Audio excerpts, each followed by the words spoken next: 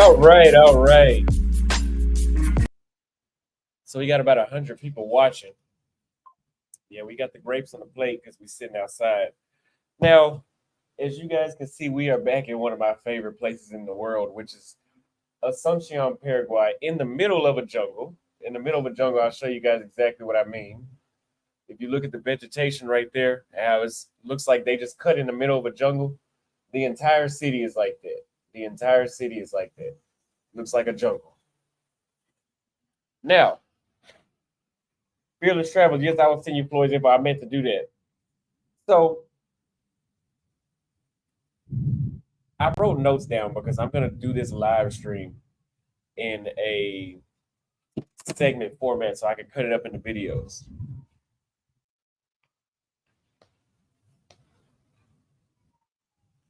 The topic of this live stream is kind of what we touched on the last live stream, what I did right before I left the States, about the USA being a backwards trip, being a trip back in time, back in maturity, back in purpose, backwards in logic.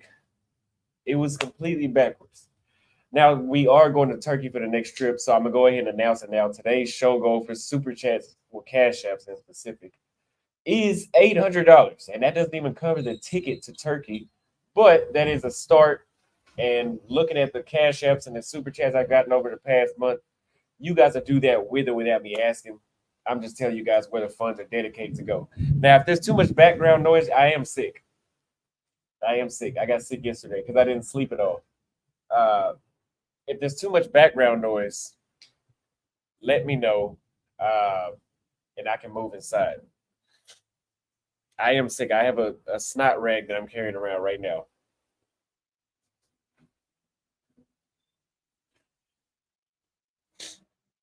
Yeah, I got to come back to the States at least once every year or two because it. I will tell you this. We're gonna get into it again later on, but it made me more appreciative of what I've got by being able to travel.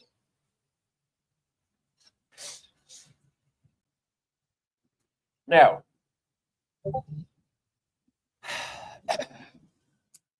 what did I feel like made the States a backwards trip overall for me? Well, number one, it was a feeling of I had extremely outgrown everything that I was used to. For example, the car I was driving. Whenever I got in the car and I started driving around, I thought that I had surpassed myself that I was 2 years ago when I was driving that car. Not something that I thought I would have outgrown, but I felt that I was past the car when I got back in the car. I felt like that was a car for the old Austin. Austin's been getting chauffeured around the world. You know, I haven't drove in 2 years.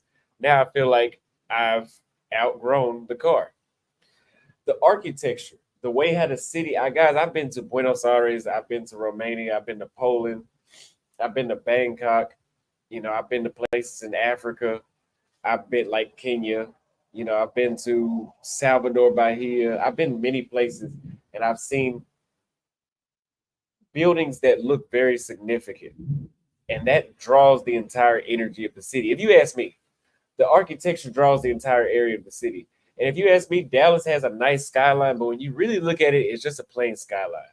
And after seeing all that I've been seeing, I've been exposed to, I feel like I had really outgrew that city as a whole. I think it wasn't even just American women. I think it was the U.S. as a whole. And I'm gonna tell you why here later, and not just Dallas, but Dallas for sure. I had to outgrew. Number three, I had to outgrew English. I don't only speak English now. I speak Portuguese, I speak Spanish, and English. And to be around people that only speak English, because you guys know for the most part, Americans that live in America, like if you were born in America, more than likely, probably 90% of y'all only speak English.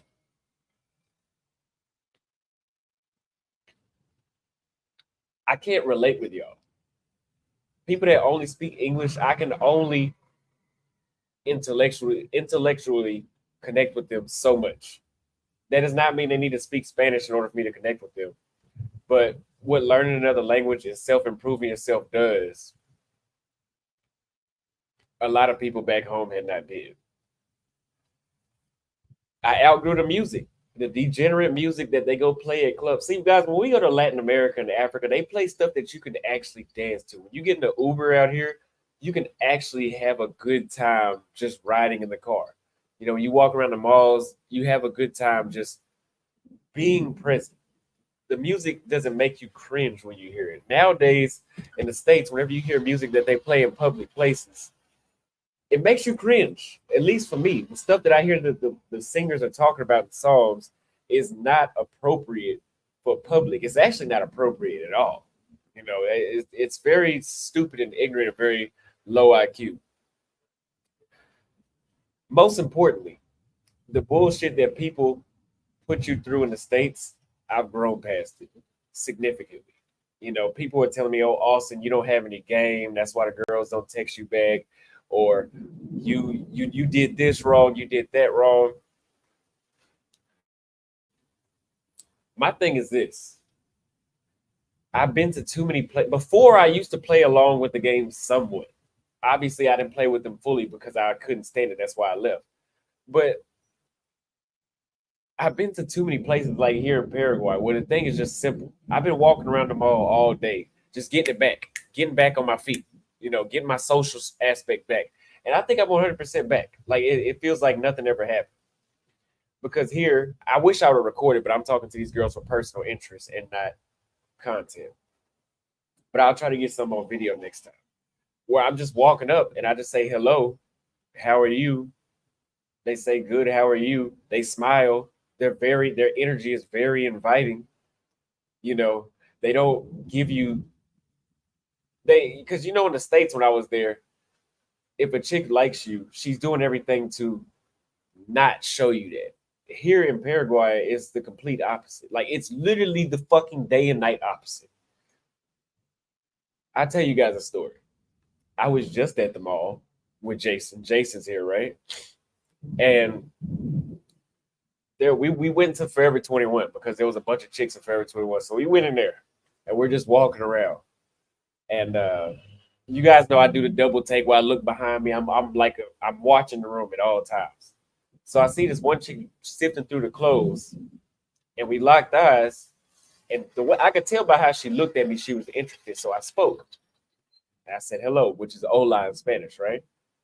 Now, what happens when we say hola? What happens when we say hello in Texas? You guys see many times on video, we pretty much just got ignored. Pretty much just walk right past us, or they speak back to you. Sorry, it's rainforest rain. They speak back to you, but it's not in the most inviting and pleasant way. It doesn't make you want to continue talking to them. Back to the story. I said, hello, how are you doing? She said, I'm doing good, and you? I walked up and I asked her what her name was. Same lines I was doing in the States. I asked her what her name was. She told me my name and she said, and what's your name? You see how she's reciprocating what I'm asking her, showing interest, right? But you got dudes in the comments on the last video that's saying you need to say something a little more clever than what's your name? I don't fucking know you. What's wrong with me asking what your name is? So she told me what her name was, and when I shook her hand, this is the little test that I do. I'll hold their hand and I'll kind of grab it a little tighter to show them that I'm trying to hold it for longer than a normal handshake. And she didn't let go, so I pointed it out. By the way, I never shook any woman's hand in the United States like that. We didn't even get to the point where I could shake her hand. We didn't get to that point. But just by the way. So anyway, I told her, I was like, oh, you don't want to let go of my hand? And she's like, no, I want to keep it. And I'm like, oh, okay, yeah, let me get your number. So we can keep talking later. Let me get your number. That you see how easy that is, right? Because the reason I hold their hand is for obvious reasons. So we might have to go inside. The reason I hold their hand is for obvious reasons. Because if she's not into you and you hold her hand, She's gonna be like, oh no.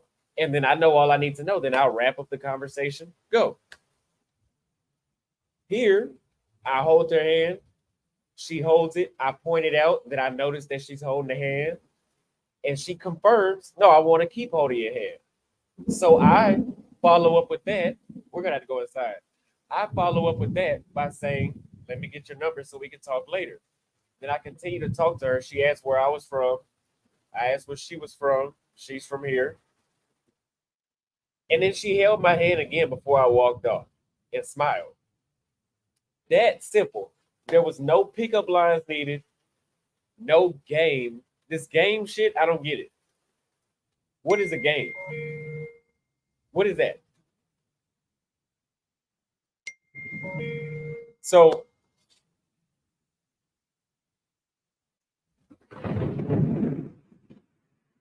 we're gonna have to go inside. Y'all give me a second. It's raining way too hard.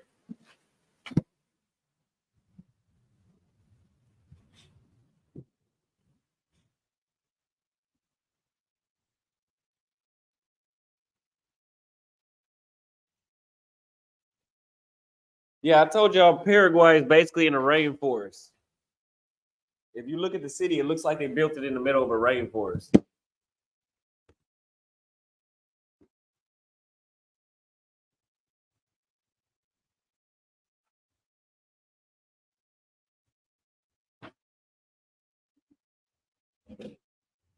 Hold on.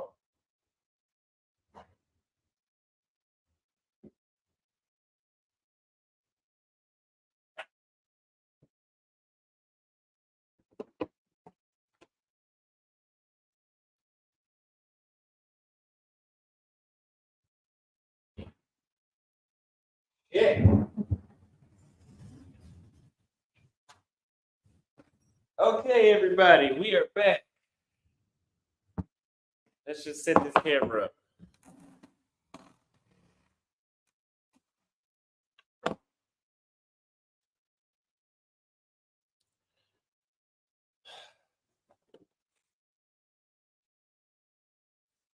Shit, man, it's some serious rain outside. It's rainy season over here. So if you think about coming to Paraguay, rethink it.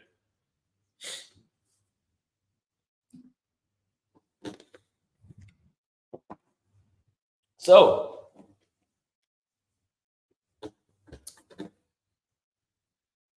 you guys see how easy it is to meet women. And it's not just Paraguay where it's that easy. This is Africa. This is Latin America. This is Eastern Europe. The girl I told you I met in Romania. I literally just walked up to her and introduced myself. Went from there. I introduced myself here in the United States. Where does it go? It's not my problem. I'm not there anymore. But I'm just here to compare and contrast with you guys. So that bullshit of you don't have game. You when she gets your number and she doesn't text back, do this. It's gonna take you this many weeks. After the date, wait this many minutes to respond to her text. Do this. Rule number 2, rule number 3. Listen, I've outgrown that bullshit. So when I hear shit like that, I look at people in the United States as if they are an immature society because they are. They are an immature society. I told you guys before, compare a 19-year-old, the mind that a 19-year-old has is the mind that a 9-year-old has in another country. Meaning that the 9-year-old in Brazil is just as intelligent as the 19-year-old in the United States. That's how immature we are. And if you guys have been outside the country, you guys know exactly what I'm talking about. We're all adults. We don't. There's no reason for us to play the games that we had to play just to get along and socialize with each other. And I'm gonna get further into the step-by-step process of what was going on. So to say that, I'm saying I outgrew the culture. I'm above the culture now. I'm above that. I'm above the games. You can call me arrogant. I don't give a fuck how you feel about it. I really outgrew that. I am actually above the US culture when it comes to an intellectual level. I'm above that mentality. I don't play games. I don't have time for games. I'm not even good at fucking football. I don't even watch football. What makes you think I play games? Okay. I found some women attractive in the States, but again, because of me outgrowing that culture, I felt I had come too far. And honestly, yes, I am above it. And honestly, if you guys travel and you guys actually go live in these places like I have, and you guys experience what it's like to actually be an expat in another country where people grow up and they do things completely different, you will understand how much more logical and how much more happy you will be in another culture. And you will feel like you have outgrown that culture in the United States as well. Some people say it's different than in every other state. Everybody I know that's been to more states than I have says the same thing. It's not different. The complaints that you hear me complain about is the same. It might be slightly better, but it's not worth writing a book about. It's not worth getting a passport if you needed one. If Georgia was another country, I don't think it'd be worth getting a passport to go to. If we're looking for a social life, compared to what you can get if you come to South Latin America or Africa or Eastern Europe or even Southeast Asia that I've been to. I don't think it's worth it.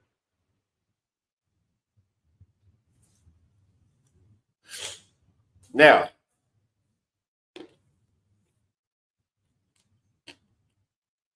yeah, those white girls said if that's your journey, that's your journey. It's fun leveling up a biz. Paraguay is number one. Yeah, so actually, while I'm out here, I'm actually gonna start saving some more money to actually buy some property out here, and I want to do that. If not by the end of this year, by the beginning of next year, uh, because this is a good place to invest. There's a lot of opportunity in the future coming up here. A lot. Everywhere you go in Assumption, they're building something. Everywhere. There's new apartment buildings everywhere. Segments, you are listening. Keep evolving. Thank you, Fearless Travels, for the $2 super chat. Yes, I was listening. White lounge. Buy property in Brazil, not Paraguay. Do your research.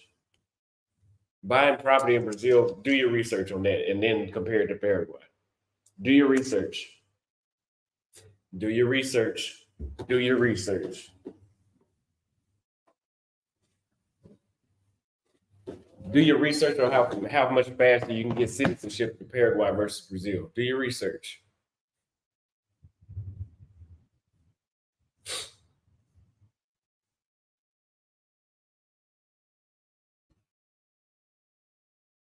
Eric, thank you for the $3 super chat. I appreciate you very much.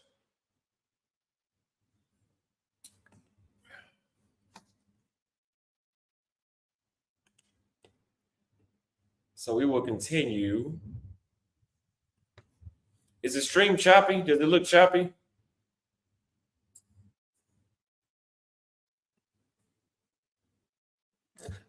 Glad to see you back home.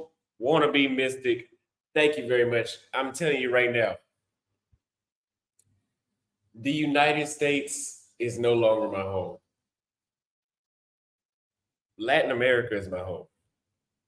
We're going to get into a why here later. So the next, yeah, it said it was choppy on my end. Okay. So the next segment of this live stream, we're going to do a few segments and then we'll just chill out and talk.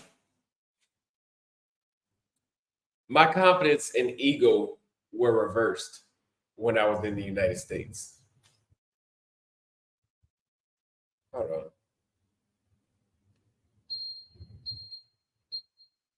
Okay. So the next segment is my confidence, my ego were reversed when I was in the United States. Now I've always been confident since I started traveling. Eric, thank you for the $5 cash app. Since I started traveling, I reached a different level of confidence. A different level of confidence because I've been able to go around the world and pretty much have it my way, the way when I want, how I want, where I want. Okay. Uh, I noticed whenever I was in the States, I had to, it seemed like I don't know if you guys noticed or not, I was drinking a lot more in the States, like a lot. And I wasn't necessarily drinking to feel good like I usually do. Usually, guys, when you guys see me outside the country and I'm drinking just to drink. Like I'm drinking for what they made the alcohol for, which is to feel good, have a good time, just to enjoy myself for the moment that it lasts. Whenever I was in the States, I found my mentality that whenever I drank, I was drinking to feel normal. Like consciously, I was thinking that like something's not right with me. I'm a little stressed out. Let me drink. That's how you lead to alcohol addiction. That's how alcoholism starts. When you try to suppress emotions with drugs and alcohol. That's what I was experiencing when I was there. I don't know if you guys noticed that, but that's what was happening. I started to go into a shell. Why did I start to go into a shell when I was in the United States? Because trying to socialize with people in Dallas, where I was at, it was pretty much asking for too much, right? Uh, I mean, I'm not gay, so I'm not online complaining about not being able to socialize with men. I could give two fucks. At least that it wouldn't be a high priority. But with women, whenever can't socialize with women that are around you in your area, and listen, dudes leave comments like, we need to stop worrying about women, focus on yourself. Listen, bitch, there's nothing wrong with wanting to socialize with the women that's in your immediate area. Shut the fuck up with that. Stop saying that. There's nothing wrong with wanting to socialize with women that are in your area. Get the fuck out of here. So I started to go into a shell because there was no point of me continuing to frustrate myself over and over and over again if every time I try to socialize, it's almost like I'm committing a crime. I was just telling Jason this a minute ago. He was just telling me this to me, where you should feel bad that you had the balls to approach somebody and start a conversation. You should feel bad. That's really how it feels whenever I was approaching in the States. And I'm glad I got to go back and refresh my memory on what it was really like, even though I hated it. But you should, it's something wrong with you wanting to approach.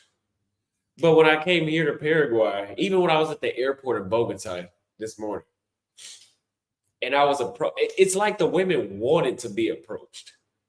Like a lot of chicks that I approached gave me a signal to approach them. We're going to get into that later on today. Now, I didn't know my potential. If I didn't know my potential for me traveling around the world already, like traveling around the world has pretty much exposed what Austin Holloman is capable of at this point in time and in the future, and the possibilities of that as well. But I would have fell into the trap of feeling like it was something that I had to deal with. It was right for me to deal with the shit that's going on back home that y'all got to deal with. And everything that's being thrown at me was like, Austin, this is how it goes. You want to talk to chicks, you got to jump through a bunch of hoops to get a 5.5. And you can pretty much just forget about the 9s and the 10s because you have to jump through those same hoops, and your competition is probably 10 times richer than you and 10 times more flashier. I realize I don't have to deal with that. I really realize I don't have to deal with it. And I couldn't put words together and had no motivation. So what do I mean by that? I told you guys I went to a shell. I told you guys that the women are not really that friendly to approach. They don't have inviting body language. They don't have inviting demeanor. They don't have inviting energy, right? Therefore, when it came time for me to actually approach and talk, I couldn't put the words together. Now, I'm going to tell you right now, over here in Paraguay, I have no problem putting the words together. We're going to get into it later on why I say that. This is all building up into what's going on today. But I have no problem putting like I can in Spanish, not even in my first language in English. You know, I started to doubt myself when I was in Texas. I was like, "Ooh, maybe I can't flirt because I'm just getting by speaking Spanish." You know, it's the little he ha ha like he's still learning. That's not what it is. It's not the language. It's the energy that I'm dealing with. Uh, and even if even if I found the chick really attractive, I couldn't. That's why you guys kind of heard me walk up sometimes and just say dry things like, "Hey, I'm online right now. Can you say hi to the camera?" Like here, I've been, you got to think about it, right? I told you guys earlier in the mall, I held the chick's hand and I was smiling and I'm talking to her, and I said, "You don't want to let my hand go." I could have said that in the States, but I couldn't have said that in the States. I mean by that, those words could have came out of my mouth, but the scenario would have never existed in the first goddamn place for the words to come out of my mouth. You get what I mean? She would have never put me in a position to even say that. Remember, I just told you I never shook a woman's hand in the States. When I introduced myself, I didn't get to a point where I could shake hands. Motherfuckers are in the comments talking about how I told the girl in the parking garage, "Hey, hey." And what was her response? Well, it was two of them. The first one said, "Who is this guy talking to us?" Like I wasn't shit. But I'm here in Forever 21, or I'm here walking around other stores and mall, just in the mall in general. And I start off with hola, which is the same thing as hello, and I get a hello back. Is it me or is it where I'm at? I don't think it's me. I've been too many places for it to be me.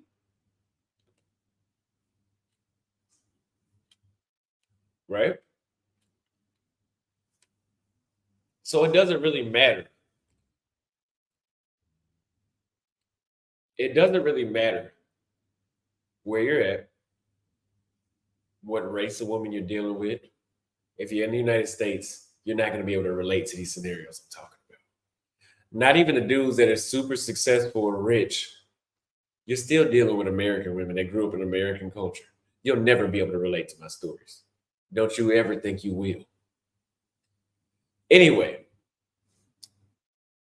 some say I would have been living life on easy mode all this time, which if you call being able to walk up to a stranger and saying, "Hello, how are you? What's your name?" If you call that living life on easy mode, I call it regular mode. That's living life on regular mode. Like that's how shit's regularly supposed to be. In the United States, trying to socialize is like playing a video game on extra hard. That's not normal. Some people say, "Oh, if you can get a chick in the States, you can get one anywhere." Bullshit. The games that you have to play to get a chick in the States would run the chicks in other countries off. You get what I mean? Like certain chicks I've met in other countries don't respond to pickup lines. Like if you say some silly, goofy shit, like whatever those pickup lines are, y'all be saying, the shit sounds ridiculous. If you ever say that kind of stuff, they'll laugh at you. They'll actually think you're goofy. It's a reverse. In the United States, it sounds cool, but to say something more clever than "Hello, how are you?" Here, that sounds perfect. In other places, like the United States, you sound like a goofy. You're a goofy for saying "Hello, how are you?" We saw it. We saw it. We saw it with our own eyes. Uh, Love W sent $5 for much love, Austin. Thank you for the $5 cash app. If you guys have any more cash apps to send towards the next fund, which is where we're going to, is Turkey, make sure you drive a cash app or a super chat. But dating is done in the United States. There's no point. You guys need to listen to me. I'm your only friend. I'm the only one that's going to tell you the truth.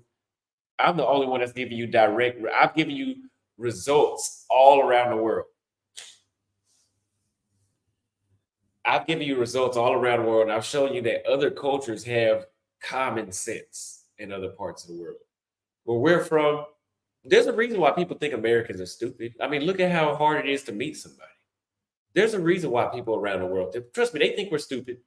They really do. They think we're stupid. They if we do some dumb shit, it's not a surprise to them. Third segment, my career. Content that exposed the problem without a solution brought absolutely nothing but negativity. It brought nothing but negativity to the channel. I got several comments of dudes saying, please leave the States. We want to see you happy again. Has anybody noticed that Austin has only been complaining since he's been back in Texas? Has anybody noticed Austin hasn't laughed at jokes? He hasn't smiled. Has anybody noticed the amount of haters that have entered his chat, even though he's really not talking shit about it? Like, I'm not talking shit about anybody. We're just doing a social experiment. I'm just socializing on camera, and we see what's going on. Unfortunately, like I told you guys before, that brings the incels, that brings the feminists that don't like me, that brings the whole red pill drama energy when you start comparing dating in the States. You guys notice the longer I stayed away from the United States, I got to a point where I wasn't really even comparing dating in these other countries to the States. I started comparing countries to other countries and continents to other continents, damn near cities to cities, if it depended on which country it was. Like in Brazil, I can compare dating in Rio to dating in Salvador to dating in Recife, even though I was only there for a short period of time. But I can compare dating in Medellin to Cali to Cartagena. You know, I was far past the foreign women are better than the American women. I was far past that. We had already forgot about them motherfuckers. We were worried about, okay, we know that they ain't shit. Let's minimize our options to see which one is right for you. That was leading my channel in a positive direction. Sitting around talking about rude women that have no respect for men does not bring positivity to the channel. It's only negativity. And all that does is eventually run the risk of me losing all this shit that I've worked for, me losing all these trips I've taken around the world, recorded, filmed for you guys, and possibly jeopardizing this information for somebody that may find it helpful and useful that wants to go abroad. Yes, I do know my nose is stuffy. Trust me. Trust me, I do know. I hate it.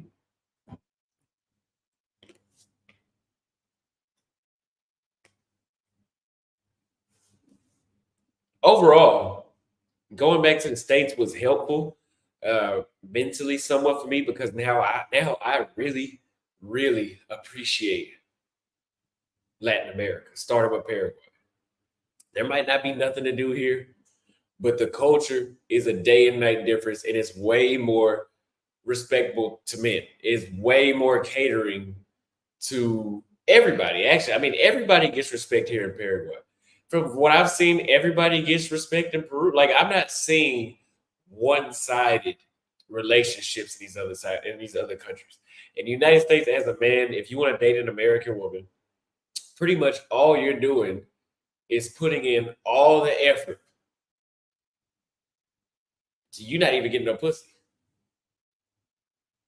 You're not even getting no pussy. You put in all the effort and you're not even getting pussy.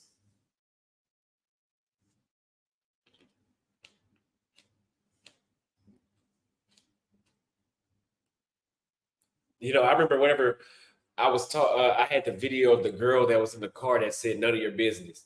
Somebody said, "Oh, you wasn't aggressive enough with her." Okay, so if she already raised her voice, none of your business.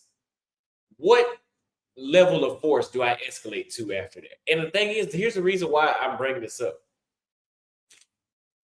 Because I know what he's saying is true. Like, I know that it's true that you do have to get more aggressive and those women want to be checked. And then if you can check them, then you got a real woman. You got a real woman and she got a real man. Here's the catch. That's not gonna be the last time you gotta check her. You gonna spend the rest of that goddamn relationship or friendship or whatever y'all build, bickering and bantering, going back and forth, checking this motherfucker. That's what you're gonna be doing instead of having a good time. You're gonna be constantly putting her in check. Or you can do what I'm telling you to do You can do what I'm telling you to do and go to somewhere else where they don't have to be put in check. You know, everybody's probably going to be put in check from time to time, but not right off the bat. You know, not as soon as I meet you. Like the chicks in the States take pride in being rude to you at the initial meeting, first impression, because that's their test to see how if you're a soft guy or not.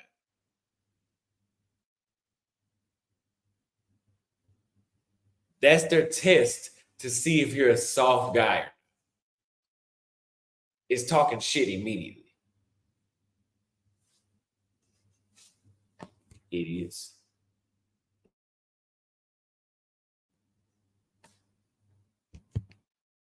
But that got us off track of our journey around the world. We're getting back to our journey. We've already started. We're back in Paraguay. We're going to be doing some more live stream talks and learning about living around the world and some other stuff I figured out. And we're going to get back on track. We headed to Turkey next. Alon S.A. Philippines says, Austin, the feeling I get when I leave the USA for Thailand or the Philippines is like a drug. I would agree. A day later, I'm waking up with all the toxicity and my life is gone. So amazing to me. Feminine women is that bad. It really is that bad. And we're to touch on your super chat. We're about to go on my perspective of what you just said because you said that just on time. I'm proud of your new move. Ignore the noise. Thank you very much, Bruce M2. Yes, we will ignore it. So,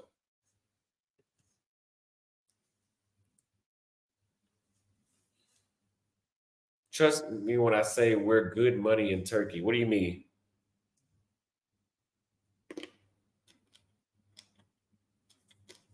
Okay.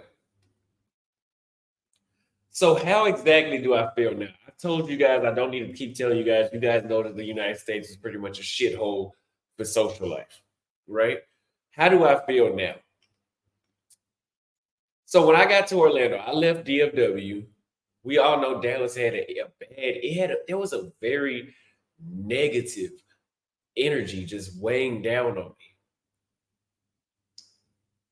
I don't think those people are good people over there. I think they got some bad people over there in Dallas. Not everybody, but they have a large amount of evil people. Something ain't right. Because I really did feel this. I flew to Orlando. I had to fly two places to get to Paraguay because Paraguay is off the beaten path. You're not flying too many direct flights here. So I had to go to Orlando, right? And when I got to Orlando, I felt a little better, right? Like I'm like, okay, I'm out. Who knows? Maybe I felt better because I knew I was one step closer to Paraguay. But I felt a little better, but it still did not get the urgency to socialize. I still did not get, I still couldn't put there was some attractive women we saw in Orlando, but I didn't have any motivation to put the words together to talk to them. I was like, yep, yeah, no, they'll be fine. I won't be back on this continent for a long time. They'll be fine. She can walk off, go get on your plane. No need to look at me. Nothing to look at. Now, from there, we flew to Bogota, Colombia. Now, first of all, I was shocked. I had to first figure out what the hell what the hell was going on. That's what I had to figure out. What is going on is what I was asking myself. The reason I say that is I get off the plane. First of all, there's chicks on the plane. Beautiful, beautiful. Chicks going back to Colombia, chicks going to Sao Paulo, some chicks going to Paraguay, some chicks going to Uruguay. There's people going all over South America from the United States going back to Bogota because Bogota is a South American port, right? So I'm waiting in line to get my bag checked because I have to go to the next connecting flight. I'm waiting in line to get my bag checked. Beautiful women all in the line. All in the line. In Bogota. People told me there was ugly chicks in Bogota. I know this is an airport, but it was still shocking. Maybe it was just the airport. I don't know. You know? So then I go inside after I get checked in. I go inside and I sit down and I get something to eat. There's beautiful black Colombian chicks, beautiful black Brazilian chicks everywhere in the airport. And at this moment, it had reactivated in me where I felt like I can talk to anybody. I can talk to anybody in this airport I want to. Anybody. The energy was right. The music that they were playing was upbeat. You know, it wasn't no ratchet shit they were playing. The music was upbeat. The people were upbeat. Even though it's 2 o'clock in the morning, the people are upbeat. Right? So I go to this restaurant and I'm sitting down, and there's this chick on the other side. Here's the huge difference between women in the States and women abroad. Have you guys ever noticed how women in the States have this type of mentality? They're only looking at what's right in front. They're pretty much not aware. It's like they're very self-centered. They're not aware of what's going on around them. So the whole accent, like here, one thing I do often in Africa and Latin America is I find myself accidentally locking eyes with somebody. Just anybody in the room, because people are aware of what's going on around us. People in the United States are just sitting there like this on their phone, don't really move their head too much. You know, they don't do anything. They just sit there like this all day. So there was a chick sitting next to me eating. She's on the phone. She's actually on the phone, but she's still somehow managing to catch my attention without doing anything. She's on the phone with her friend, but I thought it was a guy, right? And yes, you are invisible in the States. You're very invisible. But I thought it was a guy. So I was just kind of like, oh, I'll just wait. I'll just see what she's gonna do. So whenever I got through eating, I got ready to get up to leave. She kind of gave me you had to be looking at her to see it. That's why I told you motherfuckers, you gotta pay attention to the room. She was looking kind of like, she wasn't looking at me, but she was giving a signal that she was looking in my direction. So I called her out. Same basic introduction. Hello, how are you? And she responded, I'm doing good. And you? So I walked around, came back, because I was walking away. I walked around, came back, and talked to her for 5 or 10 minutes. And she's asking me, where am I from? Where am I going? Am I just passing by? She gave me her number. She called it. She screenshot. She's putting in a lot of effort. And people love to say, oh, that's because this, that's because. I don't give a fuck why it is. All I'm worried about is it's happening here and it wasn't happening there. I don't care why. Like, have you ever had bad customer service and at a restaurant and you bring a different server and then a different server comes out and they're nicer? Do you sit around and say, I wonder why that I'm not gonna be able to sleep at night because I need to figure out why that last server was so rude? I don't give a fuck about the last server. All I know is he didn't do his job. This one is doing the job. That's all I care. It's not my problem. Your day fucked up. It's not my problem. You need to you go to therapy. You need to fix that by yourself. Don't fuck up my day. Okay.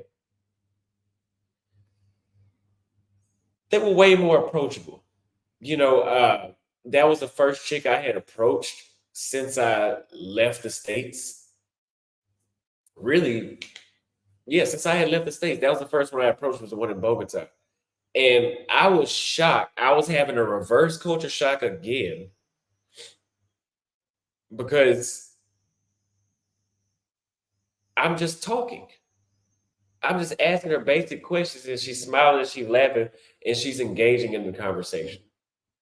But when I was in DeSoto, Frisco, Plano, Dallas, Fort Worth, Arlington, when I saw women, I really didn't have the motivation to engage in conversation because I knew they weren't gonna have shit back to say. There was what conversation were we gonna have? There was no conversation to be made. She doesn't even know what she ate for breakfast this morning.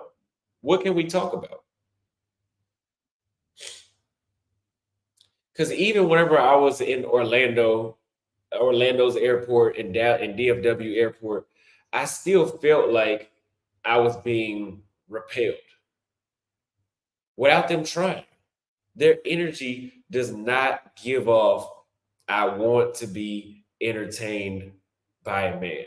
Can we agree on that? Most American women do not give off the energy that they want to be entertained by a man. In these other places, like I told you guys before, they give you welcoming energy that pretty much makes you approach that pretty much puts you in the mindset of, what am I going to lose by speaking to her? Let me just speak to her. Let me just ask her how she doing. That's the mindset that puts you in being in the outside of the country, because they actually give you gravitating energy. Versus in the States, that's not, I mean, how can you disagree with that? Does anybody think in the States that women are just walking around approachable?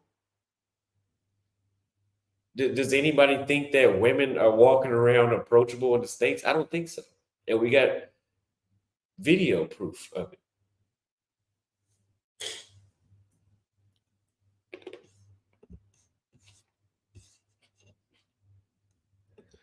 Jeff knows that I need to be on your wave. Thank you for the super chat.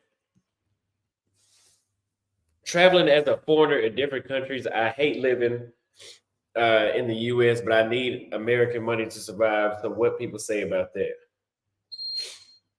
Get your American money. We don't hate the U.S. dollar. We don't hate the U.S. military. We don't hate the U.S. freedom of speech. We just hate the U.S. culture. I think most people in this comment section that watch my stuff hate the culture in the United States. We don't hate that other stuff. I love the US dollar. I love it. I love it. I would kiss it if it was a brand new dollar that just printed. I would kiss it. I love it. Thank you for the super chat.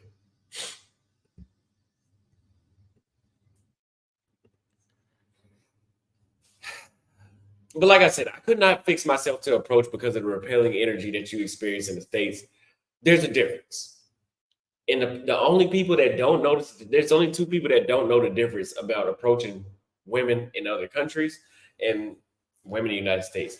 The two people that don't know is people that have not traveled, or people that did travel, but they only dealt with prostitutes. If you only have dealt with prostitutes abroad and you have never actually really approached a regular chick, maybe you don't understand what I'm talking about. But the people that have understand what I'm talking about.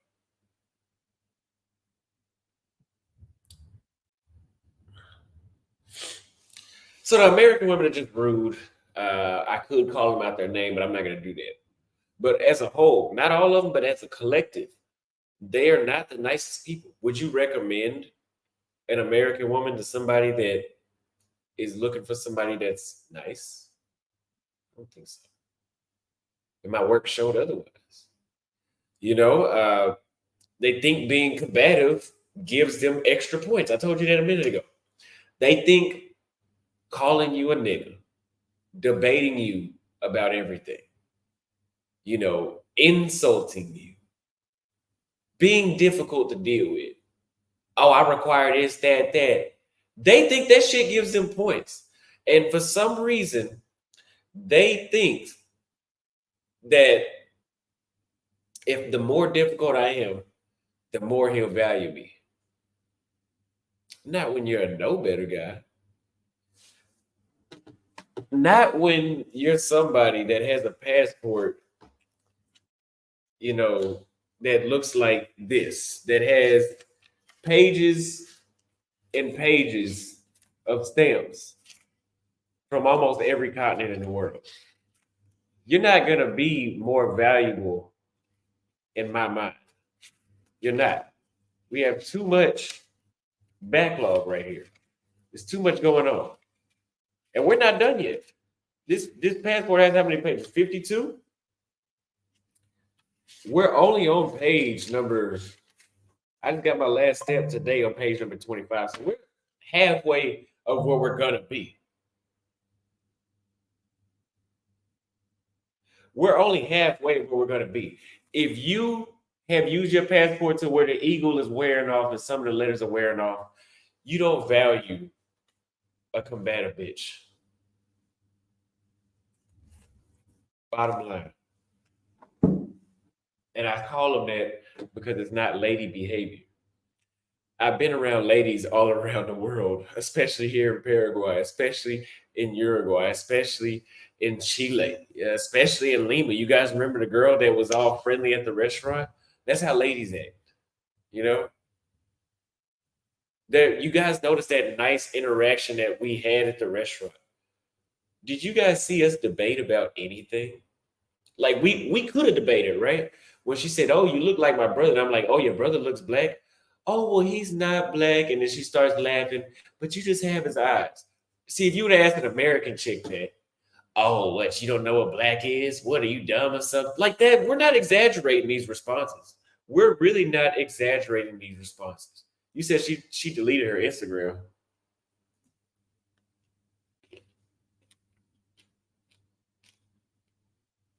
We're not exaggerating these responses, right?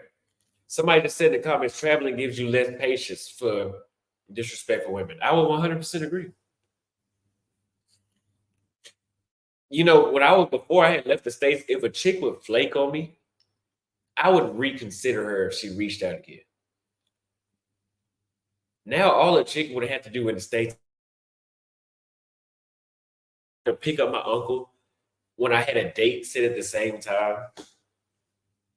My date was set at 4 o'clock.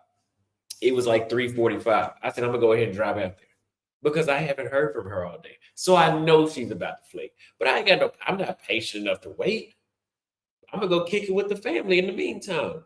Give a damn about what she doing.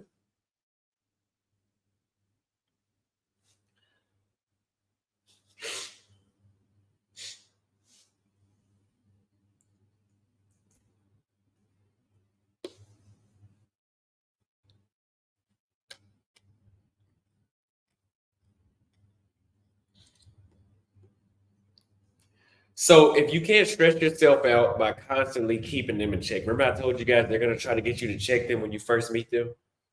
If you can't constantly get your manhood tested by a female daily and stress yourself out, try to constantly keep her in check, constantly pass shit tests. Who wants to do that? But if you can't do that, then you're just a soft guy. If you guys don't want a woman that you if you guys don't want a woman that you have to check constantly daily, she's gonna be smiling at other dudes to see how insecure you are. If you guys don't want a woman like that, you just must be a soft guy.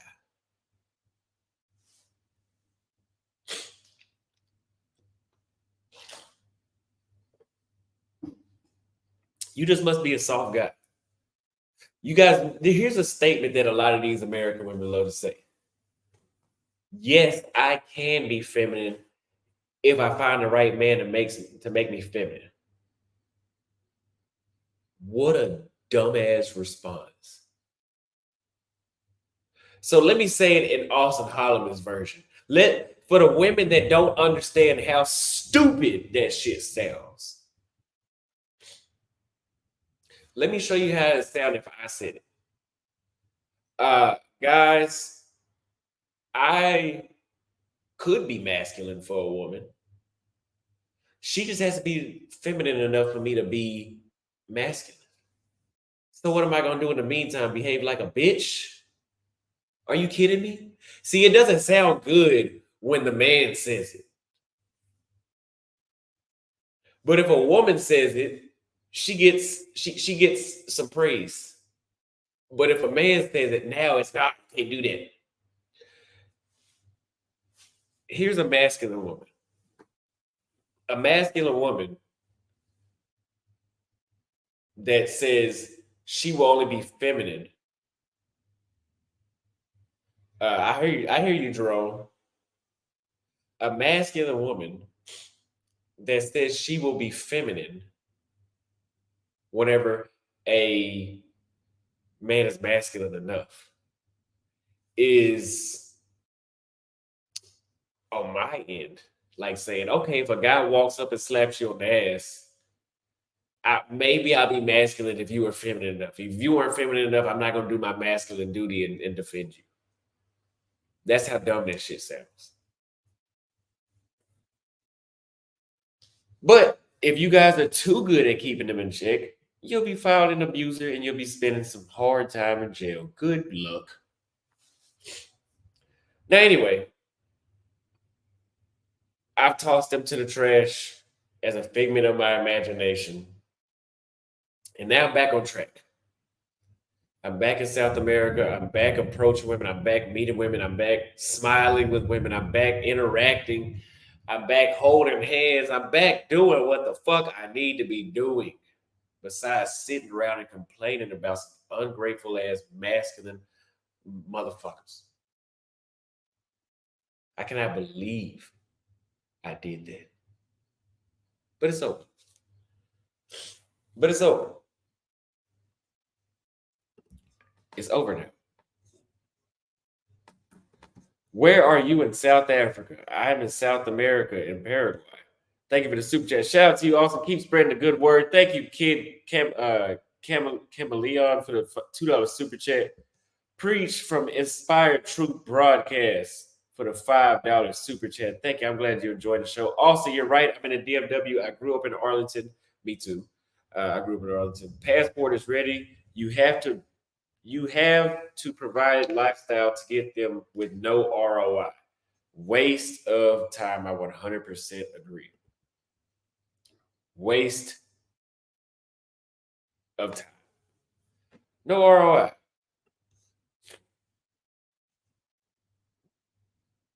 Your monologues are getting better. Need a talk show. That's because it's more experience. It's more experience, and I've been more places, and I can actually really stand on what I'm talking about. I mean, I've always been able to stand on, but now I can really stand on what I'm talking about.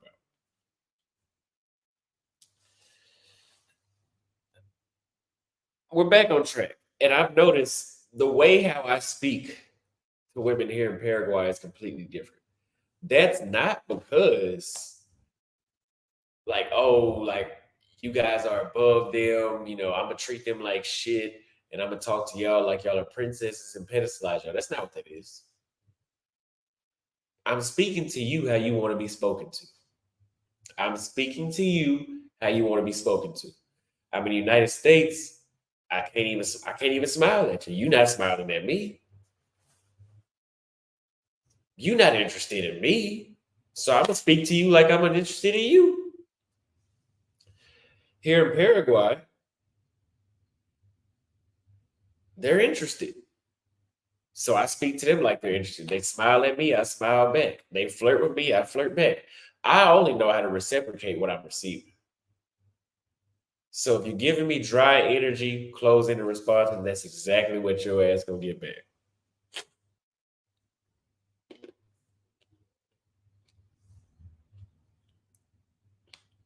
There's nothing wrong with smiling at a woman. I was talking to a chick earlier, and I even got, she was eating, and I was stopping her, and I was like,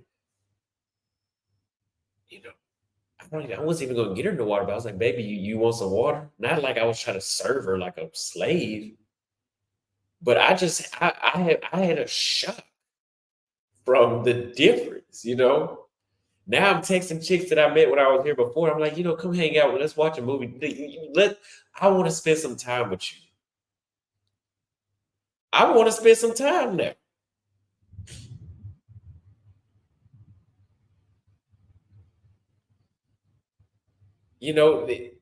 I can actually appreciate, like, I knew how good it was, bro. I knew how good it was. But now, after I've been refreshed as of yesterday, I was in the States yesterday, and now I'm here today. Less than 24 hours, I've seen a difference. There's no comparing. I'm telling you, I'm going to have to go back to the States at least I told you guys I wouldn't go back, but I might have to go back once every 1 or 2 years just to just to stay this just to realize how good I got it. Just to realize how good I got it. Because this is truly a blessing if you guys have not started. If you guys are thinking about traveling, if you guys feel the way how I feel, get your passports and do exactly what I'm doing. Leave and don't come back. I don't care if you leave for 5 years. Don't come back to the United States. Do exactly what I'm telling you. I'm your only friend. I'm the only one that's telling you the truth. Now, I will say this. I really feel at home. I really feel at home. This is my one, two, three, fourth time in Paraguay since December. I did a month the first time, a month the second time, and I think I did 3 weeks the third time. And I'll be here again another month. So I've had enough time to really fill out this city. It's not really much to see here anyway, but I've had enough time to fill out what is here. You know, when I woke up, well, I didn't wake up. When I got here, it was like 4:30 in the morning, and I saw the sunrise, and I could hear those same birds. There's this one bird here in the sunshine that has like this. I've never heard that shit anywhere in the world except here, and it does it for hours straight. And when I heard it, I said, "Yeah, this is my place of peace. It's not Brazil.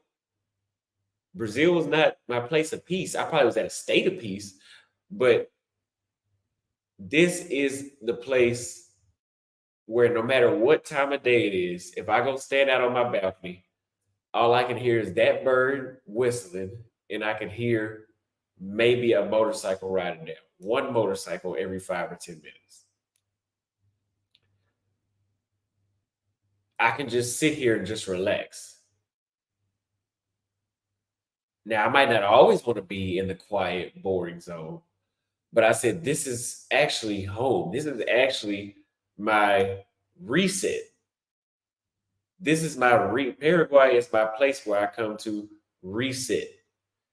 If I didn't like Bolivia, I come back here, stay here for a couple weeks, get it back together, go again, go somewhere else, try again. You didn't like that, come back. That's Paraguay for me. And I said it's not a lot to do here, but I do appreciate what is here. Yes, it is true. It's just like right now, all I can hear is a bird chirping again and rain falling. I can't even hear cars. I don't even hear cars going in the mud. And I'm in the heart of the city. Like I'm in the heart of the city. Like where there are a lot of people, I can walk there in less than 10 minutes. So you would think it'd be loud, but it's just peaceful. And the air is very fresh. I woke up this morning, I said this year, by the end of this year, I need to have enough money put to the side to actually buy a place that I can call mine here. And then do the same for Kenya. Kenya is not my place of peace.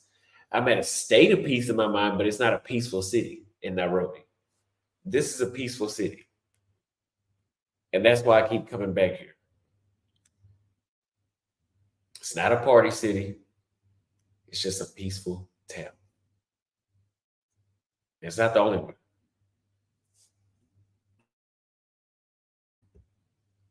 The US is no longer my home. You know, anytime I can go to a foreign land where I have to learn another language,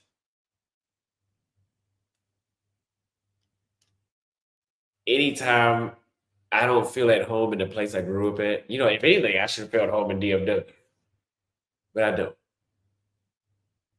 Because outside of family, the people there don't make me feel at home. It's more to life than family. I don't have any, I ain't got nobody around here. I didn't got nobody around here. The only Holloman is Austin Holloman in this city. Jason and a few other Americans that I've met, which I've probably met 3 or 4 Americans since I've been here in December. I feel more at home being in this city around them than I do around the other people in the DFW. I'm not talking about my family. I'm always gonna feel safe around my family. But when I'm in DFW, I do not feel at home like I do here in South America.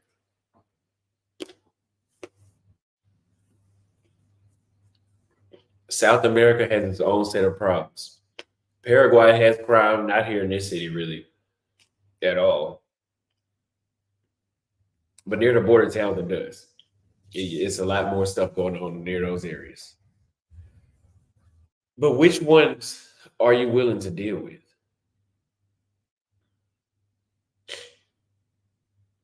Which problems are you willing to deal with?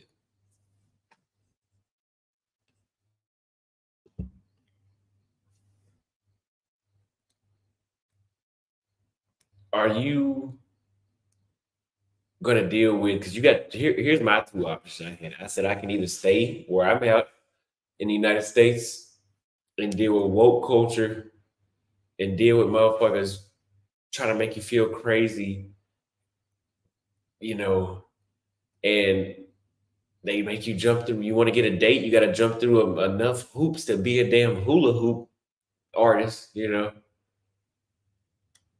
You might as well get an award if you can get a date over there.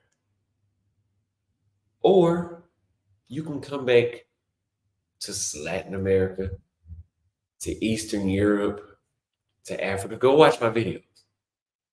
You can go to those places. You can go to those places and you can live in peace, right? Depending on where you go. You can live in peace in Latin America. You can live in peace in Peru, in Lima. Yeah, you can. You can live in peace in Cali, Colombia. You can live in peace in the Ascension, Paraguay. You can live in peace for shit sure in Montevideo, Uruguay. There's no crime there. I'm telling you, there's no crime there. You can live in peace in Buenos Aires. You can live in peace in Santa Cruz, Bolivia.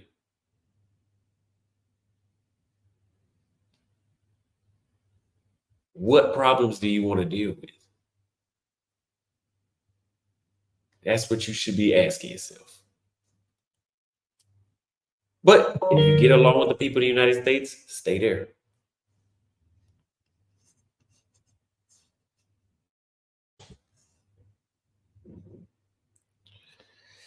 I feel in.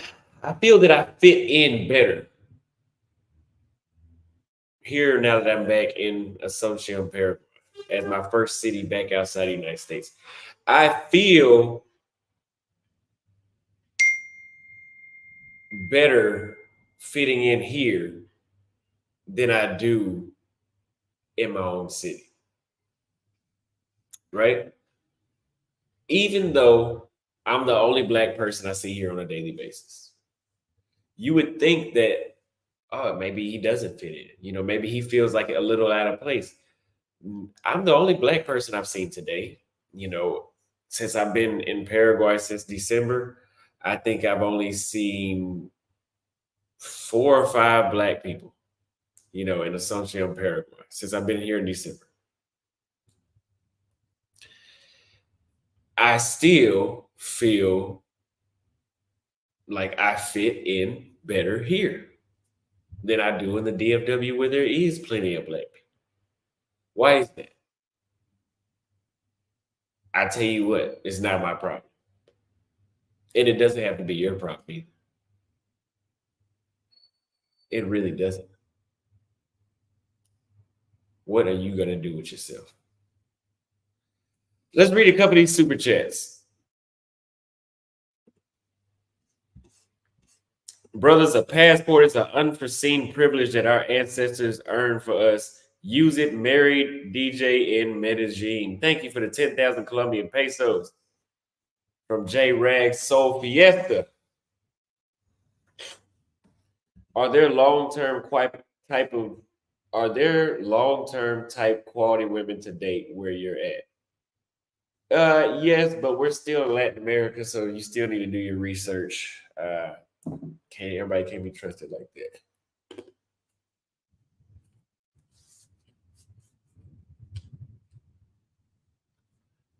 But to answer your question, yes.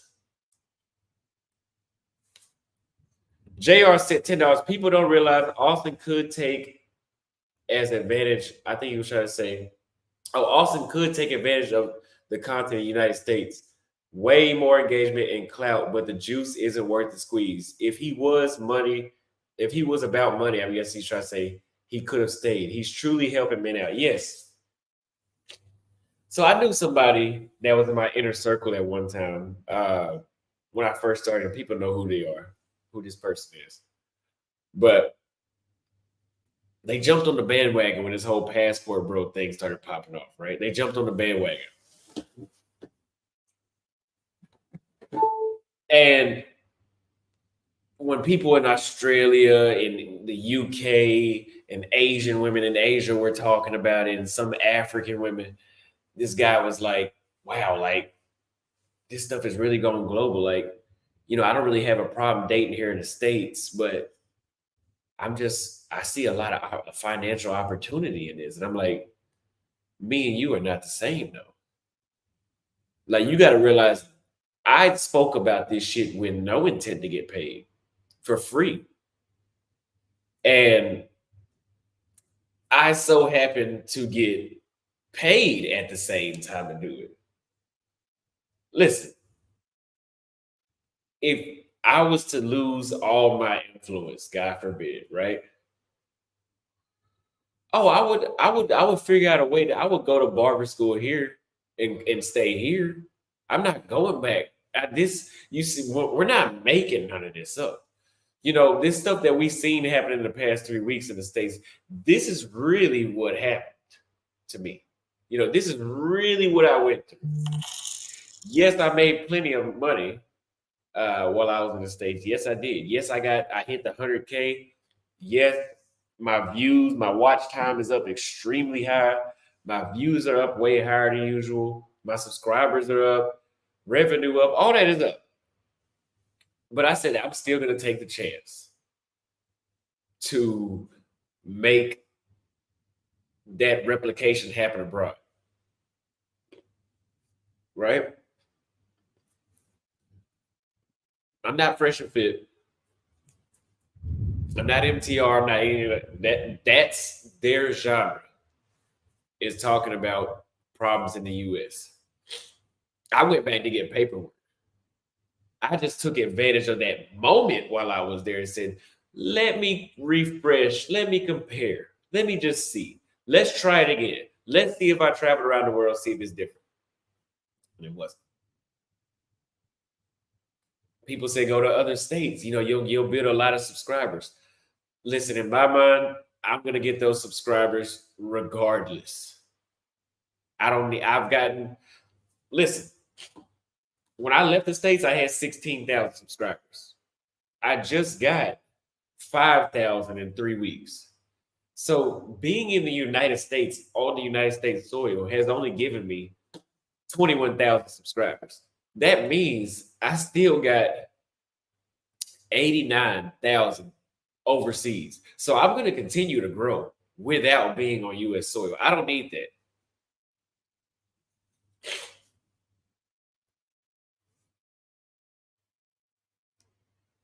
So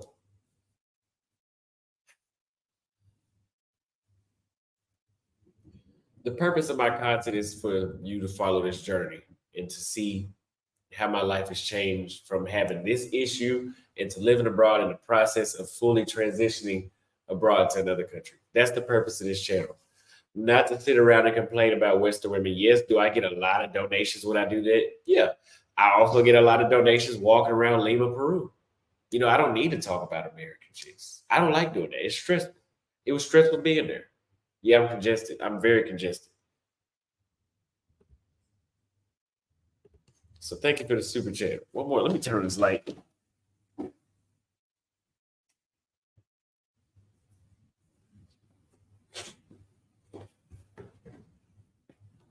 So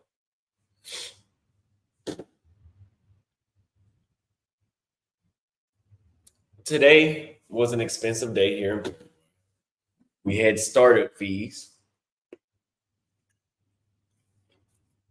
and startup fees are literally just. I'll show you guys the apartment too. Startup fees are literally exactly what they sound like. I had to get my SIM card for my phone. I still got to get my SIM card for my hotspot device I bought. I still got it because we'll probably do some IRL streams here. Maybe. I'll think about it. Maybe. Who knows? If so, maybe tomorrow.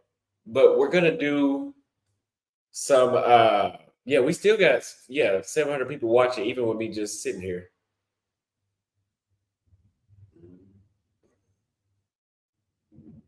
But I had to get the SIM card. I had to buy soap. I had to buy some fragrances for the crib, water, laundry, because this apartment came with a washer and dryer in the actual apartment. Thank God, because the last one I had to go upstairs and use the washer and dryer to everybody. It was free, but I had to use it. Everybody uses it. That wasn't that convenient. The first one I stayed in had a washer and dryer in the room too. Uh, I had to buy a bunch of stuff. I'm snacking on grapes. So I'm gonna show you guys the apartment. But anyway, I had to buy some more face wash. I spent like $250 first day back, which is nothing compared to the States. My SIM card was $80 by itself. It was $30 here. Also, there's a video of me and my mom arguing and it's circulating around social media, apparently, I guess, right? And this woman DMs my mom. Put a one in the chat if you want me to put the DM on the screen. Eric sent, I think I read this one already. Love W sent $5 for much love. Austin. Eric Dawson said $20 for congratulations on the 100,000 subs. Thank you very much. Eric sent $5 again for 100. Thank you very much. So I'm gonna show you guys this DM. Let me airdrop it. And then let me show you guys something else.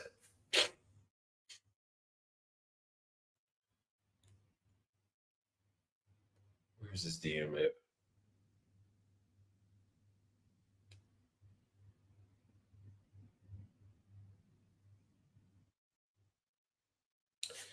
Let's delete it. Let me go check my WhatsApp. I know I sent it on WhatsApp, so I have it.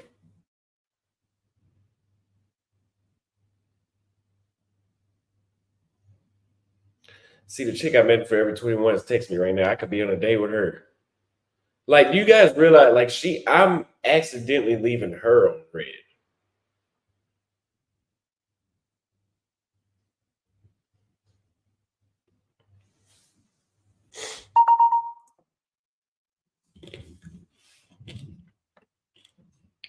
So it's gonna be expensive if you come to Asuncion to get an Airbnb. Like, I just paid $1,000 for the month.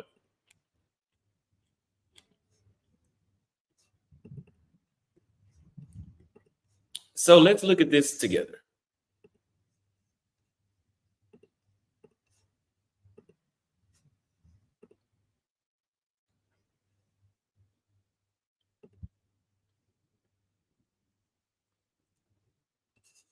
How do you zoom in on this? Oh.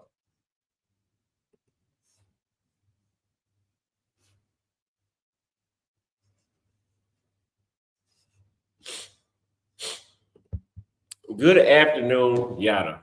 I wanted to reach out and apologize for your son's behavior. This motherfucker don't even know me. As you may know, your son's video has went viral for his actions. You are a beautiful mom who didn't deserve any disrespect. I encourage you to follow and subscribe to Ask Nathaniel's University on YouTube. On today's episode, you were celebrated and appreciated. My mother did not respond, and she sent it to me. Now, here's what Fendi Gabrielle does not understand. What she does not understand is that my mother, no matter what, because I told you guys that's been going on between my mom and I for years, right? That's been going on for years.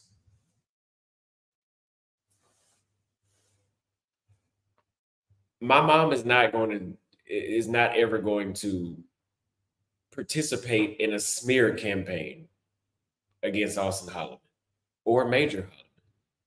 She's not going to do that. You know, my mom is the type of mom that will defend me when I'm wrong, right? So she's not going to get on your fucking panel and go talk shit about me.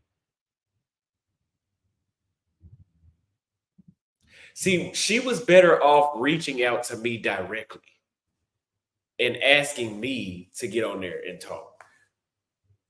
My mom's not a fucking YouTuber.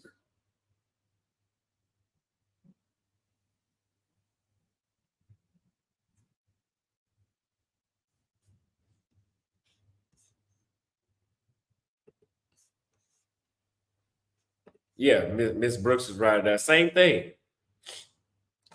That's usually how family works. Usually, not all family. If my mom did something wrong, I'm not gonna go testify against her. You know, I'm just not gonna do that. That's not how shit works.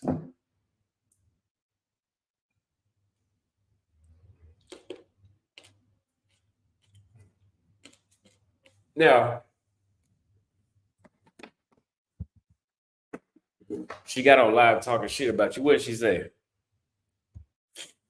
She can talk shit out on her own platform. She can talk shit on her own, but she not gonna go on no smearing. See, if she goes on somebody else's platform and talk shit about me, that's now it's raining so much the streets are flooded. That's now considered a smearing campaign. They said she might be doxing me. No, they're doxing me. That video that they're sharing was privated. They're sharing stuff that I privated. That's a fuck up on their part already. Anyway, so this is my patio view.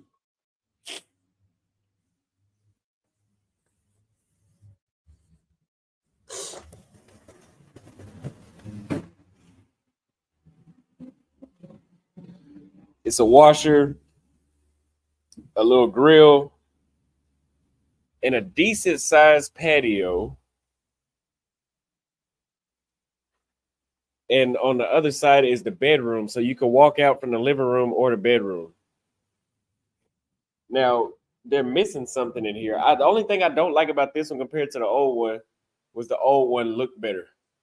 You know, like there could be a TV right here, like, or they could at least put a painting, but no big deal. Uh, got the kitchen table, couch, hit or miss. It's old looking. It's all right. You know, I would have picked something different. Got the decorations in the front.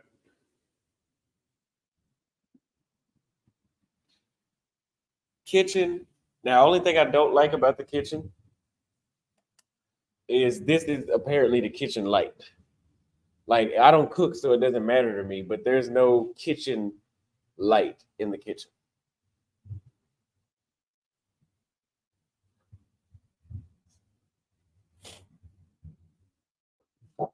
So here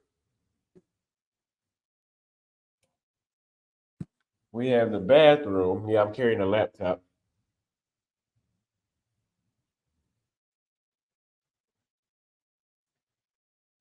Toilet and shower. And then it's a closet to put, I guess, towels or some other stuff in there.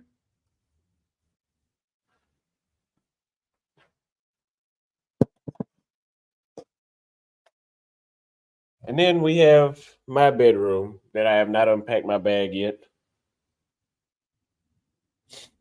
But the bedroom is decent. There's a TV in here. Um, and there's no headboard on the bed. The last spot he gave me had a headboard.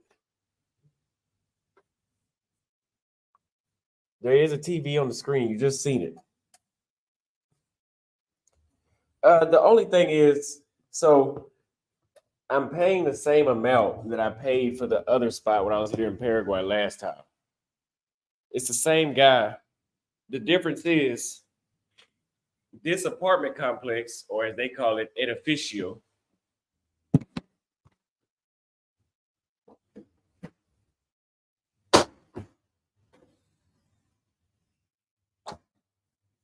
This apartment complex is a lot quieter. You know, it's private. Like there's usually nobody ever in the elevator, nobody in the lobby. I haven't been to the pool upstairs yet. There's none of that. There's no people like in your business. It's quiet. Um,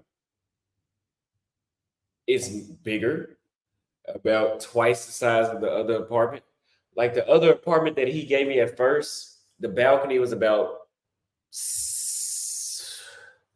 like 30 or 40% of this balcony. It wasn't that big, if you guys can remember. Yeah, there is a doorman. Yeah. This living room and the kitchen and that hallway pretty much was that other room. But this one has the living room, the kitchen, the hallway, and the bathroom and the bedroom. The other one they made, it's about twice the size of the other one.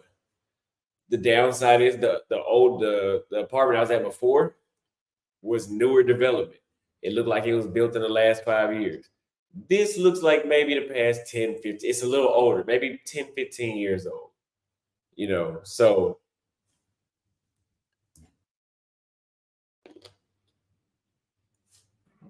it depends. You know, it depends on what you want. I told him, I was like, the last spot looked nicer. This one is more spacious, but this looks, I mean, the benefits is like, it's very convenient because it comes with a washing machine right next to this living room. Versus whenever I wanted to go wash clothes, I had to go upstairs to the 25th floor and hope that there was a washing machine open. And then you run into risk somebody might steal your clothes or whatever.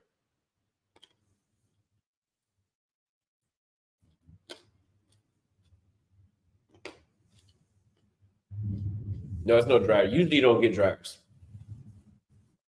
I think I've only been one country. I don't think there's been one country in the world where they had a dryer. Like that's more of a US thing. Dryers.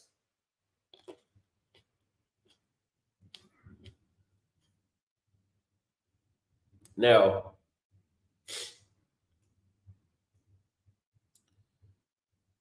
you have to understand about the Airbnb price here, right? If you come stay in Asuncion to get something that you want, yeah, you're probably gonna have to pay $1,000.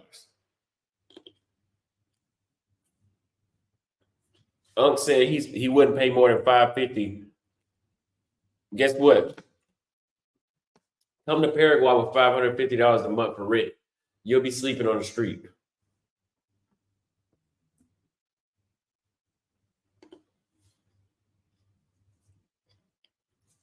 Airbnb rent is going to be for somewhere that you want to stay.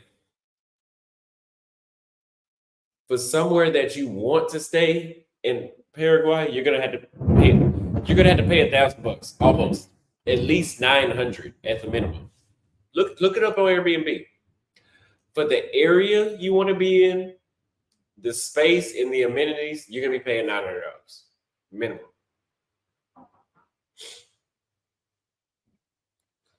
Now, locals do use that. Locals don't use Airbnb because they live here. Now, if you were to actually rent this place, it would be $700 a month, right?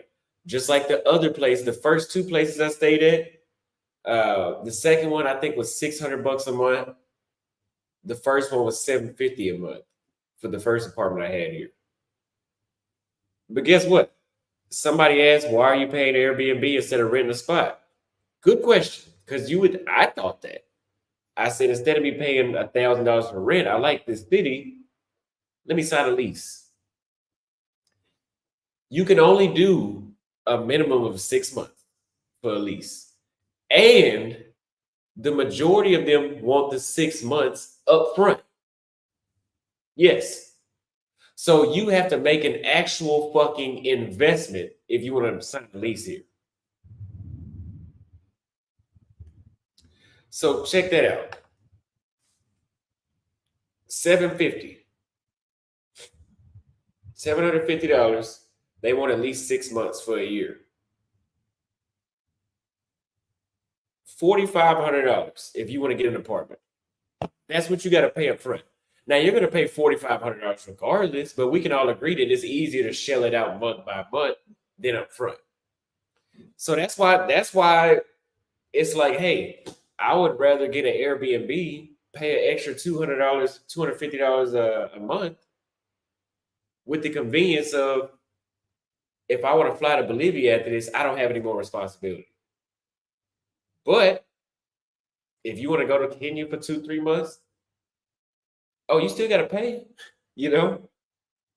So you got the Airbnb.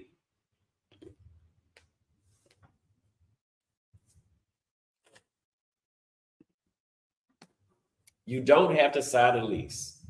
So I Austin knows what he's talking about. I've tried all this shit. You don't have to sign a lease.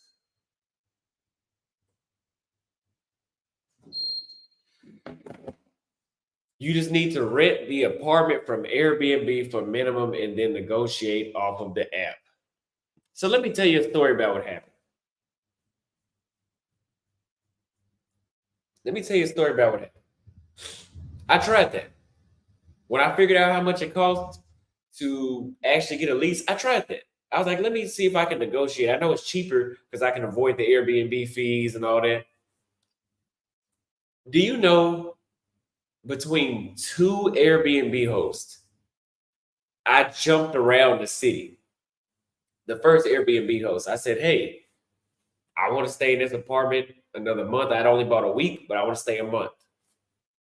Can I pay you outside of Airbnb? He gave me like a price $200 cheaper than what I was paying. Cool. He texts me the next day. Hey, my family had an emergency. I need you to get out of the apartment right now. I have another apartment for you to go to, but I need you to get out right now.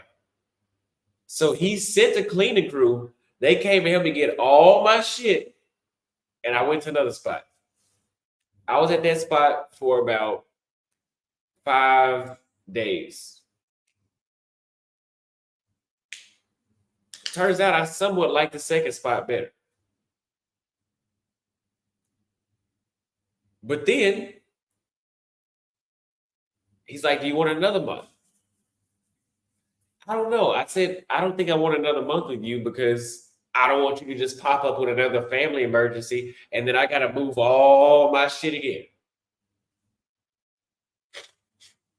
Somebody said, why don't you just ask for your money back?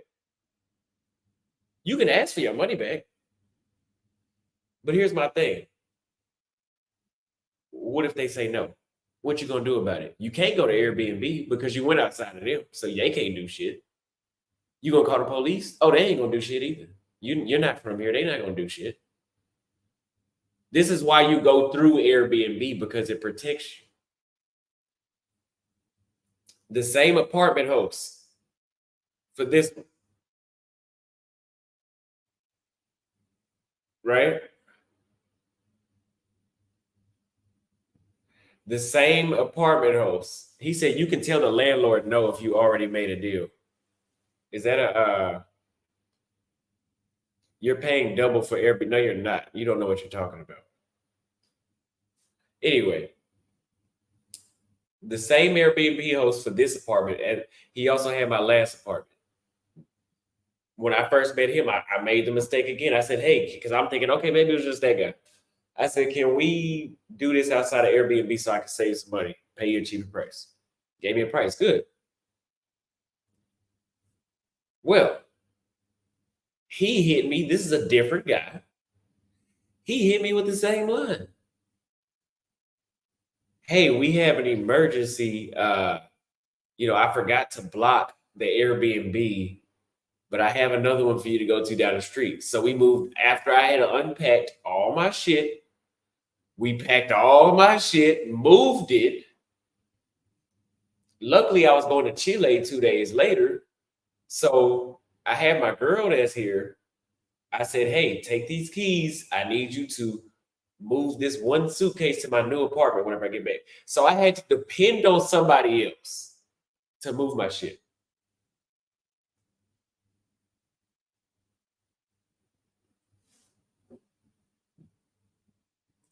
Andrew, I think you are misunderstanding why you're being a smart mouth. We're talking about after you give the landlord money and you say, I want my money back.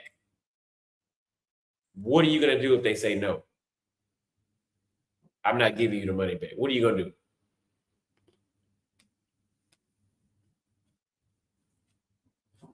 What, you going to sue them for $750? That's not worth it. You going to go to Airbnb? I just told you they wouldn't protect you because you did it outside of Airbnb. They got nothing to do with that. You going to call the police? They ain't going to do shit either.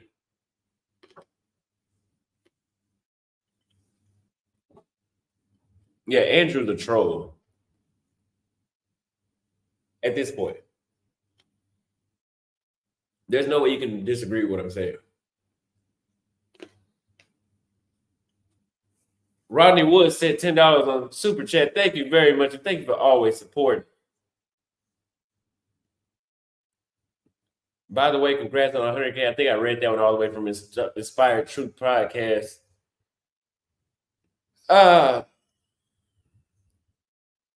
You doing whatever the landlord tells you. You already paid him. Yeah, I'm gonna time you out. Because he's not getting it. We're not in the United States. Yeah, thank you, Dr. Durden. What my point was, you don't have power here. You can't call the police. More than likely, in these other countries, you're going to have to pay the police to do their damn job. And you're not going to sue him for $1,000. You're not about to do an international lawsuit for $1,000. That's not worth it. It's not worth the time. It's not worth the investment. It's not worth it. Honestly, I don't think I'm suing somebody for nothing less than $3,000. And even then, that shit don't sound worth it.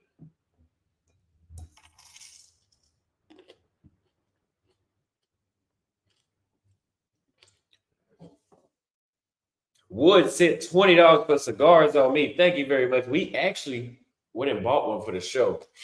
He got some new ones, so we might try that tomorrow. It's gonna make me even more congested. But it's the Dona Flor. Dona Flor. It's a Brazilian cigar.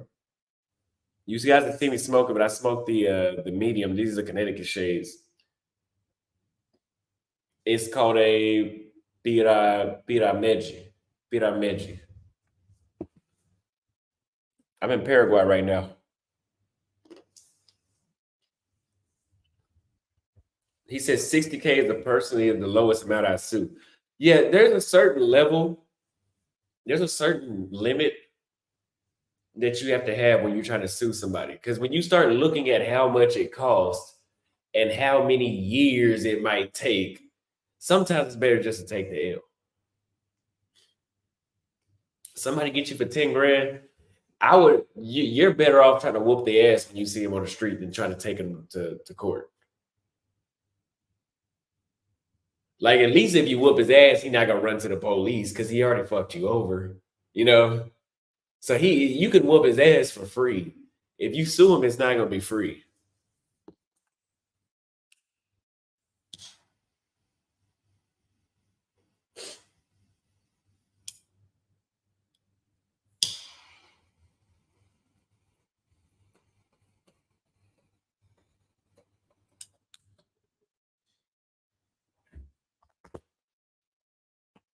Yeah, you can whoop his ass for free.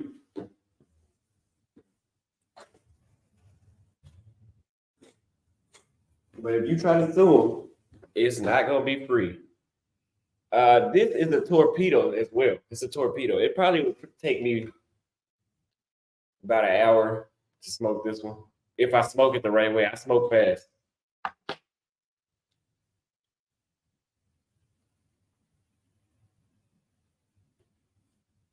Unc said $1,000 a month in rent to be in a boring city is an L for me. I'd rather be in a smaller city in Brazil or Colombia. You could live in a mansion in Buenos Aires for that money right now, which is good, right? But here's the thing: everything is not for everybody. Paraguay has been around for centuries. Airplanes have been around for over a century now. Flights to Paraguay have been around forever.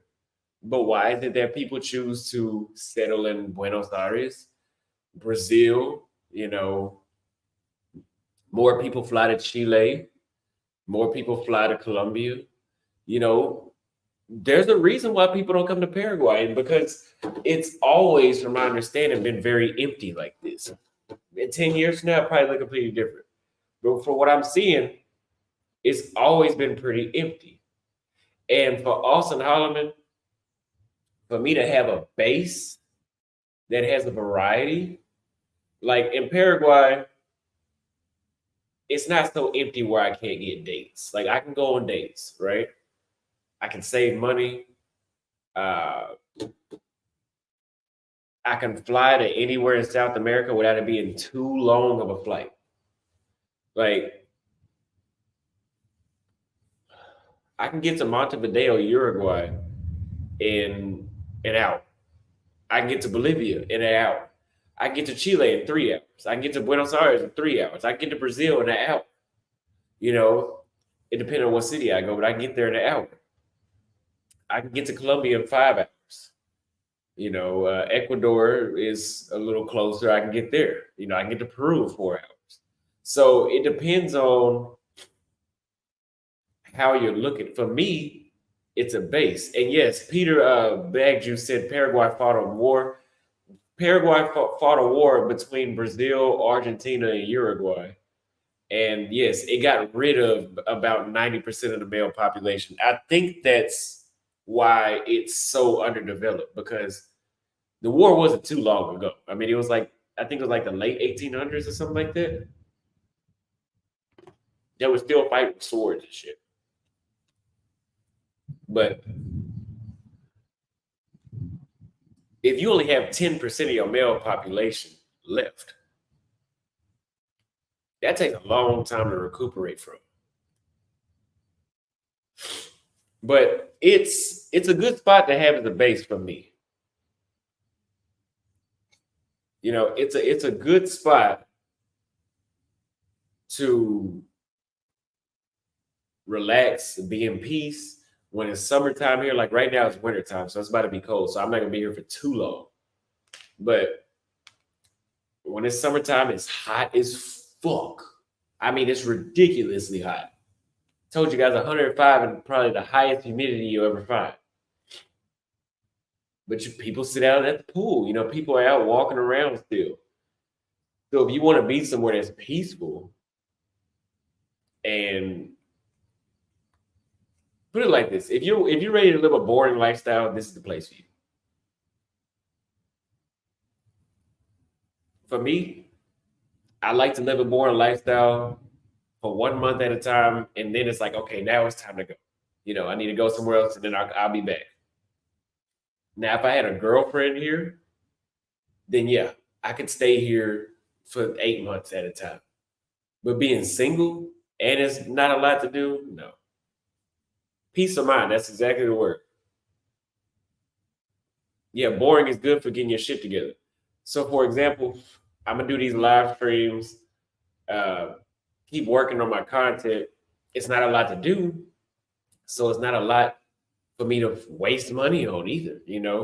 If I need to buy a new piece of equipment, I can invest in that a lot sooner here than I would in Lima, because Lima, there's endless stuff to do. The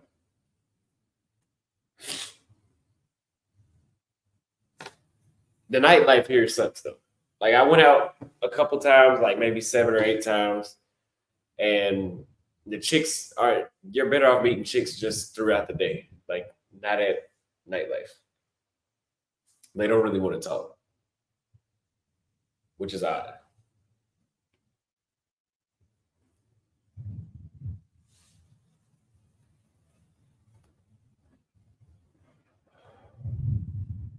I'm gonna answer some more questions though. We'll sit on this live for about another hour.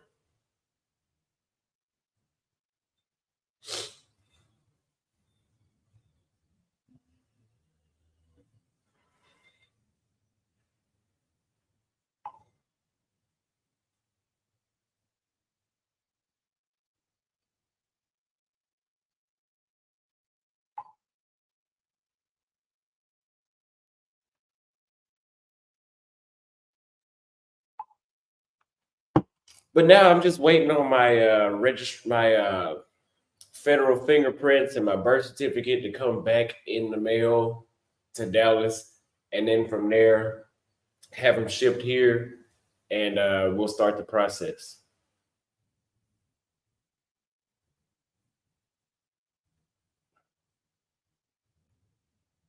Good digital nomad meetups. I'm not sure if they do that here.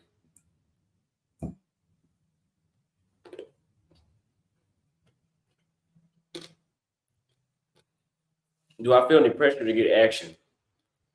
No, because the thing about being in Latin America is you know it's there. You know that you're good. If you're looking for women, they're not going anywhere. Like they're not hard to deal with. You know, there's plenty of them around.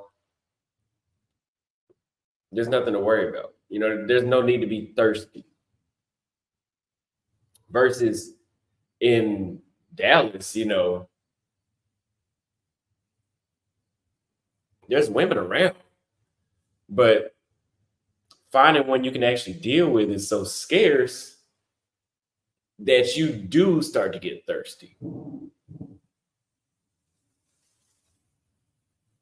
Yeah, you can get action whenever you feel like it. Like I put on my story, I'm back at home in Paraguay, and 4 or 5 chicks that I met were like, "Oh, you're back now," like shit like that. You know, versus I did that in Dallas. I didn't get any DMs.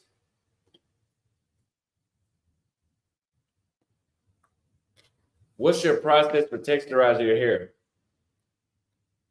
I use the Grow and Restore by Shea Moisture, the people that make the curly head smoothie, and then I use the twist sponge counterclockwise.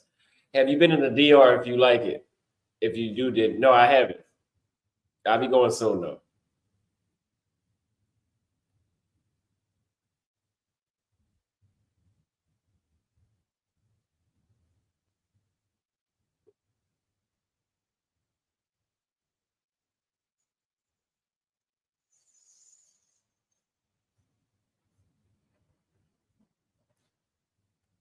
What are some tax benefits in Paraguay?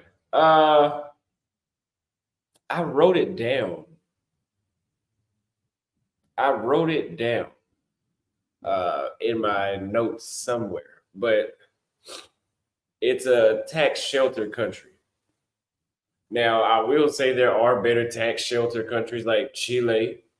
Chile is not the same, it's not going to be as beneficial as Paraguay, but you do get a huge benefit from taxes in Chile. Like they go a period, like even like Argentina, they go 5 years without taxing.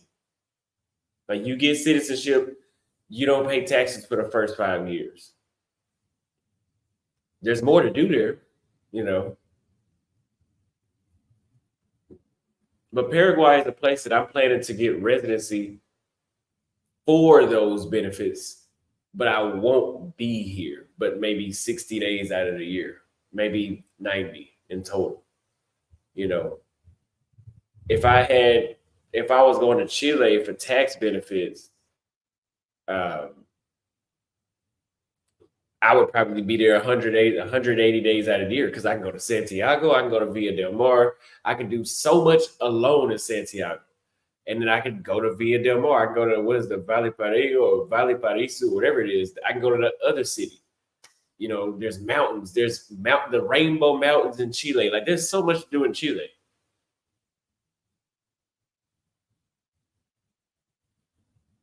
Why get citizenship? I think it's the dumbest thing ever.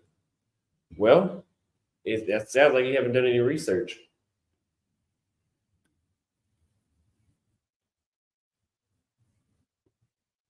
If I wasn't even traveling, I would still get citizenship if I could. There's tax benefits to that stuff. But I'm not rich, you know, so I'm not going to be really getting the maximum benefit. The real people that benefit out of those tax benefits are rich people. But in order for you guys to qualify for the foreign earned income exclusion, right? Which means that you live out of the country, you know, more than like 300 days, I think, out of the year, or 330 days, or it's basically the whole year. You're not in the United States that amount of time. Uh, you have to have, like, you can't just say, oh, like, for example, last year for 2023's taxes, when I filed, I was thinking, oh, I applied for the Foreign Income Exclusion Act. I started reading the details. Oh, you have to show that you have residency in the country. You can't just be jumping around the world. Oh, I don't qualify this year. That's when I said, okay, I really need to get that residency now because I'm not in the United States. I am living out of the country, but I don't qualify for the Foreign Income Exclusion Act. So you have to actually, you can't just leave and just jump around the world. You actually have to show that you are in another country. Like you have some sort of feet planted in that country and not just saying you're going.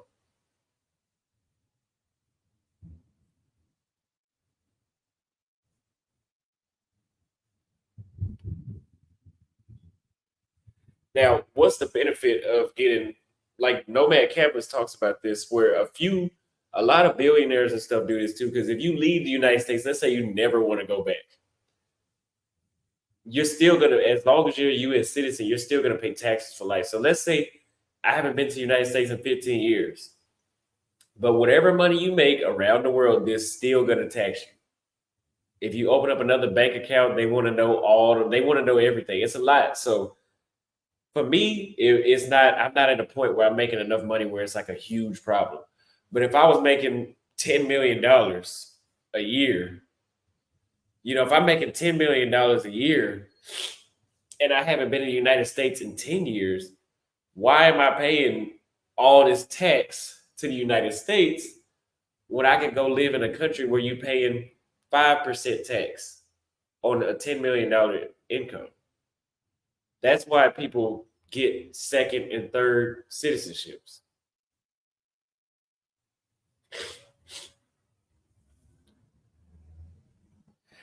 Okay, so I am Q is a troll. He says, how they won't even know what you made in another country. You cannot hide information.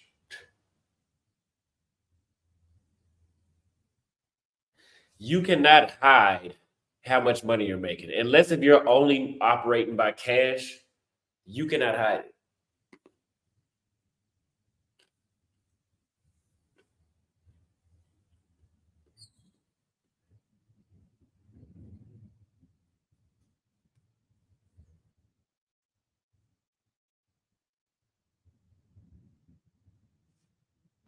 But bottom line is, you guys do want to get, I recommend, now that's why I'm starting the process. You guys do want to get second citizenships and stuff like that, just because of that tax thing, too, right? That's one reason. But like Nomad Capitalist always says, I'm giving him his credit because I'm not, this is not my field, but I understand what he's saying. Uh, You never know when the United States is going to do something where they block, they ban a lot of people. Just like during COVID, Americans could not travel. We could not. There's one of the strongest passports at that time could not travel to a lot of countries because of COVID. But let's say you had citizenship in another country that didn't have that many cases, and they were not restricted to go to this country on this side of the world. That's when stuff like that comes in handy.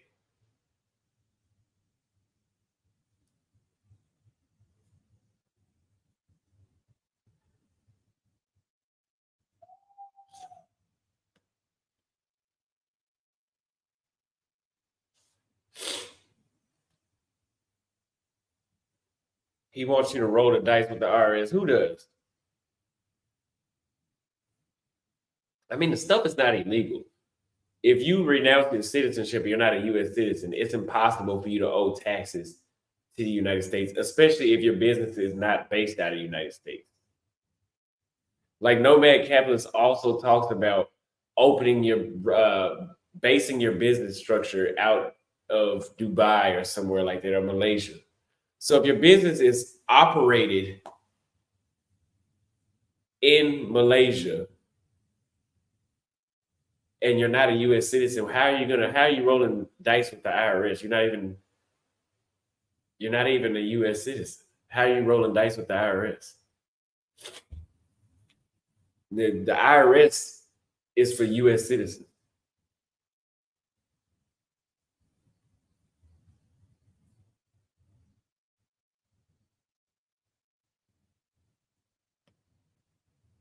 Yeah, I've been investing in the S&P 500 too.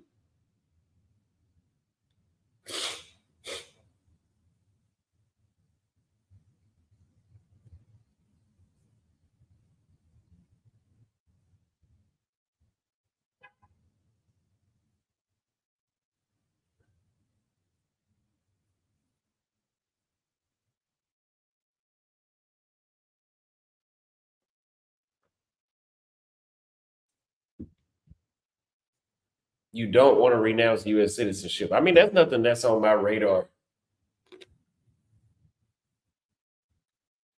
I don't have a reason to do that. Like I said, I'm not rich. You notice usually people that renounce citizenship, they're at least millionaires. Like there's not that's like average people aren't doing that.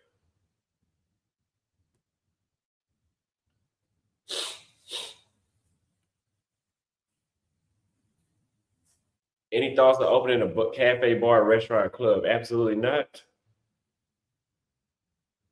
I'm 24, so I want the least amount of responsibility. So online business is best for me.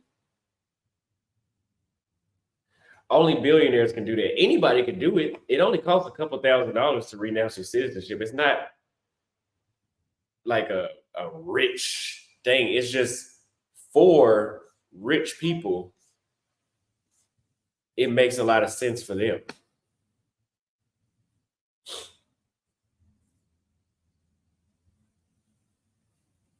Like they can justify why they do it.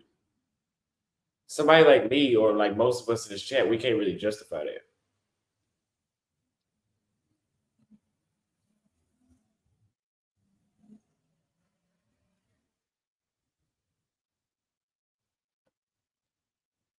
So somebody said, in case shit hits the fan, you need to have fallback options, which is why you keep the citizenship. Only renounce if you're a multi-millionaire and have multiple citizenships. I would agree. Be rich and have multiple citizenships. But one thing Nomad Capitalist talks about, if World War III breaks out, being a U.S. citizen is not as peaceful as being somebody from Paraguay or Uruguay. Right? Like people, these South American countries usually aren't in that shit. I mean, they may send assistance, but like they're not being targeted by China. They're not being targeted to be hit by a fucking nuke. Like I don't think China's like going after Paraguay to fight a war. But they are U.S., and I am of military fighting age, so they can't. If I'm a U.S. citizen and they want to call a draft, I'm up for the draft. That's if they did that. I'm not saying they are. I'm just saying.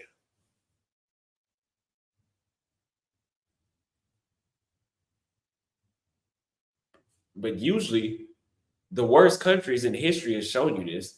The worst countries to be in during world wars are European countries, North American countries, and Asian countries. World War II was fought by China, Japan, even the Philippines was involved, Thailand was involved, India was involved, all of Europe was involved, Canada was involved. Brazil sent volunteers, but I don't think they were directly involved. So, yeah, all the Nazis and stuff came to South America because South America stays to itself. Like the only problems they deal with is drug cartels and corruption. They ain't dealing with the shit that the White House is dealing with the rest of the world. Like they don't they stay to themselves around here.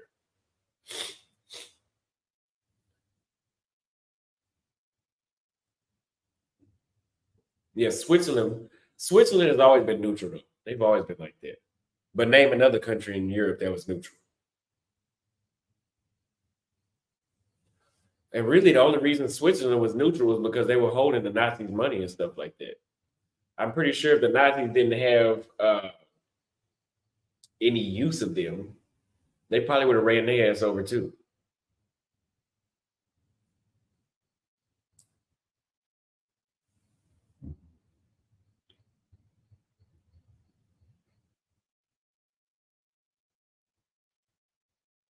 What if Google/YouTube decides to close shop? That's why I have my own shop. That's why I have my own email list. That's why I have a Patreon. Like I've taken these steps.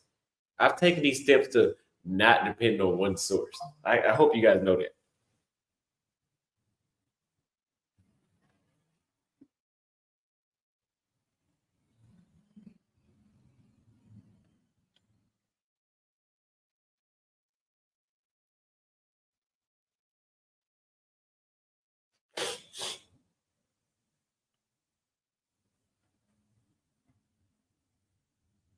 These slow ninjas need to stay their ass in the United States. Thank you, Kid Chameleon. Thank you very much.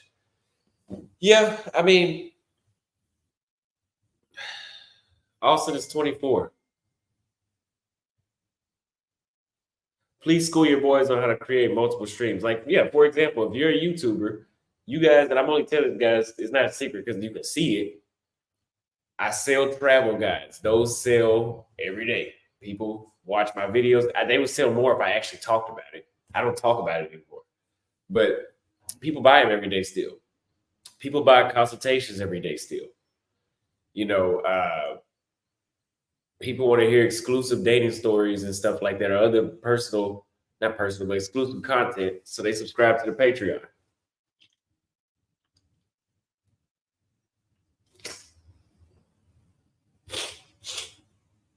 So, people invest in stocks, invest in crypto. Just look up ways to make money grow.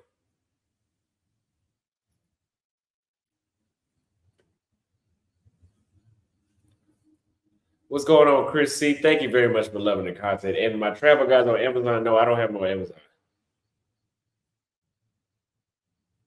Your counterpart solely retired on hosting Mega. Floyd still hasn't been outside yet for a vlog.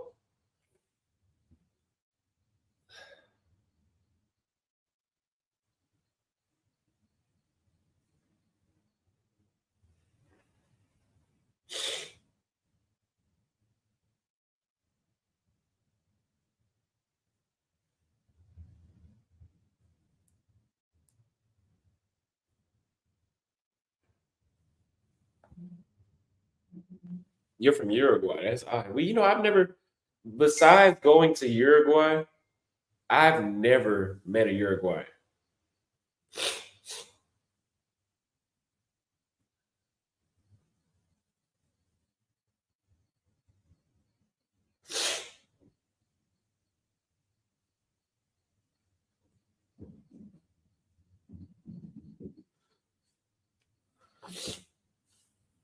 Yes, that is why I'm doing Paraguay. So I like Paraguay, but it is the easiest because a lot of the other ones it's a longer process, or you have to invest,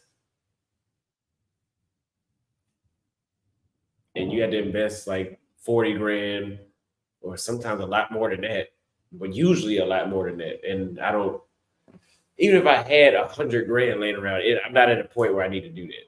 Like I wouldn't invest 100 grand for another passport unless if I had like $3 million in the bank.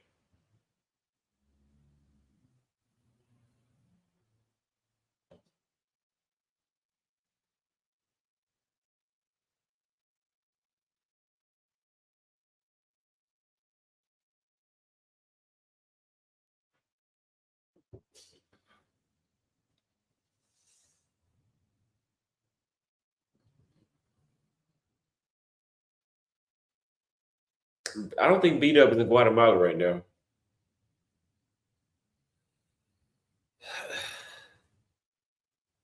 A home base in Latin America. So we already know we said Paraguay. It'd be Paraguay, Chile, even Lima, Peru. Lima, Peru is a place that I've really enjoyed myself there. And if you would have signed a lease there, it wouldn't be too expensive.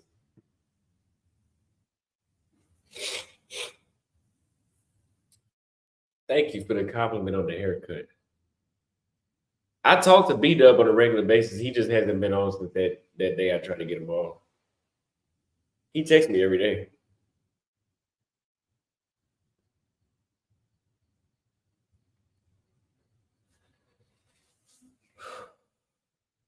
Put a one in the chat if you guys want to talk about some stocks and stuff we can talk about because I want to hear about this stuff too. Hold on.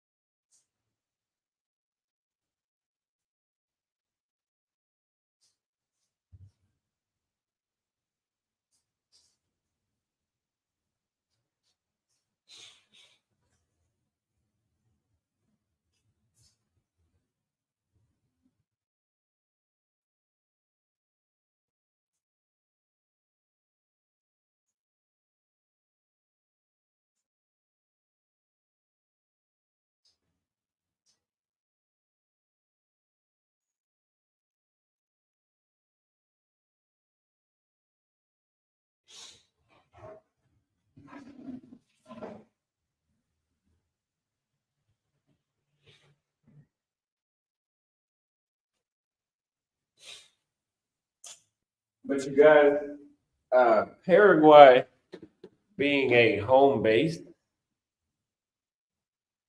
is not really my thing. Like a home base, like solely, not my thing. Because I looked at just now my bathroom at the clothes I had in the bathroom.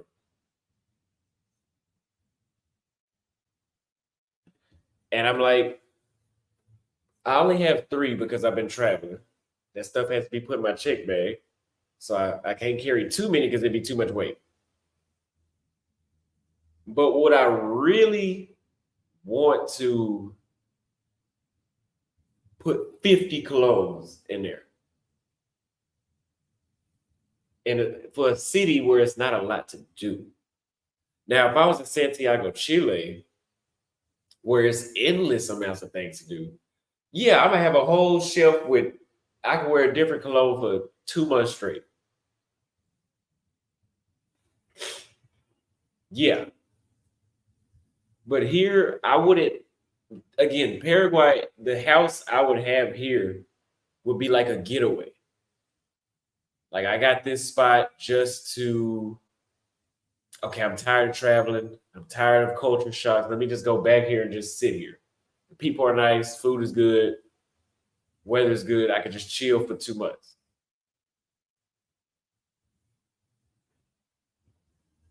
Where will I be for my birthday? I'll be here. I don't know if I'll be in the city, but I'll be here. I'm not a big birthday guy, so if I don't celebrate my birthday, like I'm not gonna lose any sleep.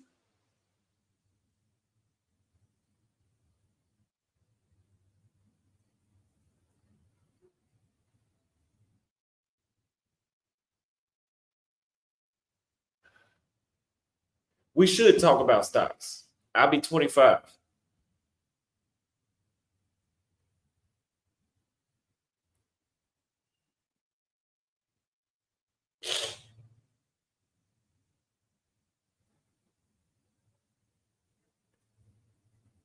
This one chick, if I don't see her this week, I'm cutting her off. She worked too much.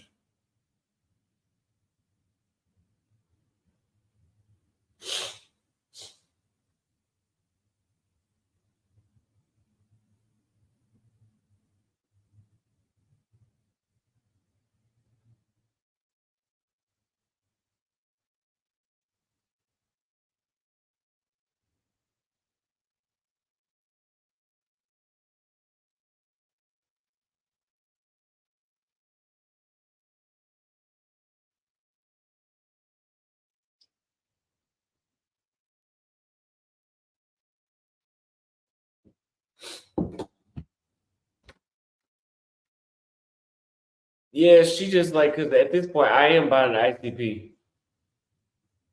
You guys, you know, we've never done 100K celebration.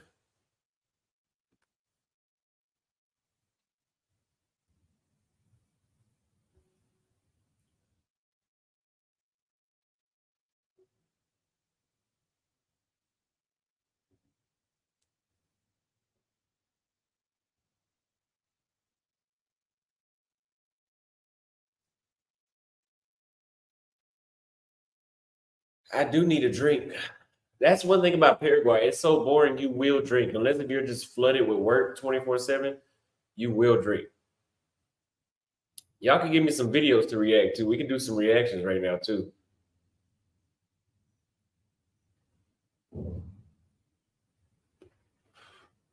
This is a good cigar, but it's not potent enough. Like it's a Connecticut shade. I don't know why he said, "Well, this is new. You should try it." I don't know why I let him talk me into it.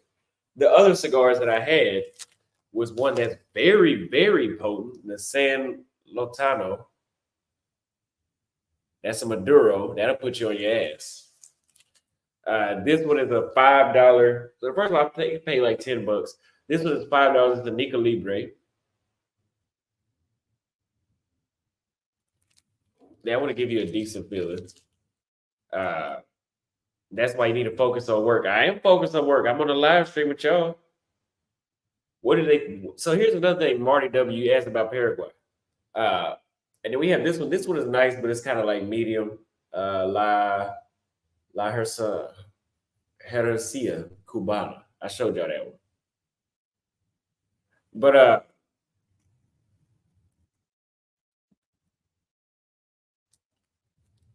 Paraguay, I haven't found anything special. So if you want to talk about what alcoholic drinks do they drink, like for example, Chile and Peru, pisco sour, they're known for that. Peru, Brazil, caipirinha, you know, they're known for that. Here in Paraguay, I don't think I've never seen anybody out drinking, and I've looked it up. I haven't seen anybody like drinking any special alcoholic drinks.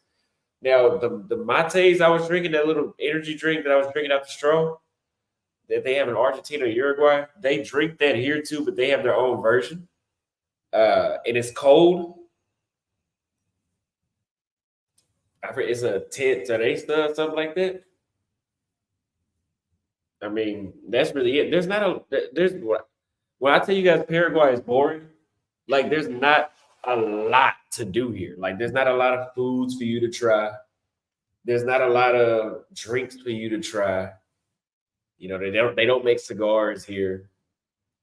Like if there is a museum, it's like one museum in the city. There's one street with like 5 clubs on it. Not a lot to do here.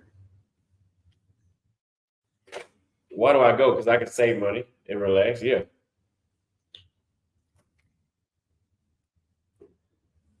It's not like, see, I've never done IRL streams here because I really can't. Like, if you see me do an IRL stream here, I'll be at the mall or the gym. That's it. Like that, outside of that, a daily activity, like it's not. I don't even know if a park, like for Paraguay, for me to do IRL streams, they'd be like, okay, you guys, today we're going to Cuidado del Este, which is city of the east that borders Brazil.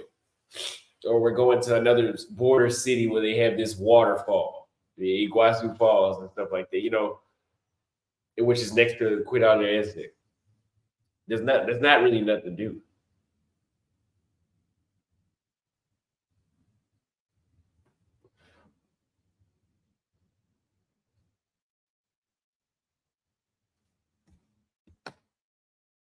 The old YouTube video called 10 Hours Walking Through New York City as a Woman. Let's see it. Damn. I hope when I wake up, this shit is gone. I am sick though. Like my body heat is hot. Like my homeostasis is off.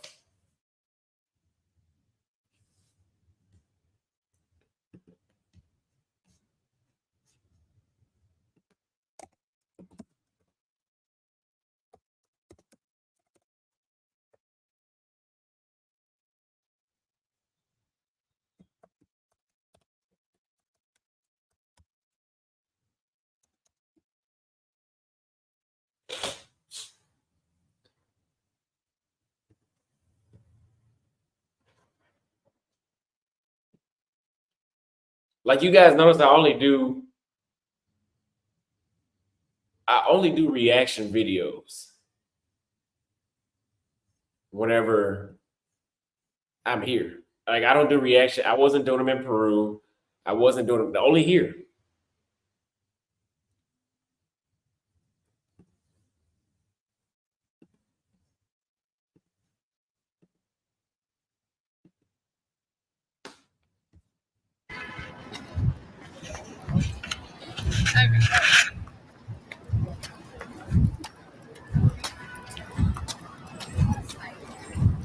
How you doing today? Wow. That's not good. Wow. What's up, beautiful? Have a good day. Hey, what's up, girl? How you doing? Somebody's acknowledging you. She said, hey.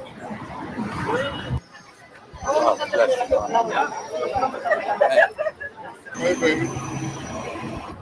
Hey, beautiful. How are you this morning? Have a nice evening. Let me stop this shit right here. There is no problem with anybody. Maybe the guy that was like, God bless you, maybe that was a little too much. I can see maybe. But everybody is, hey, beautiful, how are you doing? Have a nice evening. What the fuck is the problem with that? This is why I'm in Paraguay. This is why I'm in Paraguay right now. Because when I was at the mall earlier, if I seen a chick that I found attractive, hey, that's all I'd say was, hey. They say, hey, back. How are you? I'm doing good. And you? This chick is making this look like this is just being hounded. Like she acts like these men are touching her. I could see if she's walking down the street and do that, hey, baby, like, let me grab those titties. Like, okay. I would never tell a man to do that. That's disrespectful. But here's my thing.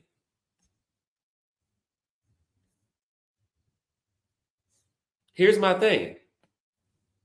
If you believe American women don't want to be entertained, want to be entertained by men, this is proof that they don't. They have a video trying to make us look bad. Nice. Damn. Damn. I'm beautiful. God bless. The sexy American Eagle. Hello, good morning. God bless you. Have a good day, man. Hello, good morning. What did she say? Nothing. So whenever I was at the mall just right now with Jason, we were standing outside while I was waiting on my Uber. There was a pretty chick that walked outside the mall. So I was like, hola. And she turned around, she said, hola. And I said, how are you? But she was still walking full speed. So I called instantly. She's not interested. She was like, I'm doing good. She didn't even ask how I was doing. So I was like, oh, okay. It was a rejection, but it didn't even feel like it. I just was like, okay, she wasn't interested. On to the next one. See, you can have that on to the next one in the United States mindset. The difference is you will keep going on to the next one. Notice how these guys aren't following her. Like they're talking to her as she's walking past or as they're walking past. And they say one thing, good morning. Okay, well, you have a nice day.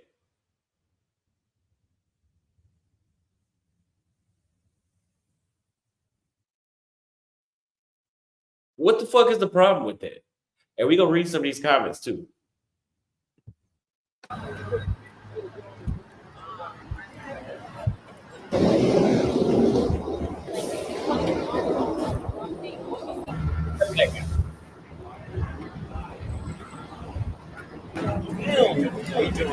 Doing good?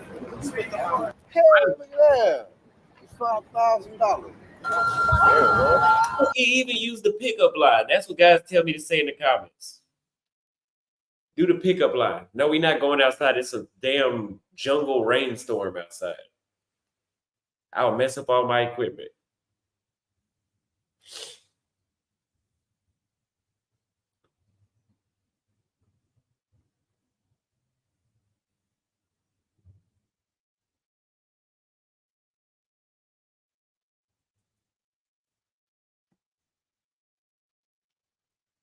Yeah, the dude walking with her was weird. You want to talk? Huh? Can we translate? You don't speak. If I give you my number, text me. No? Too ugly. What's up, man? How you doing? Nice seeing you.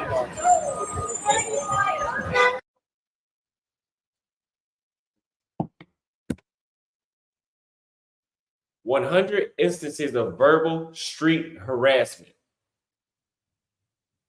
I only seen 2 or 3 dudes that she showed follow her around. A dude saying, hey, how are you? Is not harassment.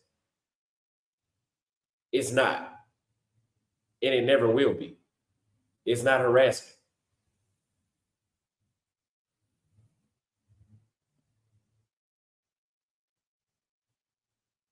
But this is what I was dealing with yesterday.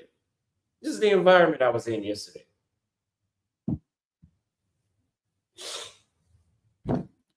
This doesn't include the countless winks, whistles. I mean, dudes have been whistling at women for decades, like since the early 1900s, you know, but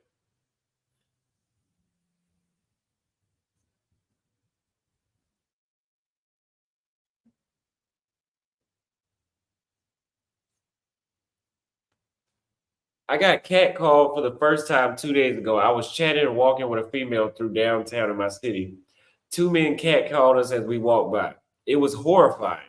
I remember feeling frightened that they might follow us after one of them stood up.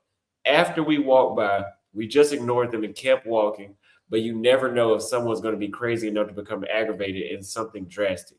Stay safe.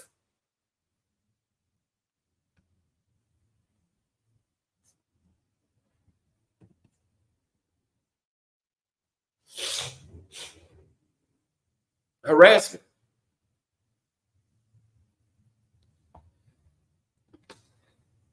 This kind of already is like a law in some countries, like Europe, in England. Staring at a woman for too long can get you put in jail in England. Not in Brazil. Matter of fact, if you go to Brazil, you gonna be the motherfucker getting harassed.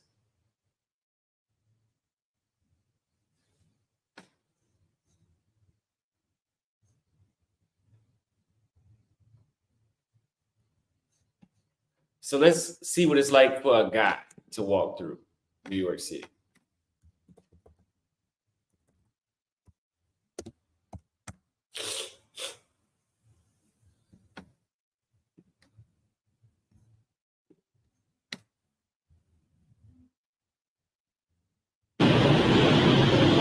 Okay, yeah, looks good.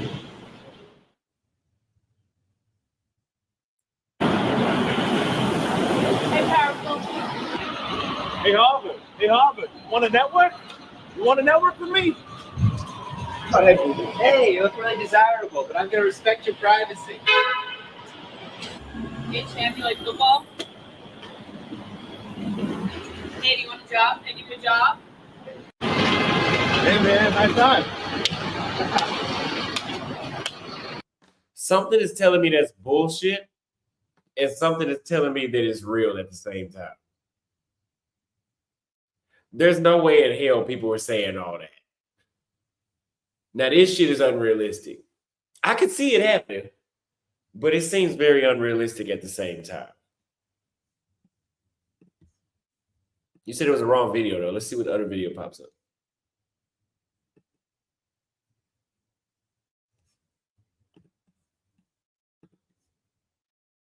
What's going on, guys? Kobe from Model Pranksters. I'm sure all of you have seen the video of a good-looking lady walking around New York City for 10 hours getting harassed. We wanted to see if this harassment happens to guys as well. This following video you're about to see is filmed in 3 hours. Harassment? You be the judge.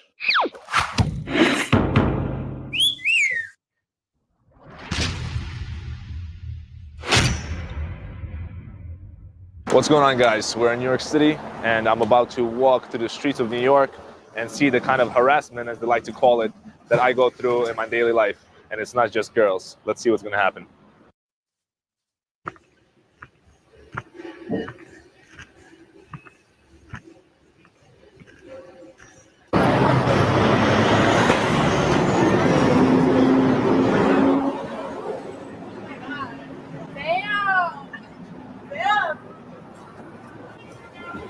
Hey, what's up, big man?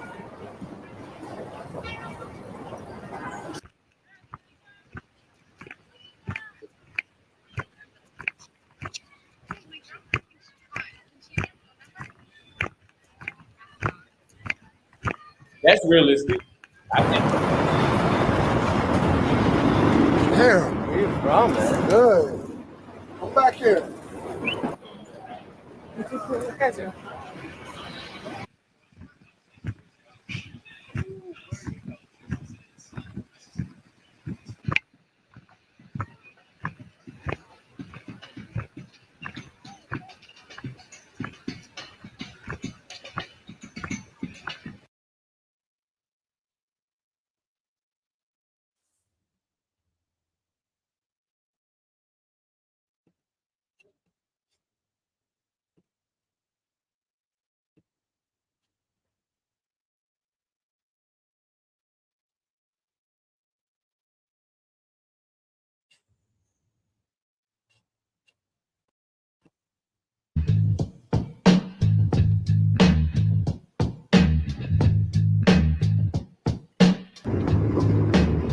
Like the president.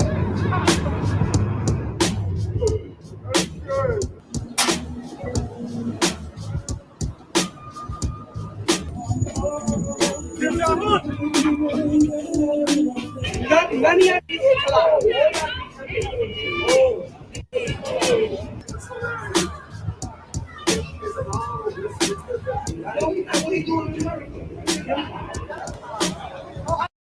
Do these motherfuckers really think that the leader of North Korea, first of all, would he really even be here? Second, why would he have one guard with him? You know, Kim Jong-un is so paranoid, he rides a train that should take him 15 minutes to get somewhere, but it takes 3 hours. As he's afraid the train might fall off the rails or some shit like that. I don't know.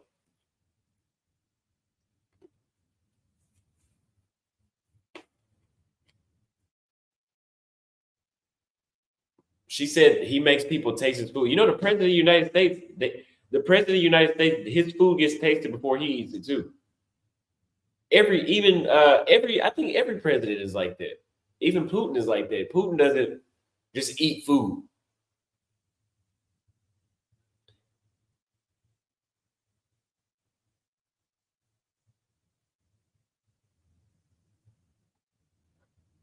Yeah, whenever Donald Trump gets his food made, the Secret Service tastes his food first, and then they feed it to him.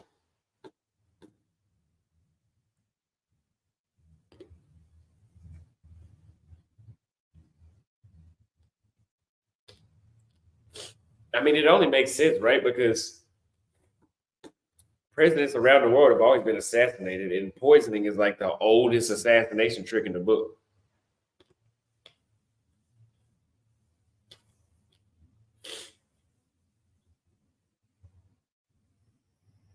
Yeah, I should have recorded myself walking through Dallas. Then the alphabet community would have came after me. Who do you think we are? We can speak to whoever we want. Just because the girls won't talk to you, also don't mean we can't.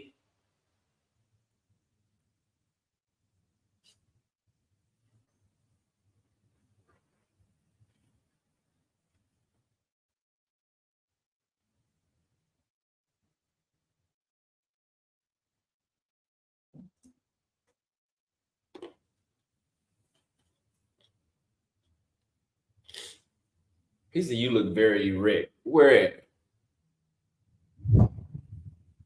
Boy, it is raining like crazy outside.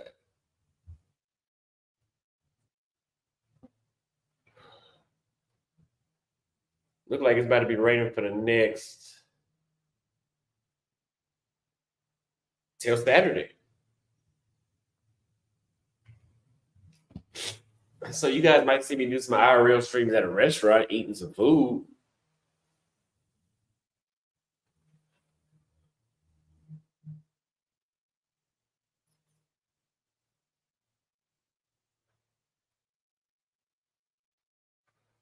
We got 800 people watching. That's in between Twitter and YouTube. I don't know how many people are on Twitter watching. How many people on YouTube watching?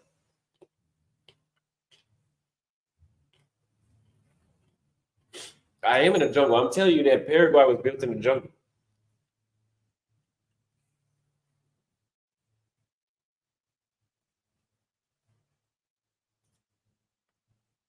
557. That's still good to say that we just doing reaction videos. That's the same I was getting when I was just sitting in the bed talking, I guess. So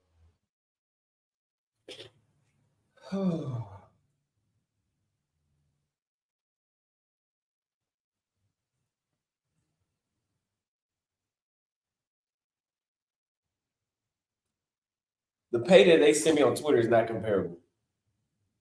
Like I had a viral video that did 11 million views and they sent me $30. If I would have got a video that did 11 million views on YouTube,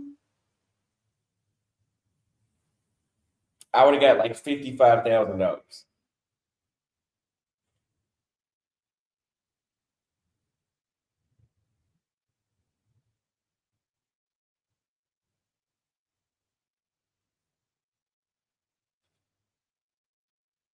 Oh, you said erect has more than one meaning. See, what I was thinking was not just penis erect, but like erect. Like I've always thought of erect, like your spine, the muscles that keep your spine up is called erector spinae because it keeps it up.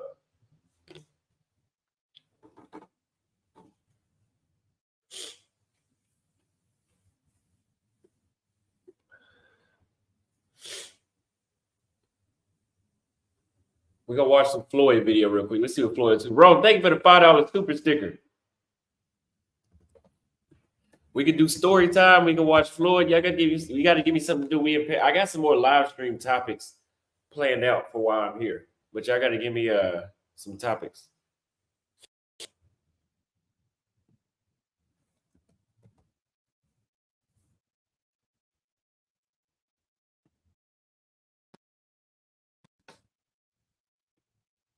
So Floyd said that he hates the DR, Santo Domingo.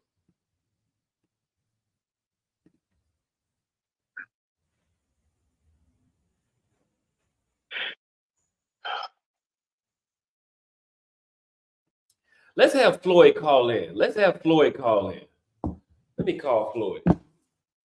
Tell him to call into the show.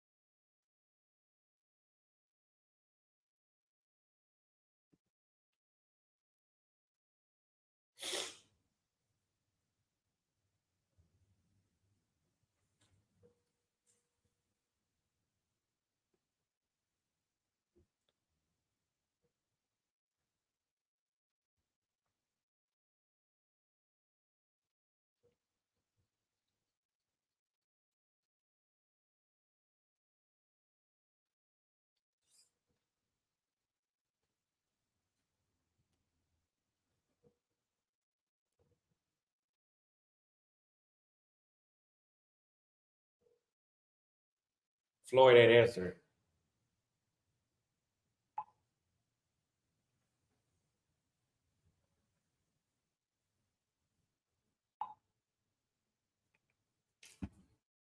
Yep.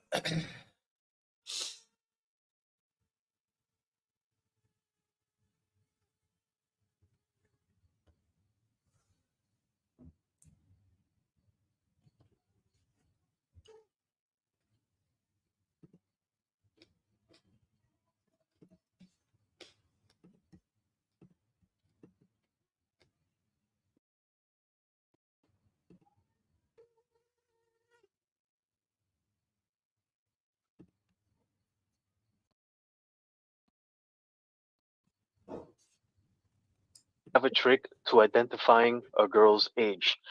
Girls who have so I only deal with girls who have Instagram. Why? Because when a girl has Instagram and she's verified in the dating app, I know that she's legit. That's one. Now, when you go to her Instagram, a girl will always have pictures of her birthday. And when you see her birthday, you're going to see her age and the year that that picture was posted. Now, all you got to do is calculate the difference from the time that you're in, and that's how you know what age she is. Hold on. WG said it could be 35 to visit to go to Razor Race. Depending on how much time you want me to do it, but it's not gonna be an hour. It would be like 10 minutes on Razor Race panel, bro. It would be 10 minutes. It would be literally 10 minutes. Just donate $100, bro, so I can go. Yeah, I can do it. Donate Yeah, $100. yo, they say this guy's creepy, but I already slept with 79 girls. Wow. 79. I was at 79 before I decided to leave the United States, though. WG.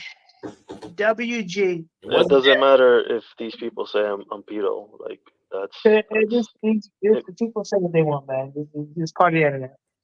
yeah, it's Do you like 18-year-olds? 18-year-olds so much? Appreciate the $2, C man. bro. I'm only gonna date a girl from 18 to 22. I'm not gonna date no leftover girls who's 25 or who's 30 or 28. Bro, at the end of the day, is my world, my life, my story. I do whatever I want. I date whoever I want. As long as her family accepts it and my family is cool with it, nothing else matters, bro.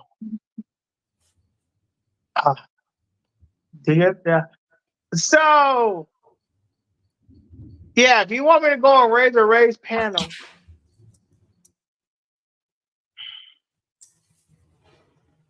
hold on, what you say? If you want me to go on Razor Ray's panel, if you want to donate, you can donate to the Cash App, PayPal, Venmo, links in the description. I can do it for 20 minutes. Send me $40. Fuck that. Send me $40, bro. $40. Is and it I'll go worth it on to there go for on that free. panel? I mean, I'm already gonna deal with the trolls, so yeah, I can do it for 20 minutes, $40. What is that panel about? Is that a YouTube It's a channel or something? it's a YouTube channel. It's a YouTube channel. $40 WG. I think $40 is fair. $40 WG. You might as well just go ahead and send me $50 for 30 minutes, bro. I don't know why you just doing that. Just go ahead and send me $50 for 30 minutes.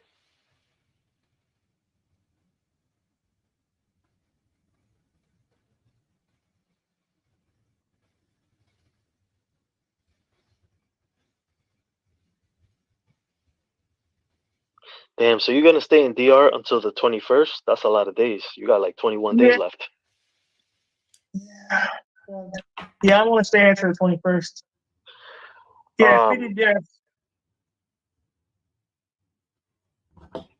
I was thinking of starting a Passport Bro program in DR since I have cousins who speak English. And the way the program would work is that the guy would basically have a 24/7 personal driver, and he just has to know what girl he wants to date. And then my driver will just drive him and the girl to different dates, different restaurants, activities, because there's a whole bunch of things to do in DR. So it's a good way to get to know a girl and go out and do fun shit. Even Let's watch this Raise the Raise panel.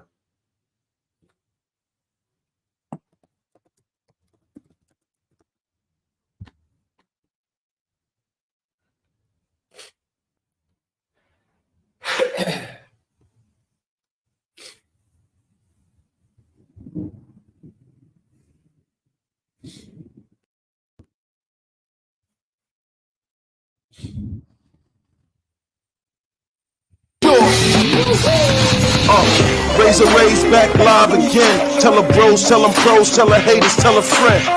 Bring the smoke, we ain't scared of you mofos. Head on a swivel, beware the motos. Travel news, smoke lives is lit. Surveys a crew in the building, who the with? Raise, reporting live from his mama's basement. We monetize, even the lives you can't say shit. So grab a beer and enjoy the show.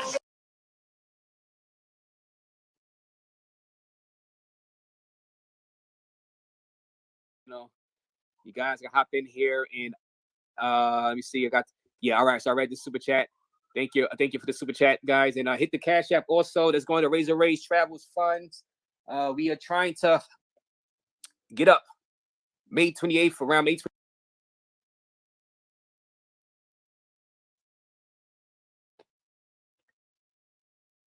Uh-oh, that rain fucking with the internet.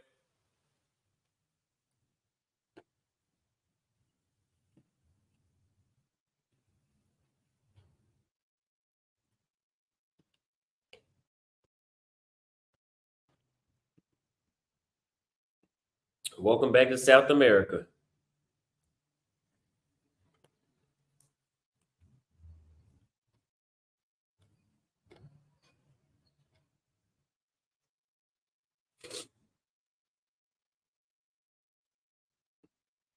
Hold on. Ray is a liar. This is man of the hour. Man of the hour. Well,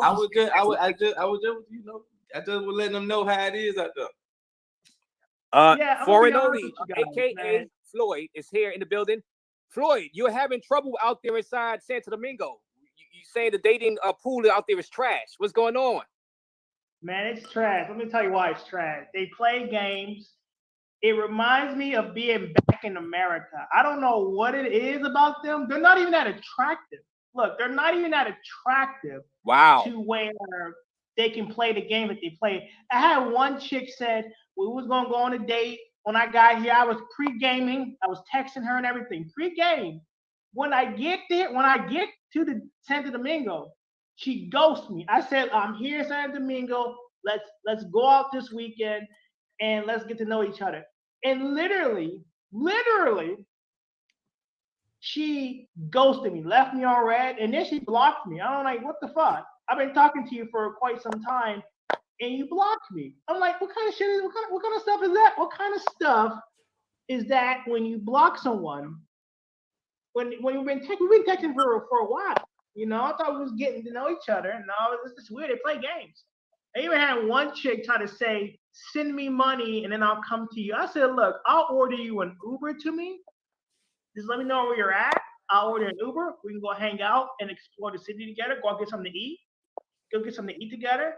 And she was like, "You know, my phone died. I was live on StreamYard. It's okay." But she was like, "Hold on, let me charge this up real quick." Yeah, go ahead and charge it up, guys. Yeah. Yo, somebody in the chat said Floyd still has the same shirt he has yesterday. Well, no, well, we're gonna let him. Don't worry about my swagger. Don't worry about my swagger. My swagger is my swagger. Bro, he's not necessarily wrong either. It's just you got to weed through all that. Like a lot of guys are more patient. You know what I'm saying? You got to weed through that. I had that happen too. I'm not sending no money until I'm not gonna send nobody money unless I met them before. Yeah, and Floyd, so you're saying the girl ghosted you? The girl ghost him in she ghosted me. Mm-hmm. She pretty much ghosted me. He's not alone. I just met another YouTuber that told me, he was like, I got 2 girls coming from San Pedro. I'm gonna send them $40. I was like, man, what the? Don't do that. Don't send the money to them. And he sent it anyway, and then they didn't show up. But that's him. That's what I'm saying. You got to make good choices, bro. Just like in the States, because they are quick, they fast. They got all kind of things going. They got multiple guys. You know what I mean? Floyd, you would have had a better chance if you went to Sasua. Sasua, that's kind of your vibe, because over there, them girls will sleep with anybody. Elephant Man can go over there and he'll have success. So you probably have success over there.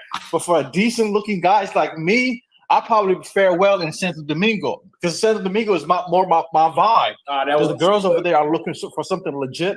And if you're a halfway decent dude, who takes shower, brushes his teeth with something you don't do that shit. Wait, let me respond. Let me respond. Let me respond about that. I got the shape up. Here's the thing, man. My teeth are clean. Right? I do brush my teeth. I am a good-looking guy. I am a very good-looking guy. I know I'm good-looking. Hold on. Let him go. Let him go. Address me with comments. I'm trying to address it back to you. It's fair, right? It's fair. I'm not gonna disrespect you. I'm not gonna call you out of your name. I'm just gonna talk to you like a normal person and be respectful, because that's the type of guy I am. So I do brush my teeth. I am good looking. I got a haircut and everything. I look great. I'm not a 10. You're right. I'm not a 10, but I look decent. And I'm American. That's a plus. When you're American, that's a plus. Now go ahead. Now, Floyd, if you're watching, American is a plus, but not in the initial factor. It's not a plus, man. It's not a plus. They used to they too used to Americans, bro. They are super used to Americans down there. Like. Bro, it's not a plus, man. Yeah, it seems. Yo, the thing is, like, I think Marvel also had the same problem. One in the chat if you guys want to see me do an IRL stream at a nice restaurant around tonight. In DR, because they confused them with a Haitian.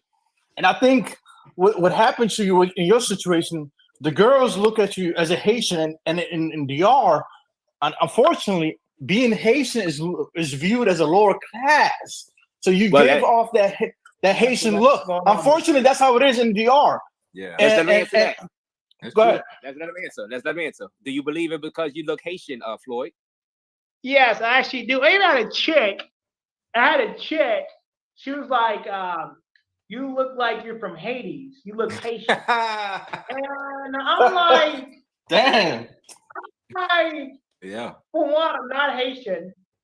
For two, I'm from America. I live in Texas. I'm from Texas. That's nationality.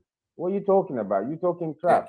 And then Haitians, hey bro, Haitians speak English. American, guys, American is a nationality. Bro, don't convince yourself with that. Hey man, hey Floyd, hey, the Haitians are your best friend down there. Actually, if you stay longer, you need to make friends with Haitians. That's what I did, because the Haitians speak English, Spanish, and Creole. So I got a couple of Haitian partners down there that took me everywhere. I done been everywhere down there. I know everything down there. I'm telling you. In Santo Domingo. Not everything, but enough. Like Cuatro Dos, you got to be straight out there. Yeah, Go ahead, I Floyd. don't have a problem. Floyd. Go ahead. Floyd. Go ahead. Floyd. Go ahead, Floyd. Go ahead. Floyd. Yeah, I don't have a Floyd. problem with Haitians. I have no problem with Haitians, okay? I don't know why they don't like Haitians and they keep confusing me for being Haitian and I'm not. And I think that's what's killing my chances of dating, unfortunately. Like I said, I have no hatred towards any race or anybody.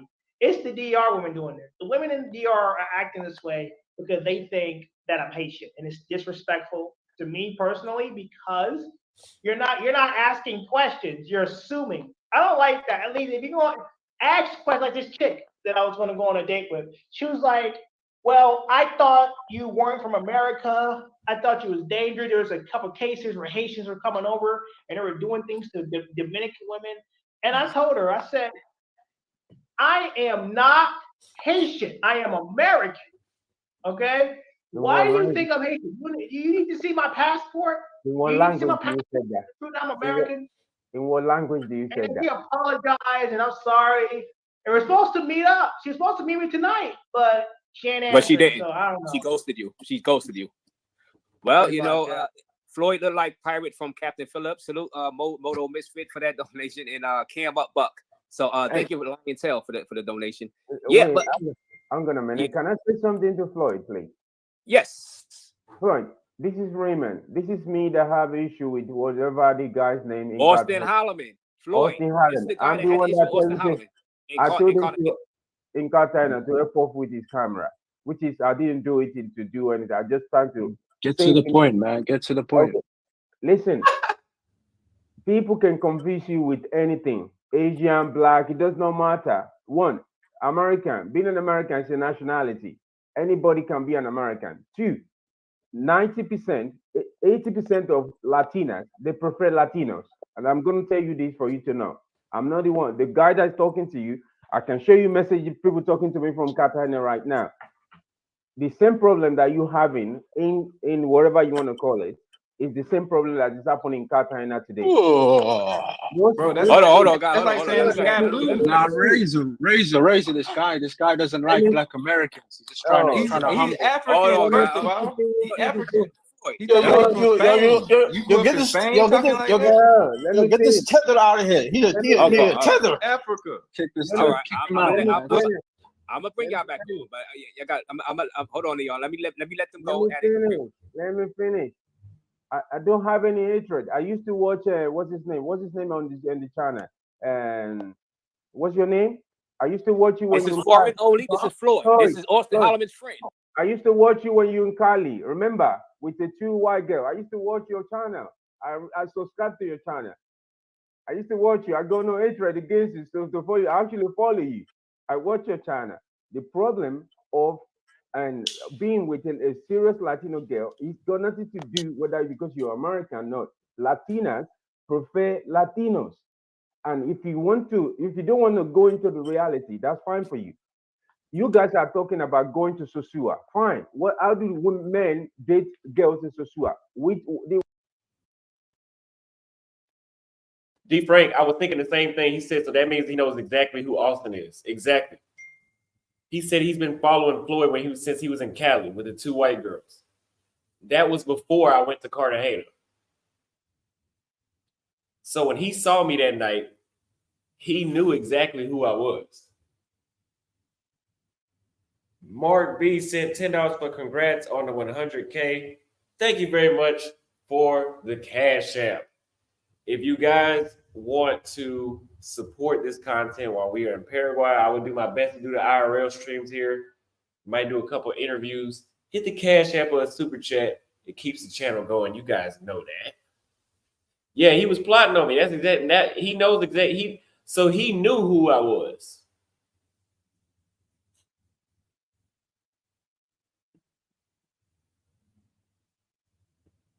With their wallets.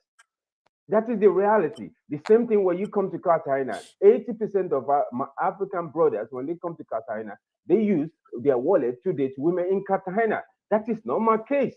Because of what? I was raised in Spain.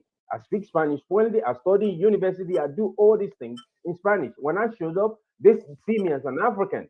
But immediately they realize that I have a Latin culture. So it's easy for me to deal with them. And I don't need to give them money. Even they will tell me that they take money from all these guys in inside Cartagena. They will be telling me how they were screwing guys up by taking their money. They'll tell us because I have legit friends in It's Cartagena. not. Well, but It's talking about. It's talking about Dominican Republic right yeah, now. but It's talking now about, the same thing happened in and Dominican you said, Republic a little bit. hold on, Latino. Ray. All You I got said, to say. Ray. You said you didn't know who Austin was, but now you're telling me you're watching Floyd, but you didn't know who Austin was. No, because I saw this guy's picture in Cali. I was You're a looking for. liar. No, You're a no. liar. You knew who Austin was, and you're trying to punk him because you don't like him. Who's Austin? Oh my God. We saw Austin Holloman, the guy you had the argument with the other time on my panel about the filming. I don't know Austin. I don't know Austin. This Yeah, one, yeah, he was I know filming this guy out there. because. But you know Floyd. But you know. Unc says we want to support Austin. We want to support your trip to another country for your B-Day. Is that a viable option? If you guys fund it, we will get a round trip ticket. I do have to come back here because I do need to do that residency thing. I got to do that. No Floyd. I'm But gonna you don't know Austin, but you know Floyd. I'm gonna tell you right now the reason why I know this guy. I was searching for a property in Cali. I was looking for and Americans doing videos about selling properties in Cali. That okay, this is how you can invest instead of buying property in Cartagena because it's very expensive. So let's check Cali. That's it. When I was typing, video of Cali, this guy pop up, and I was looking at this video, and I said, let me just subscribe to see It's what about Floyd. And that's why I saw Floyd. That's not Well, because Floyd. of Let's let Floyd. So what is that? Floyd is walking around Cali just cold approaching, doing stupid things. So you wouldn't even be in the algorithm for buying businesses. That Hold on. doesn't make sense. Let's let Floyd respond to Ray. Go ahead, Floyd. Foreign only. Foreign only. I think he might have a point when it comes to dating in Latin America. They do prefer their own kind. Because, being American is a plus when it comes to the money, though. So I'm about to give Ray that. I think they do prefer Latinos. And this is why when I'm done with Latin. Why these guys say I have hatred over you? That's the truth. Latina prefer Latino. If not for money, let me tell you one thing today. I will agree. And I'm going to say this is a worldwide thing. People prefer people from their own culture. Like, I always wanted to date a Black American chick before I decided to travel. And even when I started traveling, I still preferred Black over everything else. So it's just I don't prefer my own nationality. But Black, yeah. They people, that's just natural to be attracted to who looks like you. People have to usually go through something for them to switch that.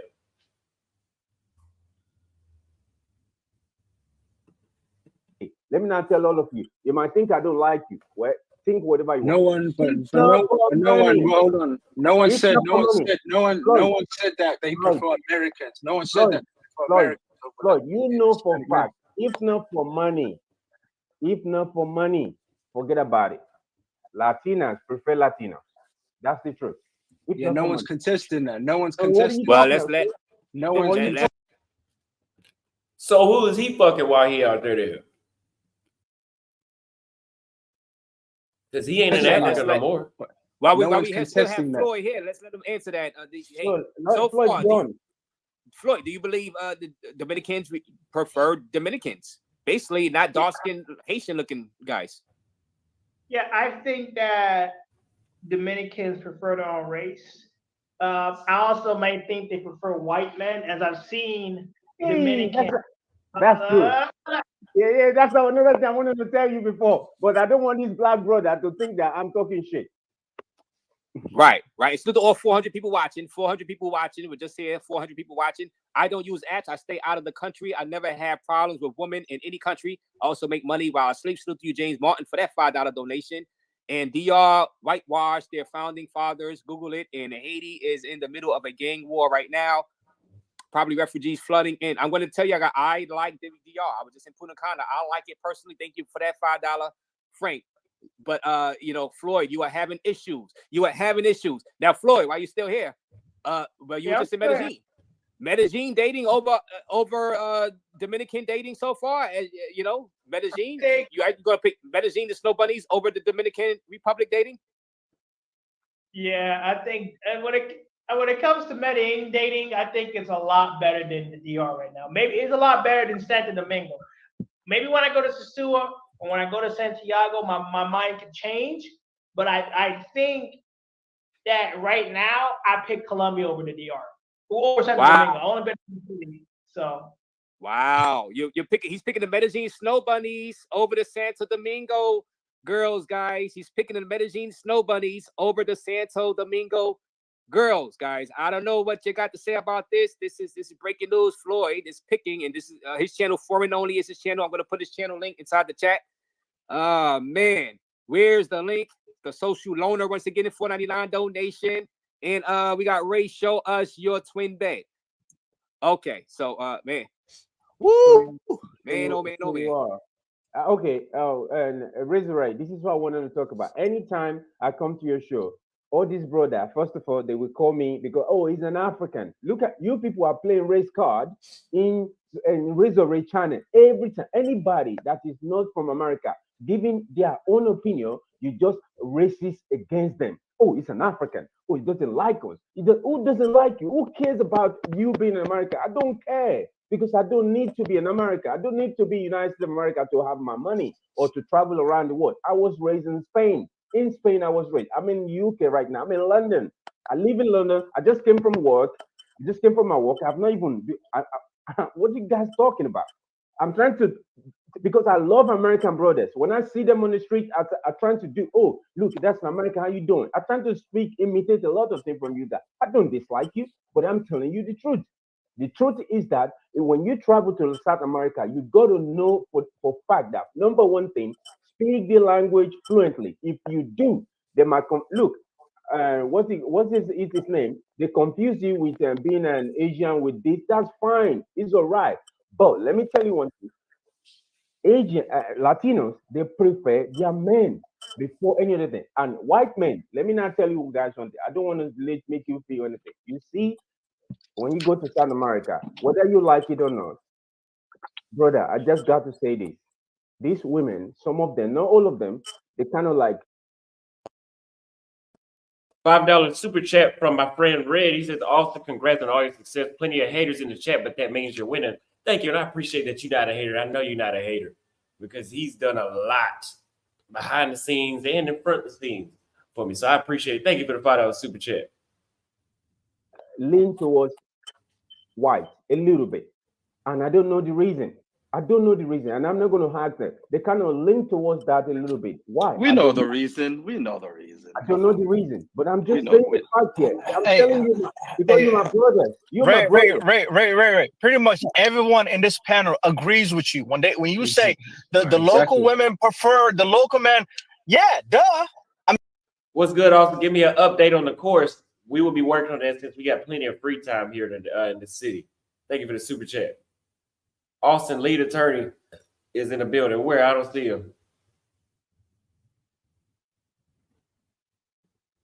I mean, that's everywhere in the world. That's everywhere in the world. The local women, but where we trying to capture is that 5 to 10% who prefer to date outside. So if 90% are dating within their own kind, we want to capture that 5 to 10%. Okay, that 5% that you're talking about, that is inside this 5%, you're gonna pull, you're gonna add the pros that wanted to expose you, take your money without doing nothing for you. There's a lot of women in Latino, all these women that you said they want to date a foreigner, actually they want to take your pay without even doing nothing for you. And I see this in every day, and I start to warn my African American brother. I said, bro, tell this guy to fuck off. He doesn't like you. Any Latino that asks you for money from their own point, they don't want anything to do with you. Let Floyd talk, man. Let Floyd talk. Yeah, we're gonna let Floyd go. Why is this Sumanda Negro on the yeah, he cool. Yo, Ray is cool. Ray, you gotta give me your information so we can get this Cartagena stuff going. And thank you for that $199. Yeah, you know, he's cool. But thank you, Style King, for the Cash App donation. Cash App donation. Thank you for the cash. Hit the Cash App, guys. Hit the Cash App. You know what time it is? For Foreign Only is here. I'm gonna drop his link, his channel link in the chat. Foreign Only. What the hell, man? I've been to DR Foreign Only, and I love me some Dominican chicks. I really do. Maybe you'll find better on the North Coast. Maybe you will find better on the North Coast. Santo Domingo, but Santo Domingo not your thing. But Puerto Plata, maybe. Puerto Plata, guys. Punta Cana. Maybe. I think it's because like I was saying earlier, it's because I look Haitian, I'm really dark. So they don't think I'm American. You know, because a lot of the Haitians are coming into the DR, and I guess they're looked at as lower class. This is not me saying that. This is Dominican people saying that.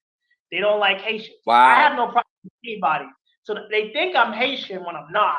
And I think that's I'm dark. I'm really dark in person. Like this lighting makes me look a lot lighter, but in person I'm really dark.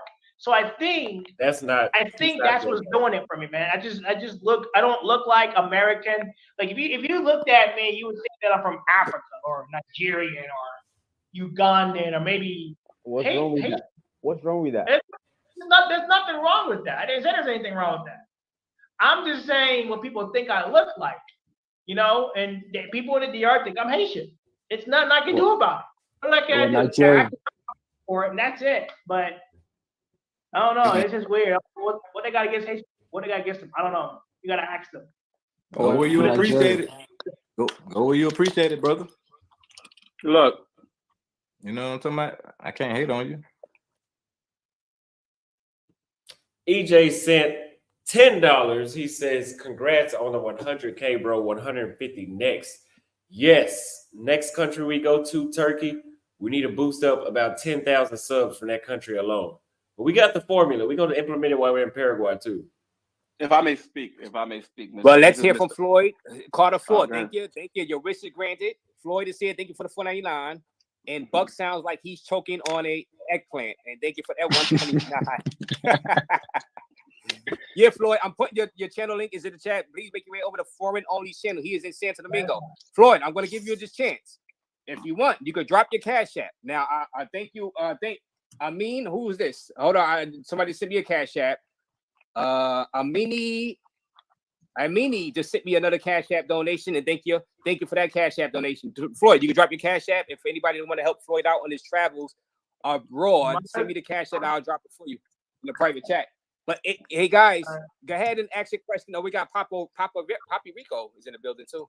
So to all 403 people watching. 403 people watching. Floyd is in the building. He is having troubles out there inside Santo Domingo, Dominican Republic. Let's hope maybe he will have better dating adventures out there inside Puerto Plata or Punta Cana. I was just out there in Punta Cana, and believe you me, Floyd, you will meet some broads out there inside Punta Cana if you were to stop in Punta Cana. If you were to stop, raise, your experience is gonna be different from his. I mean, you're a jack dude. You're a jack dude. You got personality. You make people laugh. So your experience is gonna be different. Where Floyd, his experience is. Razor Ray showers. Yeah, showers. God damn it. Neon shades. Yo, neon shades, man. You are cool for that. Be cool. That's why I say you gotta have patience. You gotta have Buck came to roast. Buck is roasting. Buck is roasting. I don't think Floyd's that small though. Seriously, right? Like, I mean, Floyd ain't some. Yeah, Floyd's not small. He's not small. Yeah, I don't think I'm that small. If you zoom in, okay. But I don't know if it's accepted. I don't know if you can see that. But that's what I'm saying. But when you trying to cold approach in the DI, bro, you got to be confident. Like how you were saying, when you confident and all that, and you can maneuver around the conversation, then it's easier. But Razor, put him on the big screen, and you can see it doesn't moisturize. Razor Ray. That's one of the major reasons. Yo. Let me interject and say this. It's not about skin color, I would say, because I've seen some very, very LAM sent $1 on Cash App for safe travels, Dusty. Thank you. Dark brothers, like they got swag, they jacked, and they get the most beautiful women. So where the difference is, Floyd is a square. Floyd doesn't have no personality. You Hey, know, so Floyd. it's like girls. The thing is, girls will give you benefit of the doubt. If you don't have the looks department, they will actually give All you right, the benefit of doubt, and you got to make it up in other aspects. All right, hold on. All right.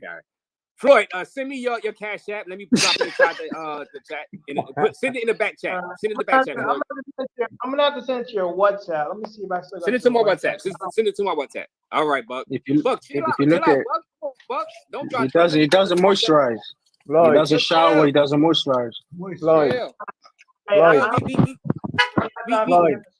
Floyd, you said, come Floyd, on, guys. You know, guys, Floyd, this is Floyd. His you fingernails. said, May I say something, gentlemen? Yes. Yeah. Hello, this is Mr. Talk-A-Lot, as people like to call me. But listen, I've chilled out in Dominican Republic and I've been around certain places. The things that are Floyd are experiencing is something that I've been kind of saying. A lot of the gentlemen that travel to these countries, although they might believe that they have game and all this and that, and they will tell you, "Oh, she's giving it to me for free and whatever." Sometimes she's giving it to you for free because she sees you as a long-term play. So don't think about that, okay? The issue is that a lot of people don't like when their fantasies or the privileges they believe that they had is being shattered. When you go to a place like the Dominican Republic in certain countries, these women, especially with the Dominican Republic, they prefer lighter skinned individuals. It might is a sign of what is similar to when you go to Bahia. There's this idea that you want to lighten the race. You want to lighten the race. They're literally disagree. Floyd, Fred, and I were all in Bahia. And I'm a vouch for Floyd. Floyd got plenty. I don't give a fuck what Floyd said. Floyd got plenty of play his first day. We went to a party, and I think Floyd might have kissed, and this is nasty, but Floyd might have kissed 4 girls that first day. That was his first day in Bahia. It's not true. I seen Floyd get women off the beach in Bahia. I seen him get women in the mall. I've seen him get women off the street at the restaurant. Floyd, the light skin shit, no. You can be dark skinned and get played. Now, if we want to talk about long term, they might be on to something. Long term, I told y'all a lot of these chicks in these countries do want to breed out. So that's true. Floyd just needs to grow some clean dreads with a styled edge up finish. That would be good for Floyd because Floyd does not like to brush his hair. So that would be low maintenance, even though you got to get him done. Well, even for me, it ain't about, thank you for the super chat. It's not for me. For me, you guys remember we were in Peru and I walked up on those 3 black chicks and they act like I wasn't shit. And I was thinking to myself, like I told y'all, don't forget you still a nigga. In Latin America, like you ain't no better than me. And if you want me to be cocky, I'm from the United States. I don't like to lead with that American shit, but if we want to break it down, I'm from the United States. So off of the rip, I'd have more value in Peru than a black Peruvian in Peru. But yes, they do want to breed out. You could be, you would have to be like you would already have to be a mulatto or a super light-skinned black dude for them to pass on like you just wanted them. But the black chicks, they'll sleep with you.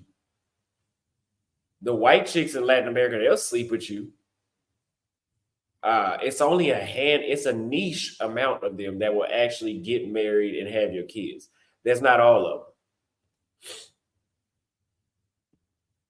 Taught that from a very young age, and it is a very strong hatred. Plus, but the reason why you would sometimes have benefit is because you have the American passport factor, which will give you more money, or people think you have money and things like that, so they might override some of these things when they hear your accent. Now, what happens is the influx of Black Americans and a lot more Americans go to the Dominican Republic. And just as I stated before, the weekend millionaires who go out there and spend a check like crazy. These women are no longer, it's no longer a novelty. You're just used to it and expect it and demanding more. Whatever the market tolerates, sells to that degree. Let's let Floyd answer. Go ahead. Yeah, I think that's what it is. There's too many Americans coming down here and they're starting to weed people out. Unfortunately, I think that's what's ruining it too. It's a mixture of things that's what's doing it, but it's really unfortunate because I really wanted to like the DR because it's close to the United States. It's cheaper to get there. You know, it's a lot going on here, but the dating scene is just horrible. Maybe it's just because I'm too dark. I mean, it is what it is, man. I see a lot of Dominicans with white men. I see them walking around with white men too. So they prefer white men. I believe that because I see it. I see it. So therefore, I can tell you about it. And I think personally, the darker you are, the worse off you are. And it's nothing you can do about it, really. It's not your fault. But you got to go where you're wanted, not where you're tolerated. Right. Hold on. Let me read this. For Floyd, it's just Dusty. I am dark and married to DR, a Dominican woman. This is Armani. This is from Armani Cash App donation. So thank you for that, Armani. Well, you know how it is. Floyd, you got to send me your Cash App. Did you send me? I can't. For some reason, Okay, I don't so- have your number. I gotta find it. But I sent it to Art Will, and I was hoping that he would post it in there, but he's not doing it. Okay. For anybody trying to disagree, if you guys know Latin America, them loving white men primarily is a real thing.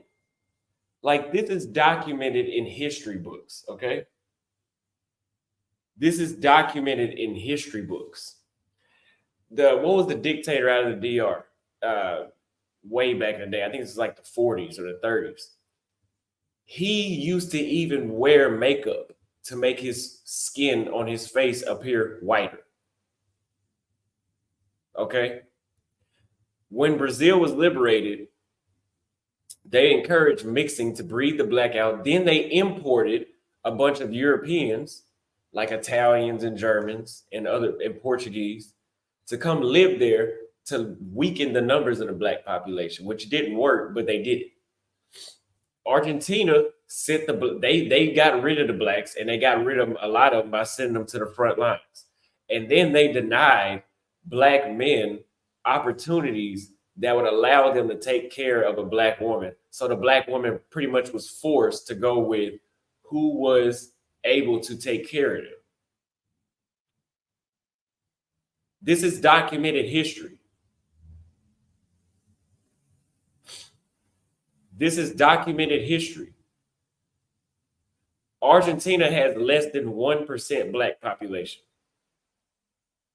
But a lot of Argentina's, like the tango dance, that comes from Africa. That the base of that dance comes from Africa. Okay, there was slaves in almost every South American country.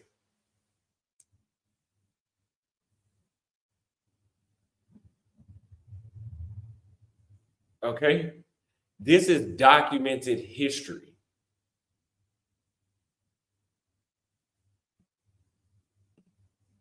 Okay, written by the people that did it. He's not doing it. All right, so just tell me, just send in the back chat. What's your Cash App in the back chat? Just send it in the private chat. I'll post it. I have a question to everybody. Floyd said the woman in Santo Domingo weren't attractive. Razor, make me a mod. Make me a mod real quick. And then Okay, all right. So you gotta put a comment then. I Basic put comment. okay as my comment. Okay, and yo, we got a $20 super chat. The thick, nice body Hispanics likes and want the black man. Correct. The skinny model looking Hispanics wants the white man. It's a mutual argument. I would agree. Now, I've had no problem. Like here in Paraguay, there's no black people. Like if you see another black person, he's guaranteed to be a foreigner. And the women know that when they see me. They know that I'm not from here because there were no slaves in Uruguay. There were no slaves here. So they know the black people here are foreigners. Now, I haven't had a problem dating in any of these countries, except Argentina, but that wasn't a race thing. I think they're just flaky. Like they're like that with their own men. But outside of that, Bolivia, no problems. Peru, no problems. You guys on the Patreon, it was a 4 days in Peru. Colombia, no problem. Brazil, no problem. But if we want to talk about long-term stuff, that's when the difference comes in. I still need to do that documentary at the Afro Venezuela I met in Peru. Because she told me in Venezuela, she had been programmed to not like black men. She had been programmed, and she told me why those women looked at me like that way. But we gonna save that. Oh, I have a Floyd question said for the you. woman in Santo Domingo weren't attractive. Elaborate, Floyd. So you want to elaborate? You said that, Floyd? You said they not attractive? Not as attractive. Like I look at a lot of these women in Santo Domingo, and they're just not. Maybe I'm in the wrong area, but the women I've been seeing lately are not as attractive as Colombian women or Brazilian women. Like the body is just not there. It's weird look. It's just not there. Okay, the way they act, you would think they were a 10. You know what I mean? You would think they were a 10. They act too bougie. Like it's like they like I was talking to a chick and she just gave me the cold shoulder. I'm like, Okay, go on mute, Max. Go on mute. They got Yeah, he all right. He just put your cash app. Autowell just came through, put the cash app in. So go ahead. Yeah, hey, So guys, salute y'all to the guys agree panel. women are Yeah. just they act too Americanized.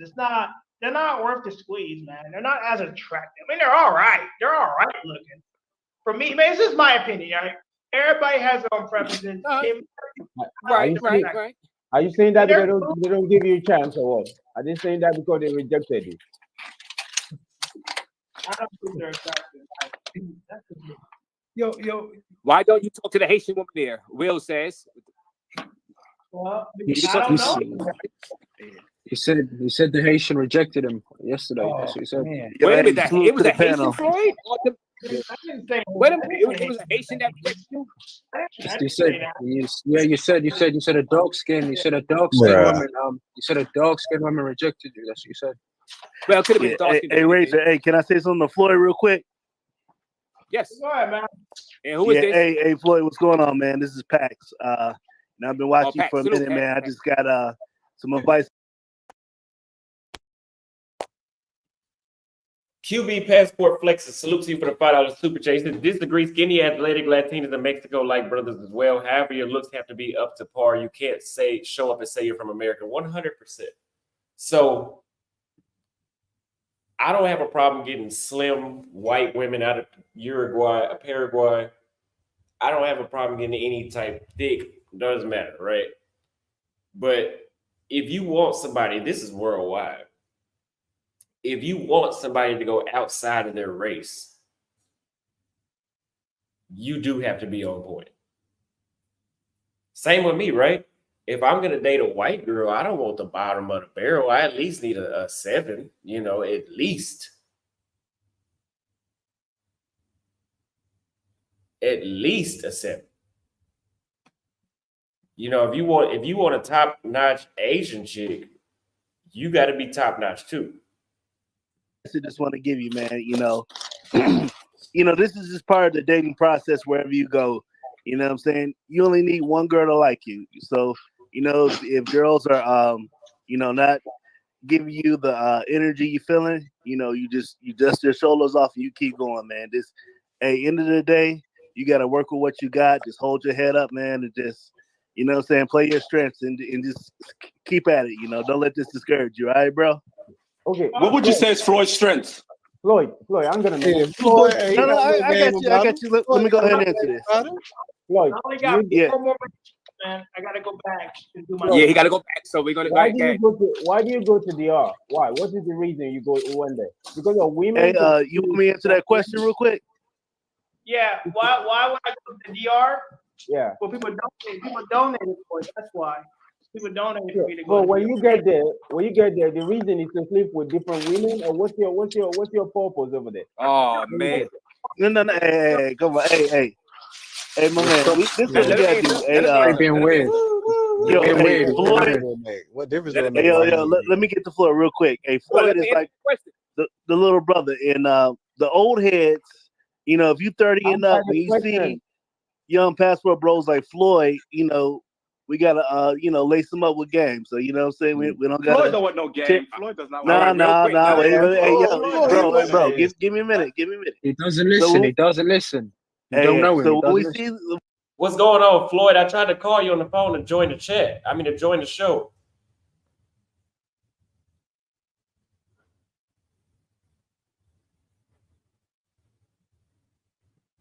when we see young homies like Austin and Floyd, man, what we gotta do is, we just gotta lace them up. We gotta be big brother, and this is just, we hand down the information. You know what I'm saying? Hey, Floyd, you a genuine dude. Wherever you go around the world, you're always yourself. You just always the only version you can be is you. That's when you're your best version. All right. Floyd, you didn't answer my question. Hold on, guys. Yeah. He has only a few minutes left. This is just cash. Guys. Razor, could you let relax. that Hold on, guys. Hold on, guys. Oh my God, guys. This is cash right here. All the wheel came through. Austin, help Floyd. They're talking about him like crazy. I just told Floyd to call Floyd, in. Thank you for the super chat. What are they donating to your Cash App for, Floyd? To let them know what they're gonna. This is your chance. 440 people watching. Floyd is in the building. Foreign only. This is your Cash App. What are they donating for to the Cash App for, Floyd? Go. He's a scammer. I show people the dating experience, the culture, and the food. I Well, you show can't you the get to me. realism of being overseas. Hold on, let him talk. I show you realism. I could crop a video together and put one up on YouTube, or I could put it live on YouTube what my experience He is. doesn't do that. He doesn't do that. He sits in his Airbnb and he burps all the whole life. Hold on. Let him go. Let him talk. Let him finish. Let him finish. He's a liar. He's a liar. Let him finish. Let him finish.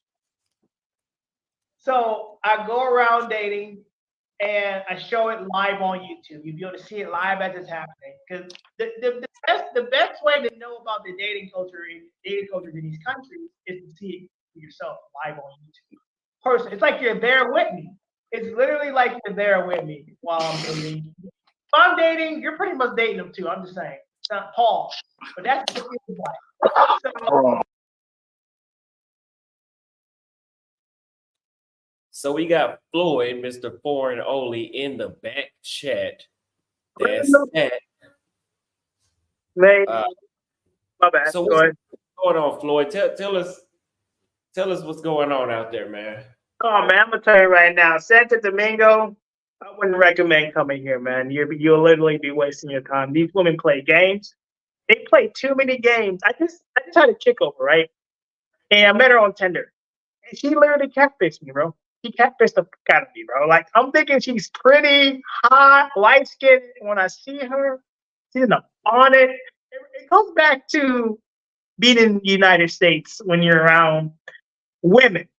Women of my color, right? In my neck of the woods. I want to be careful what I say here.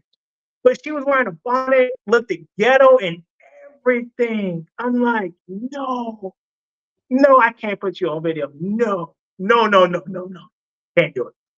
But yeah, they act like they act to American ties over there, man. They act like American women, and it's just not worth it, man. So I'm headed to Sosua, and people are saying that it's pay for play, that it's worse. I don't know, but if it don't work in Sosua, I'm going back to the United States for about a month to refresh up. Gotta get this money up some way, somehow, man. Gotta get everything back to working. You know what I mean? Gotta get back to the States, take care of everything I need to take care of. Get my birth certificates, get my debit cards, apply for credit cards, get everything I need done. And then I'll be heading back out, probably head to, probably Asia or Europe or Africa. Maybe you never know. You never know. But I'm not coming back to this country, this city, Santo Domingo, Dominican Republic, is a do not return. I will not return. Well, let me tell you this. If you go to the sewer, you cannot fail on this. I hope not. Yeah, if you fail as the sewer, Floyd, I don't give a fuck if you got to fake it. I already let people know, man. Worst case scenario, man, and I'll be the first one to admit it. If I can't fail leaving Dominican Republic. I mean, I had a chick over, and we did our thing, of course, because I was like, fuck it, I'm desperate. You're already over here. You know what I mean? Let's go ahead and do our thing. And we're supposed to meet up later, and she wants to go to Taco Bell. So I'm gonna take her to Taco Bell. I told her to dress nicer, look better, so I can put you on my video. So we're gonna get some vlogs because I told her straight up, I'm not putting. Smash her first, then put her on I video. already did. I already smashed her. Oh. I just had her over not that long ago. She had to go back and change her clothes. She looked like she was like, I swear to God, bro, she looked ghetto as fuck. Like, I mean, she looked ghetto, like really, really, really, really, really ghetto. It wasn't right. Like, I couldn't do that. I was like embarrassed. Like when I saw her, I started going like this. I'm like, oh no, you didn't wear that. Why would you wear that? I'll send you the video. They said 4 days, same polo, no shower. KG, thank you for the super chat. KG. Now, Floyd, you do know that we just played the video. You did have on that same polo, man. You did have Hey, on that. you know what? It's part of my new character, man. You know, you look relatable when I take a shower and I put this, I put the shirt on, I clean the shirt, you know what I mean, stuff like that. So I don't see what the issue is. I don't see what the issue is, KG. Just John said get paid B-Dub on the panel. Put B-Dub on the panel? Now, B-Dub, do not roast Floyd. Because we know you're good at roasting. Do not roast Floyd. We got to give Floyd. You remember them K1 races you was talking about? We got to get Floyd to one of them races, man. You can't come over here roasting Floyd now. Floyd, we got to avoid. Man, you know about B-Dub, man. I mean, he's a good guy, man, but I'm gonna be real with you, man. I'm not. If he starts talking smack, I'm leaving. I'm going. I hate to be that guy, man, and besides, I got a date. So I'll talk to him for a little bit. Let's talk. Yeah, but let's have a. He said you're not embarrassed by the studs, though. Okay. Nah. So we got B-Dub. I just be fucking. Tell him like it is, but don't roast him. No. I just be fucking with Floyd. I was gonna say something. I hopped on Razor Rays for a quick minute last night. That was a good time. There was something else I was gonna tell you guys. Floyd, good to see you, man. I just be fucking with you, man. Don't take me serious. You know I got a lot of love for you, and yeah, I just be joking with you. Nothing to get all bent out of shape for. Hey, Austin, are you out of the country now? I'm in Asocia, Paraguay. Ah, okay. All right. Man, that shit looks sleepy as fuck. Is it really worth it? It's really that good, huh? It's good for what I want it to be, right? Like I said, the peace, the quiet. I hear the same bird chirp all day, every day, no matter what part of the city I'm in. You got women here. You got women here just like all of South America, but I mean, really, if you come to Paraguay to try to run through chicks, eventually it's too small. Right. You're gonna have to stop. By the time you get to 15, you probably gonna have to stop. Yeah. Yeah, I feel you. Well, that's good, man. I'm glad you found a place that you like. Floyd, I'm at where you're at with Santo Domingo. It took me 1 week before I really started to like and appreciate that place. So I can give you some places of where to go and you will actually enjoy Santo Domingo. There's this place you have to go to, but Monday is the greatest day. It's lawless. It's like Crazy Mondays or something. I'll pull it up and get it to you in Austin. I promise you, bro. There's a couple of places in Santo Domingo that I can send you to. You be like, all right, well, it ain't as bad as I thought it would be. But it does suck, and it does take a lot of getting used to. And honestly, to tell you the truth, it's expensive as fuck for what it is. When you go out to those bars and you buy some drinks, you're like, God damn, they're really hitting us with the gringo price, especially in that downtown, but it's still a good time, Floyd. Go to the central city, put in some hours, but you're going to be successful, man. I promise you. Go to the center city. I'm going to tell you a couple places to go to, and you're going to do all right, man, honestly. But you got to be patient with Santo Domingo. There's too many fucking Americans there, man. So you're going to have to put in a little work. And stay away from Sosua, man. Go to Punta Cana. Yeah, I was texting a chick, so Edward Jones, Sua is paper play big time. Yes, yeah, we know that. go to Punta Cana, Floyd, and check out Sasua too. Someone like a me or a Austin would hang out in Punta Cana. You may like Sasua better, but I think honestly, I don't know, Floyd. I think you would like Punta Cana, man. I think it would check put a it out. smile I'll on definitely. your face. And they got more Russians over there. They got a bunch of Russian and Ukrainians trying to hide from the fucking war because they don't want to get snatched up and put to the front lines, both of them. So they got a lot of hot Ukrainians and Russians that are there because they can go there one way buy a one-way ticket, and there's no limit to how long they can stay there. Dominican Republic just lets them stay there. So Sisu was full of I'll say it, niggas. I said it, is full of niggas. And if you want to get away from, if you want to run from a motherfucking nigga like me, go to Punta Cana, man. Seriously, you don't want to see a bunch of black Americans everywhere, do you? Like, fuck, you're coming back to America. What do you need to see a damn nigga for? Like, for real? Yeah, I mean, come on, Floyd. You know better. Yeah. I'm telling you this because I love you, Floyd. Go to Punta Cana. Stay away from niggas. In fact, Yoga, his ass is going to get knocked the fuck out in Sasua for the October 31st. The damn Nakmeezy. I'm looking forward to seeing Nakmeezy knock that nigga out. I really, really am, Yoga, you ugly bastard. Yeah. Yep. So, Floyd. I'm sorry. Go ahead, sir. No, we're gonna go to Sasua for a little bit. I ain't gonna be there too long, but I will try other cities in Dominican Republic. But it's good. The base. Go ahead. Shit. You only need to see 3: Santo Domingo, Punta Cana, and Sasua. I've never been to Sasua. Like I said, when I travel, I try to go places where there's the least amount of niggas, right? Mm-hmm. But you and Austin are a little bit different than me, and there's nothing wrong with that, right? But something tells me you're gonna like Punta Cana better because it's a better place. But Sasua is just, you know what? There's a bunch of that in Punta Cana, but it's just not so blatant and in front. They have these nightclubs that you go to in Punta Cana, and every girl in there is working. Every single one. Also on the beach, they'll approach you too. You'll be chilling, taking a little nap, having a little drink, whatever, and they'll come up to you, nice girl talking to you, blah blah blah, and then before you know it, you find out what she really is. You'll find that in Punta Cana, but not to the level that you will in Sasua. Yeah, I heard about it being pay for play there. So I mean, it's only one way to find out, just to go and see.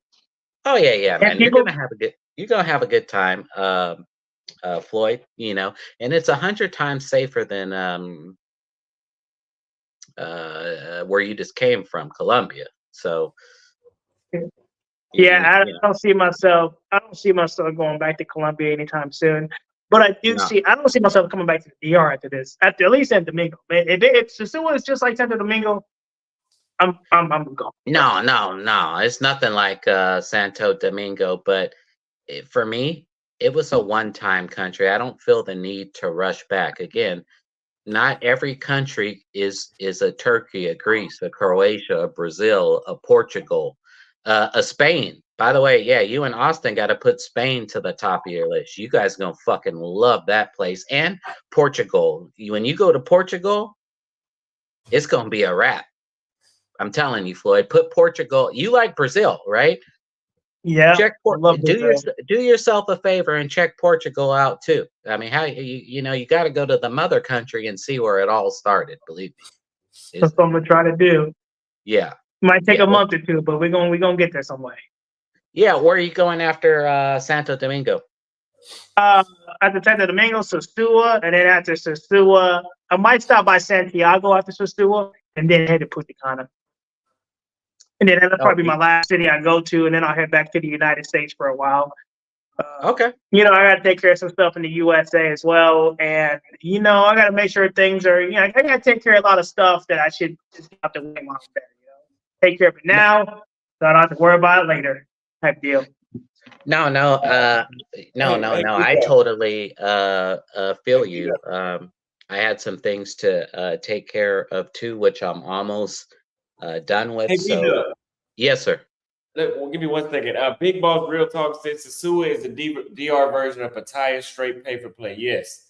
Floyd, have you showered yet and moisturized your face? Thank you for the super chats. All right, T. Yes, I'm not answering any of your questions, bud. Oh gosh. You know, there was something else I was going to say. So you're going back to Santiago. You're going to go back to Chile. No, Santiago, Dominican Republic. Dominican Republic. They got Santiago. You mean Santo Domingo? Santo Domingo. No, Santiago. Oh, I didn't know they had a Santiago in the Dominican. Oh, well, shit. Damn, I just learned something new. Okay. Yeah. Well, yeah, man. Well, good. It's good to see you, Floyd. Honestly, I'm glad you're doing well, and yeah, it's good shit. Good shit. I'm doing all right. Hey, Austin, I appreciate you letting me on the panel. I gotta text this chick back. And I hate Hey, popping in Austin, and I'm out. gonna try and dig up some places for Floyd to go and enjoy himself in Santo Domingo. It's not as bad as you think, Floyd, but it does suck. But your last few days there, I'm gonna send you out with the bang, my friend. All right. Hey, Austin, I gotta head out. Let me text this chick real quick, and if she ain't on anything, I'll be right back. Okay. All right, man. Do your thing. Austin, what's going on with you, man? See, like I haven't talked to you in a minute. You've been doing your thing. I heard you were on DC Born Rob. I didn't know that. DC's my friend. He's a good dude. Yeah, I was on Razor's panel. He jumped on with some extreme smoke. Really? Yeah, he said he's gonna slap the shit out of me. Really? Yeah. Why? Because I called him a nigga. But that's because he kept talking. He was talking. He was giving me something to respond to, but he would go on and on for like 5 minutes. And I was like, "But this nigga shut the fuck up." And then he couldn't hear me that whole time, but he heard me when I said that. Wow. He's like, "I'll try to Dallas and slap the shit out of you." Wow. That doesn't seem like Rob. Wow. Wow. Okay. That's that's out of his character, but I guess something, like you said, you used the word nigga and that set some people off. I said a few things last night that set people off, but I seem to do that quite often, What'd you say? I seem to do that quite often, but honestly, I don't give a shit, right? I got to keep it real and keep it authentic. But I will get bouncing again here in May. I already paid for some stuff in Paris and in Brussels, but that's for July. But shit, I'm gonna get to Europe before July. But I want to see a couple of things in Brussels and in Paris. But anyways, to make a long story, I'm heading back to Europe sometime this month or the first week of June. I'm pretty much done and wrapped up everything I needed to do here. My girl still has some work and shit that she's doing, but we'll see if she can make it for the rest of this extravaganza. If not, hey, shit. That's why you got to get a job that's remote. You know what I mean? So it is what it is. But yeah, I'm heading back to Europe, the promised land. So where are you going to be come June, July? Where are you going to be? I'll be in Turkey in June. I'll be in Europe too. Oh, okay. All right. Good. So you're flying into Istanbul, I would assume. Yeah, Istanbul, and then I'll either go east or west or south. Okay. So well, if you go east, you got to stop in the capital. What most people think is Istanbul is the capital. It used to be for a couple of thousand years, and then they moved it to Ankara because Ankara is better strategically placed in case of an attack, right? Whereas Istanbul is not, being right in the middle of Europe and Asia. Anyways, to make a long story short, if you do head east, you want to stop in Ankara. B-Dub, can you talk a bit about Oktoberfest? If you're talking about Munich, Germany, yes, that's a great fucking time. If you have not been to Germany for Oktoberfest at Munich, you are making a very sad mistake with your life. I think that all of you guys that are listening to this show right now should probably put the Fresh Festival in Croatia to the very top of your list, and the Oktoberfest in Munich. I would say are probably two of the greatest events to experience, but also they have this great music festival. I forget the name of it, that takes place in Cappadocia, Turkey, and it's crazy. It's absolutely crazy. When I remember the name of it or I get the name of it, I'll be sure to get it back to Austin and share that with you. But Oktoberfest, Just John, put that to the top of your list. And the bitches in Germany in Oktoberfest is ready to go right now. Say ready to go right now. Yeah. I'm getting my John Legend on. Yeah, that seriously. So also, let me tell you, for you pay for play guys, Germany is the greatest place in the world because Germany is the biggest brothel in the whole entire world, even more than Colombia, and even more than Dominican Republic, and even more than Brazil. So again, for you pay for play guys, Germany is the place for you because it's legalized and they got hundreds of thousands of those type of employees throughout the whole country. So have a good time, enjoy yourselves. I know you will. So yeah. What other questions do we have? Let's see. Well, I just know this. I'm very excited to go to Turkey. Very excited. Oh, you reminded me. So I said to go to Ankara, right? Yeah. To go to Ankara, which is the capital, but then you want to go to this other town called Trabzon. But you want to make sure that by the time you get the Trabzon, you already have a girl, or you hit the streets and you find one, because Trabzon is absolutely fucking beautiful. Like, bro, it's mind-boggling beautiful, and you don't want to be in a city that beautiful without something keeping you warm in bed. Believe me, bro, it's very romantic. It's one of the most sought after romantic cities in Turkey, but you have to go to see it. But the reason why I tell you, if you go east to stop in Trabzon and stop in Ankara, is because now you're approaching Batumi, and Batumi is spelled Batumi, and that's in the Republic of Georgia. It's their version of Las Vegas, but it's Las Vegas meets Russia meets the beach. So it's wild. In Austin, you would have a great time there. You also want to see Tbilisi, which is the capital of Georgia. Stay there for a bit, and then you want to hop on a plane to go see Kim Kardashian in Yerevan, Armenia, because they got a whole bunch of Kim Kardashians running all through Armenia. The only difference is that these Armenians are clean. You can put your mouth down on them and you ain't gonna get no STD in the mouth. Yeah, them is clean girls in Armenia and Georgia. Yeah, them is brand new, not ran through like you dirty, dusty, nasty American girls and you dirty Colombian girls in Dominican Republic. They don't make them type of bitches over there, guys. So let's review this video really quick. This Sure. subscriber wanted me to review this video. Passport bros are being ran out of Colombia, but it's not by the group that you think it is. It's not the government. It's Also, this is one master teacher, by the way. Yeah, I know. I've been watching him for years. Locals.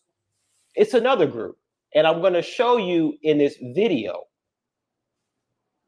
Check this out. All right, so this is in China. All right, and I'm just going to play that video because this is embarrassing.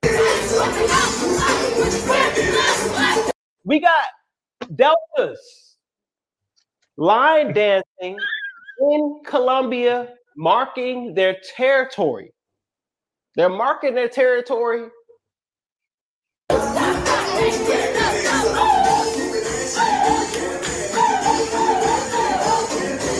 You can see the Colombian people are in the club looking like, what is these women doing? What are they doing?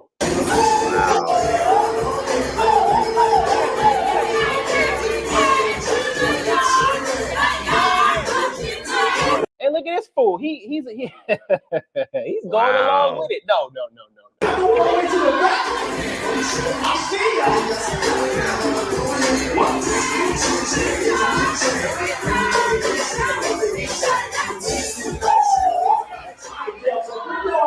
All right, so let me get this straight. You fly all the way to Cartagena. Let me get to the big screen. You fly all the way to Colombia. Let me tell y'all this. I think it's safe to say Cartagena and Medellin are done. Thank you. Now, who tried to tell you this? You tried to tell me that, but I've been since I went there, I'm seeing it. Yeah. And guys, I'm going off camera for a minute, but I'm still here because I was shaving and getting ready to take a shower. You know what I mean? But I'm still here. But I want to talk about this because you know what I'm fitting to say. But I'm gonna clean it up for you as best as I can. Okay? All right. You know what I'm fitting to say. You're not going for the culture. You're not going to immerse yourself with the locals and eat local food and all this type of stuff. You're going as a group to to spook folks. That's exactly what this is. I did a video. I said, Black women are going to Colombia and they're stalking passport bros. I did a video on it and I got a lot of hate on it. A lot of people got mad at me about it and said, oh, MT, it can't be true. It can't be true. How do you explain this? Do you want to successfully date women abroad?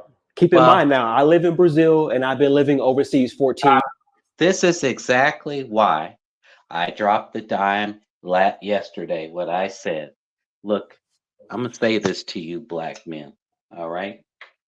Run away from these ghetto, hood rat, non-girlfriend, non-wife material trash. You see, this is the problem with America and American culture. It's trash. Every goddamn where Americans go, they export weapons, drugs, violence, ghetto, this trash. I mean, I can't think of anything good really at this particular point in time that America exports that's actually beneficial to the world and society. And there you go, gentlemen. There you go. You just saw the shit that America is exporting to the rest of the world. And did you see them Colombians' faces? They want to murk them bitches. If they could get away with it right there in that club, they would Medellin all them hoes, but they just know they're in a club and that they can't do it right there. You saw their faces, guys. These are the type of, like I said, if your ticket does not cost at the bare minimum $1,000 or more round trip, and that's for coach, and a nigga like me can't sit on a plane for no 8, 10, 12 hours in no coach. But I'm saying if you can't afford the $2,000 or $2,200 for the premium economy seats, no problem. You fly coach, but make sure that goddamn ticket's at least $1,000 or $1,200. If you don't spend that type of money on your ticket, do you see the type of shit that comes and follows you? They can't take a goddamn hint that we don't want they dusty, dirty, fat.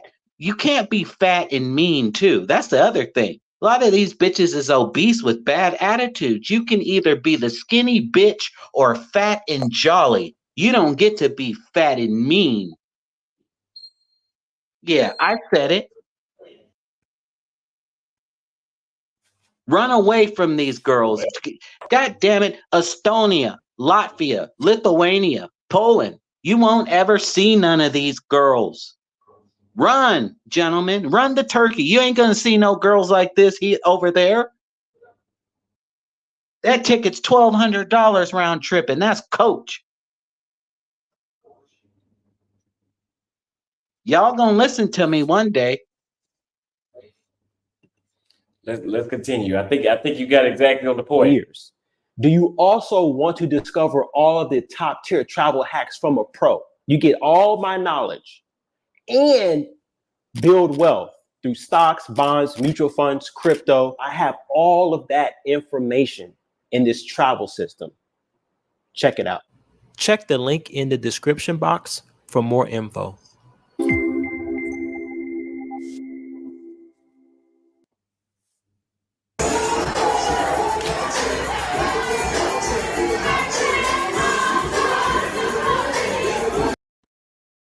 C-Man said, why is bitches dancing so offensive? This is OD.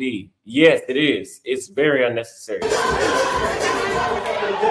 shit looks like a goddamn monkey convention.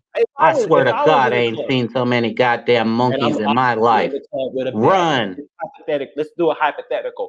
I'm in a club with a baddie. We got a little VIP table, right? A Colombian chick. And she's looking over there. She's like, what's going on? And I'm gonna tell the Colombian chick, I'm gonna say, hey, remember that conversation we had about 2 weeks ago when you asked why I moved to Colombia, why I don't want to deal with women in the United States? You remember that conversation we had? This is why. High levels of ignorance. I don't see anybody in here that's attractive. They're drawing unnecessary attention to themselves, trying to boast and brag. Nobody knows what the sororities are in Colombia. It's just really an embarrassment, man. It's an embarrassment. Okay? It is an embarrassment. And this highlights why, hey, man, if I saw this, if I was in Colombia and I saw this, I would be ready to leave, because this is where it starts. They realize you brothers are going to Colombia, having a good time, dealing with some beautiful women, immersing yourself, taking advantage of the cost of living with the amenities, with the rent, with the food and all that type of stuff. And they come down to let you know, to market territory and say, hey, we got our eyes on you. We got our eyes on you. We're gonna hit the club with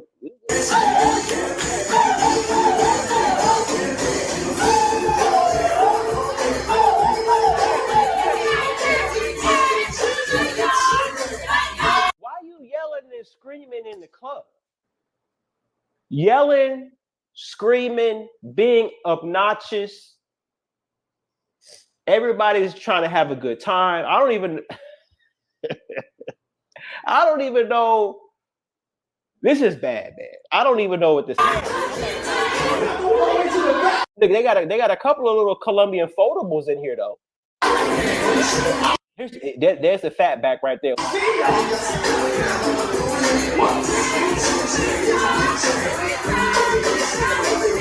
That fat back. Who let her in the club? Who let her in the club? All right. So this is an embarrassment. Okay. And you guys, I'm fair and balanced like Fox News. That's an embarrassment. That video alone lets me know that Colombia is getting too hot. You got the riffraff that is in the country now. They're acting a fool. All right. And it's not just the women, because people are like, well, MT, you always always attacking the ladies. You always attacking the ladies, but you don't give the pookies any smoke. Well, I got a little bit of smoke for you, for the pookie. Check this out. We got Bandman Quavo. Let me see if I can zoom in on this real quick. Give you guys a little close up. Okay, so we got Bandman Quavo he's counting his money, getting his Colombian pesos together. Y'all see that? Strip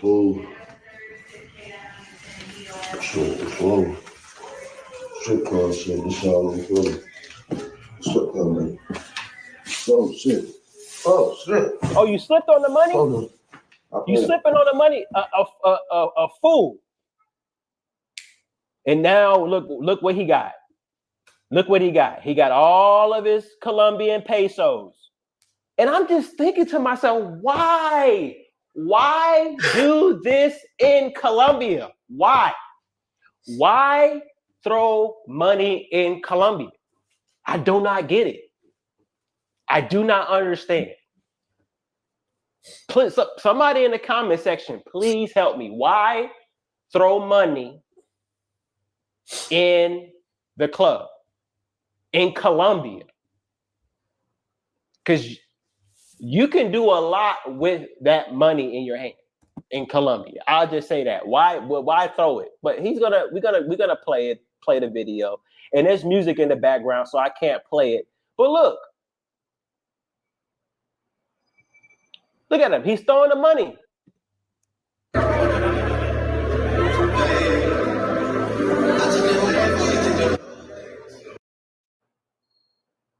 Look at that. He's throwing the money in the club. So look, it ain't just so. Long story short, we got ignorant brothers and ignorant sisters going to Colombia, doing the absolute most, line stepping in the club, throwing your Delta signs up, acting a fool, just like trying to turn Cartagena to Atlanta, right? Then you got the brothers, not all of y'all, but a good group of y'all doing the exact same thing, throwing money, acting a fool. Now, I will tell you this, and this is why I like living in Brazil, because you will not see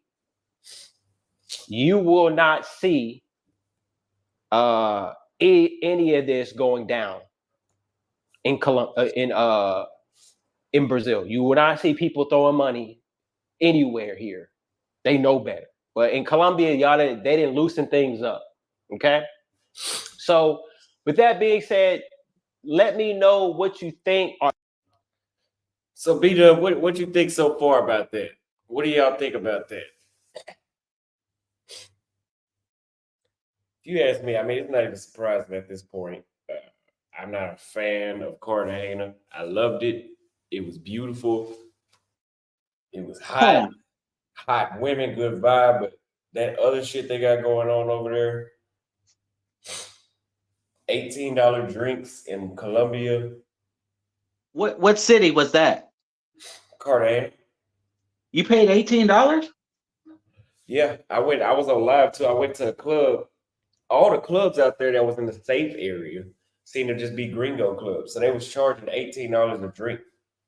Damn, I don't even remember. Well, actually, I take that back. They were pretty expensive, but damn, I didn't remember paying 18. If I did pay it at the hotel I was staying in. They got a nice rooftop pool, that big motherfucker right there on the main drag. I think that's the Marriott or the Hilton. But yeah, it was a little pricey to say the least. Man, people are still talking about that whole situation, like watching, like as you're in the main fucking tourist area, almost getting clapped, like fucking in the middle of 1,000 people and shit. Yeah, some niggas were even saying, God damn, I'm good on Colombia. What? It took Austin almost getting popped on live TV for you niggas to listen? Shit. It turns out the dude that did that, it turns out it was a dude that knew me that was pretending to be one of them. Oh, really? Yeah, he was the African. Oh, okay. Well, I want to say this going back to sorry about that, guys. I'm shaving right now, so if you hear the water, I'm sorry. Going back to this goddamn gorilla show you just got done playing. This is why I don't fuck with no nigga bitches. I said it. That's why every black girl I've dated has been a half-breed nigga. You know why? Just hoping that the white side drowns out that nigga shit. How dare you come to someone's fucking country acting like you just like master just let you free off the plantation that same day? And in fact, I think even when the slaves got freed, they had more respect for themselves and what they had been through than what the hell I just fucking witnessed on Austin's TV. And I even had my glasses off because I've been here trying to shave and I couldn't even believe what I was seeing. Thank God I wasn't even wearing my glasses to watch that shit. That shit was so fucking low trash and embarrassing. This is why I don't date no full breed, full blooded nigga girl. Yeah, y'all is just animals and trash. And the fact that you don't have no daddies at home to beat your motherfucking ass and get your ass in line even makes you worse. That's the only way I would date a full-blooded black American girl is if you had a fucking daddy at home. And evidently, all of these goddamn monkeys I just saw acting like they just left the fucking zoo probably don't even have no mama. Or if they do, her mama ain't shit. I can tell. Okay, because ain't none of my six sisters act like that. Not one. Yeah, they know what motherfucking time it is. They go to some goddamn other person's country and let my motherfucking dad catch this any of this type of shit. No. Y'all is pathetic. That's why I say, the black guys, the best thing you can do is leave these black American girls alone. Unless you get lucky like me and you get you a half breed nigga, and the white side does drown out her nigga side. It does. So she don't act like that. Yeah, she don't go out in public doing shit like that. I'm telling you. One, guys, if you go and date a black girl, make sure she has a daddy. And if she don't have a daddy, don't date her ass unless she grew up in a neighborhood like me, full of white people, where she learned to speak Her Majesty's language correctly. When she walks outside, she doesn't look like a goddamn Pokemon. You know what I mean by Pokemon. You know what I'm saying. Yeah, you don't want a bitch that goes outside looking like she's been poked more times than a goddamn porcupine has pines on them, do you, gentlemen? Respect yourselves. And the best thing you can do is to get away from some gorilla monkey nigga acting bitches like this. This was just shameful. Every goddamn day when I hop on this YouTube, it lowers the black race even further. Y'all are embarrassing and should be ashamed of your goddamn selves. We got a super chat right here. Tyrone S says 1MT is a hypocrite who promotes his sugar daddy lifestyle in Brazil, not Brazilian culture, but the vacationing sorority women are an embarrassment. Thank you for the $5 super chat. So we will be interviewing 1MT. By the way, today at 7:30 Central Standard Time, we have an interview with the lead attorney as well. So I'll be on his channel. He just tagged me on his channel. So if you guys want to see the lead attorney interview, he wants to interview me about my experience in Dallas, and we're gonna correct it with what's going on in Paraguay compared to Dallas. But we already know what it is. But I had to get a refreshment. So yeah, we'll be asking 1MT about his because I want to talk to 1MT about that. I mean, I have no problem with it. That's his life, doesn't bother me. But yeah, Well, say what you guys want about MT, but guess what? I ain't never seen him with some girls out in public that act like that shit that I just saw. It don't matter if he's paying for play or not. At least the bitches in Brazil have more class and more respect than just about any American girl. Say what you want about a goddamn Brazilian. Them women is classy, they're nice, they're kind, they're warm, they're beautiful. They don't act like that. Yeah, agreed. I would agree. Brazil stole my heart, still has my heart. There's been no experience that has came to 80% of what I've seen in Brazil. Yannette Simmons said, B-Dub, with all due respect, you should be in shape and healthy before you speak sassy about black women. Thank you for the $20 super chat. Hey, all right. Well, hold on. Let me respond to you.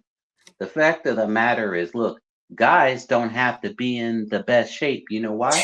Because we're the one with the money paying for shit. So if you aren't having to work as hard or pay for anything because when we're traveling or anything, it's me covering it. You should be the one that's more in shape. First of all, and second thing is this. Look, my game, my walk, and my talk, I don't give a fuck if you think that you're better looking than me. We could meet in any goddamn country, and I bet you I will outclose your motherfucking ass any day of the fucking week in just about any goddamn nigga or nigga bitch on this goddamn live. And we can put that to the motherfucking test. I'll meet Austin in Turkey or any goddamn country and let you motherfuckers come down there and let's see how many of you can outclose me. I don't need to be on Tinder or any of that Bumble shit.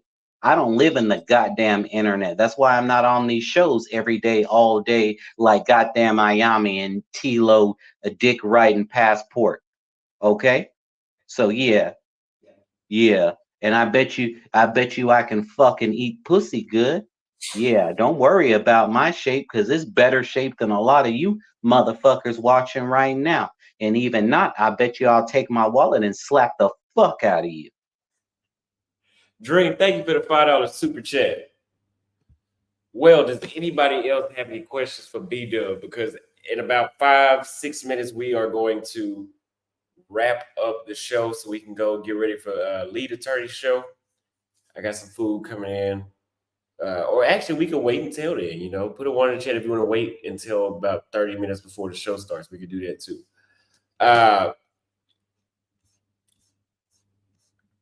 No ego balls, man. Just looking out for your coronary arteries.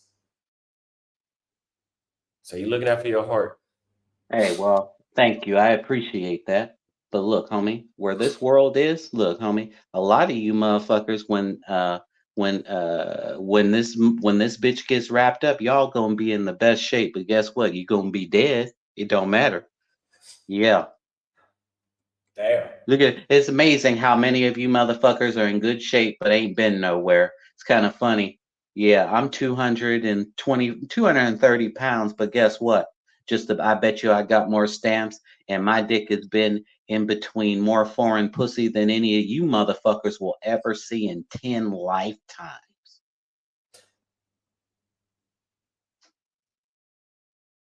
And that's without Tinder and all of this Bumble. Y'all is some weak, pathetic ass men letting the internet do everything for you. That's why you can't get no bitches. And that's why you're treated like a goddamn piece of trash because you don't have no game, no walk, no talk, no hustle. I don't give a fuck. I'm 230 pounds and I will outclose you in any goddamn country. Sweden, Estonia, Latvia, Lithuania, Poland, Croatia, Portugal, nigga, name the country. Name it.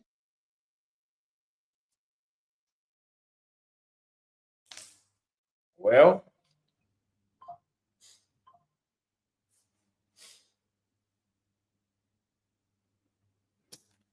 who else got something stupid to say?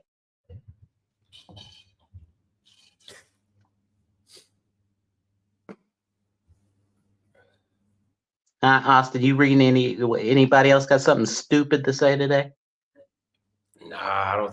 B-Dub, where do you get women outside of Tinder?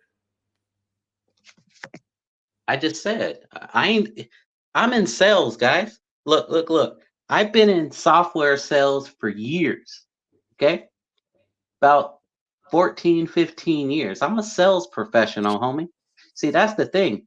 Look, homie, if it don't matter if a guy's in shape or not, if he has a walk, a talk, a confidence, he can make a bitch laugh. See, that's the thing. I got more personality than 99% of you motherfuckers. That's why when you guys try and come to these streams and try and roast like me, it doesn't come across like me. Your confidence isn't like me. Your comebacks isn't like y'all is weak.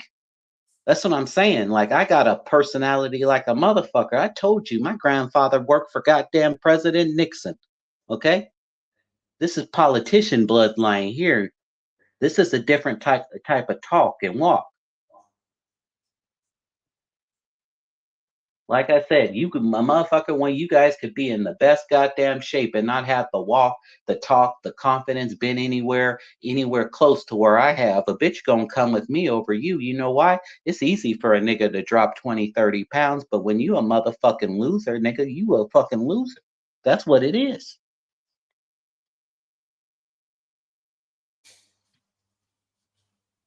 Right about that. Yeah, who else got something to say? Hey, does this thing automatically post the stuff so I can see on the screen? Nah, I put it up there. Johnny Anthem said $2. Thank you for the super chat. They say your grandma was Nixon's sex slave. What'd he say?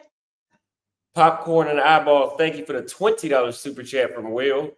How do you avoid Oh, Will HIV? again. Will be dropping money. He could drop Razor Rays 99. See that, Will? Whenever I come to the goddamn live, money starts coming. That's another thing these niggas need to recognize. When you sorry bastards get online, nobody likes you. Really? They don't enjoy what it is you have to say. One, because you only talk about bitches that you don't have and that you can't get. And number two, you can't drop these travel dimes like I did. I just dropped another travel dime yesterday. I told you motherfuckers about Ljubljana, Slovenia. Ain't none of you niggas ever been there. Knew that it was in Slovenia. You didn't even know the biggest person to ever come out of goddamn Slovenia, which is Melania, Trump's wife. I'm up here dropping dimes. Ain't no other nigga doing that type of shit.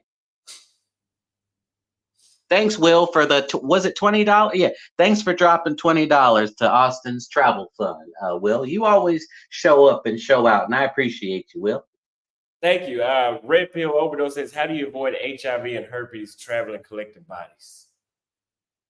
Oh, that's a good question. Well, the thing is with me, when I meet girls, I keep them right for a minute. Like like I said, I told you guys this before last night. My ex-girlfriend Marina is from Sofia, Bulgaria, and look, the women ain't ran through in Bulgaria like an American or Colombian or Dominican Republic girl. Okay, my other girlfriend was from Sarajevo, Bosnia.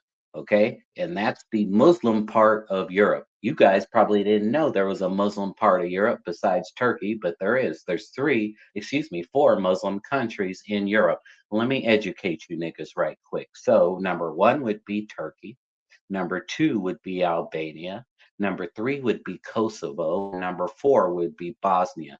My ex was from Bosnia. Okay, we lived in Greece together. In fact, my other girlfriend who lived in Sofia, Bulgaria, she moved with me to come live with me in Greece as well. So I don't be just running through bitches. When I meet a bitch that's cool, treats me with respect, got good pussy, knows how to cook, and doesn't talk back, like, which is pretty easy to find in Europe, way easier than it will ever be in America, I keep her. I don't need to keep running through a billion girls, because you're right. I don't want to get the gift that keeps on giving. I don't want the HIV or the herpes. So I appreciate the question, sir, and hopefully I've been thorough with my answer.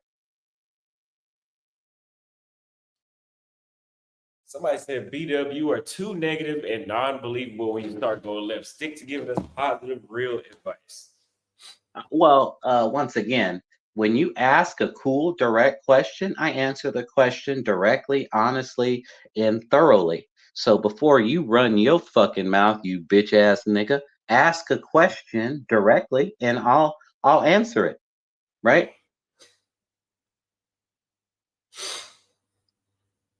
Yeah.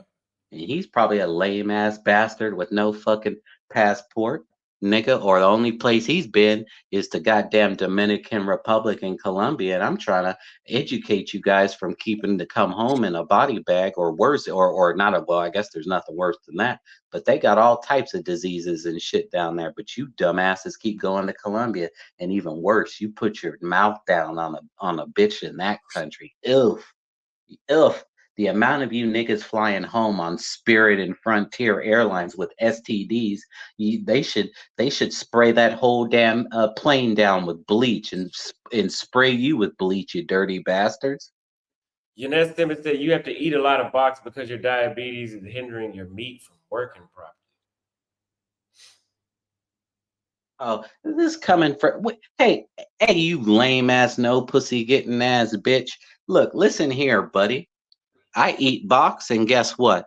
My girl's box tastes like strawberry. You wouldn't know because you don't have a girl, nigga. Yeah, only girl you have is by watching porno, you lame bastard. Ain't no bitch fucking you, nigga. Cause you ain't nowhere, you ain't been nowhere, you ain't got shit, you ain't shit, and you ain't never gonna be shit, nigga. You keyboard warrior bastard. Never seen your cocksucking ass come to a live and bring your bitch ass to the live right now, nigga. And I bet you I look better than you. Yeah, nigga, I just got done shaving. Yeah, I bet you I look better than your lame ass nigga. Come to the live right now, but I bet you your bitch ass won't. You cock sucking transgender loving bastard. Yeah, that's at you. Yevets Imonis G. Yeah, what kind of bullshit name is that? You sorry fuck. Get out of here.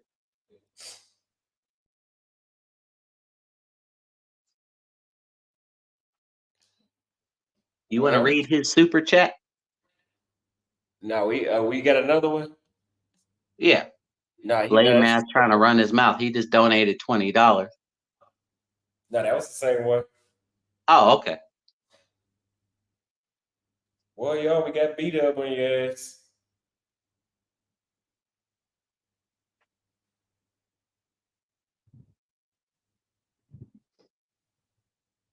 Yeah, nigga. And some of y'all is skinnier than me and sit at the gym and shit, and y'all still don't have no bitch. Yeah, your bitch ain't fucking with mine, nigga. That's pathetic. You swear to God, you niggas is all at the gym. I'm starting to think all you motherfuckers that spend time at the gym is broke, right?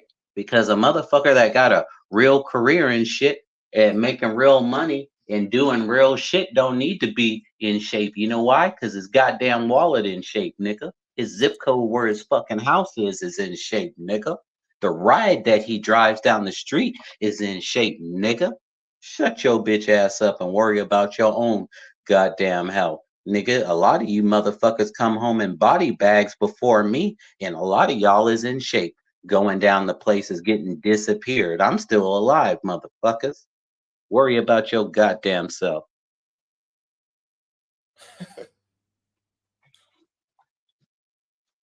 I Damn. would think I would think these motherfuckers would learn to stop playing with me, Austin. But you know what? I know they like this shit. They know to fuck with me, and then I'm not, and that I'm gonna respond. They know.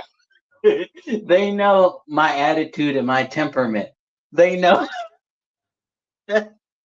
They know. Yeah. Who else? Who Be else wants some quiet smoke? about Europe. I don't want these passport bros messing up. Is what Pat Dewitt said. Oh, When they okay. mess Well, up, we don't have to worry about that, Pat, dude, because most of these motherfuckers is so lame. They fly on Spirit and Frontier and can only afford $300 and $400 plane tickets. So when I drop dimes like Yerevan, Armenia, Tbilisi, or Batumi, Republic of Georgia, when I'm dropping Trabzon, Turkey, Ankara, Antalya, Fedihi, Mamaris, Chesme, you don't have to worry about it. Gothenburg, Sweden, Tallinn, Vilnius, Lithuania, Riga, Latvia. Look, you don't ever have to worry about it being flooded by niggas. That's why I dropped these dimes. Because look, ain't no niggas ever gonna be in no Minsk, Belarus. These dumb motherfuckers don't even know the capitals of their own states. They can't even. These niggas is so dumb and pathetic. They don't even know their own country and their capitals and their states. That's why they only go to Dominican Republic and in Colombia because they sorry. It's the only place they can get love is by buying it down there for 50, 40, $60. So I dropped these dimes because I know I ain't never gonna run into the majority of these niggas listening to this stream right now. So yeah, I 100% concur with you, but these motherfuckers, look. I dropped these dimes on purpose because they ain't never going. Like they ain't never going to Dubrovnik, Croatia. You know, they ain't never going to the Fresh Festival. We don't have to worry about these niggas ever coming nowhere where people like you and Austin and I would frequent and make really like our main home base, sir. Yeah, they're of a different class and a different ilk, and it's lower. That's why they act like this. Beat up, you know, people are recording this rap from Lion Tail. Thank you for the $2 super chat. What'd he say? He said, you know, people are recording this rap. Yeah, I don't give a fuck. What would I care about that shit for? I said it, motherfucker.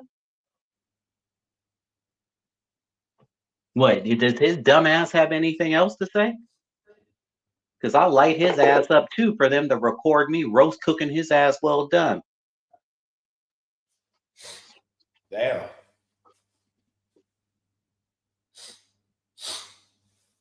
Well. Yeah, I'm looking so good right now. Now that I got all that hair off my face, yeah. And again, I want to challenge you, you ninjas. What country y'all wanna meet in? Let's see how many bitches y'all get versus me. I'd be sitting here trying to help you bastards save your lives and tell you guys some new travel places, but all y'all want to do is talk shit and not appreciate a nigga.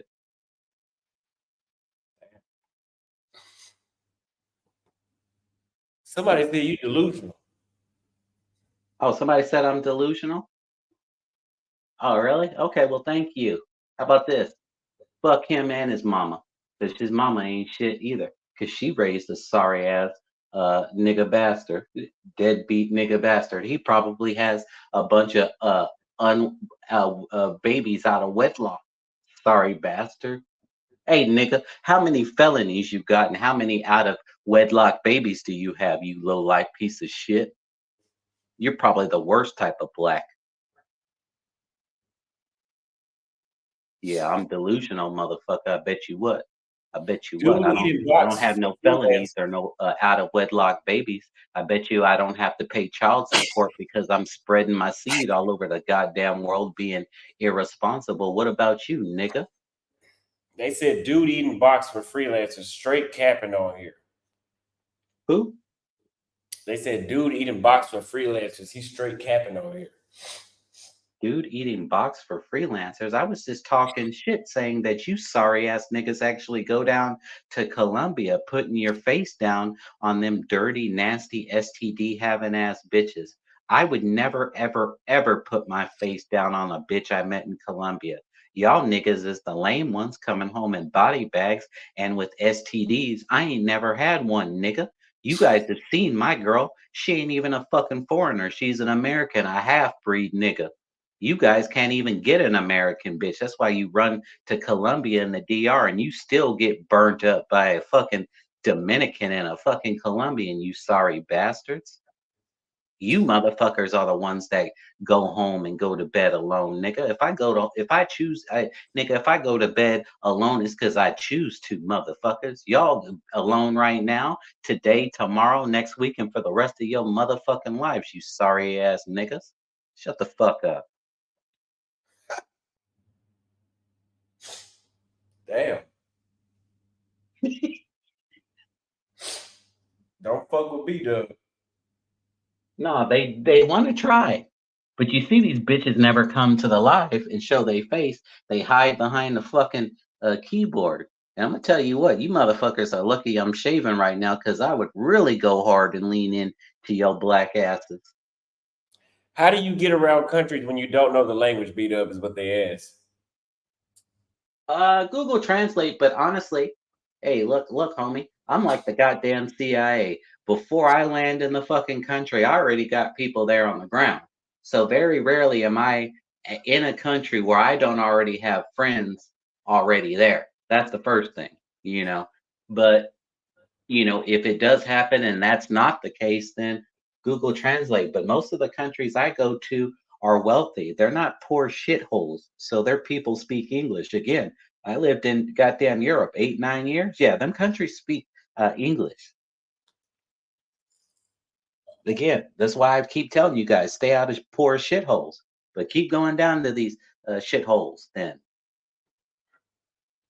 because honestly, a lot of you motherfuckers I never want to see or meet in any of the countries I frequent, because you're gonna be exporting that American shit over there, fucking up their country like you fucked up this one. And I swear to God, some of you niggas need to go back to the plantation. The white man should have never let you motherfuckers have freedom. Some of you niggas. I said it. Seriously.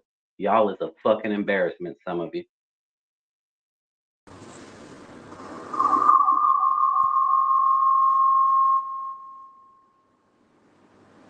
Hey, B-Dub. Yeah. Hey, B-Dub, does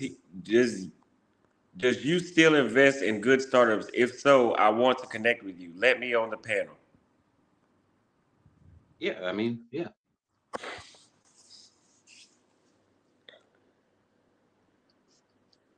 We'll let him on panel real quick. Sure.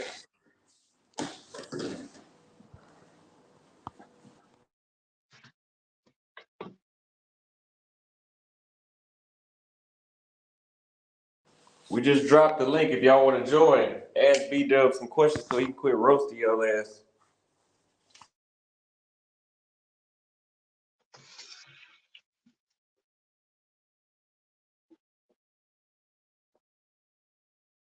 James Morton, thank you for the $5 super chat.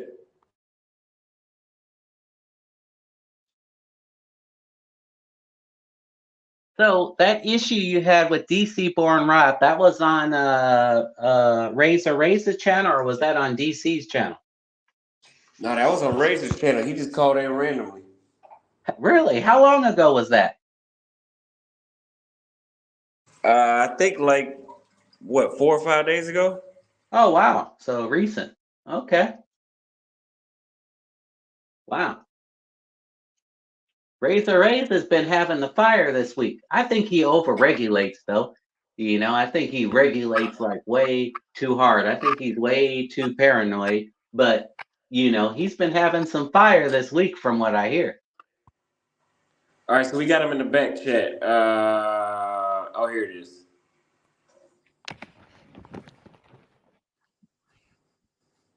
You all. He's on? Yeah, he's not saying nothing. Yo, you can hear me? Yeah, we can hear you, sir.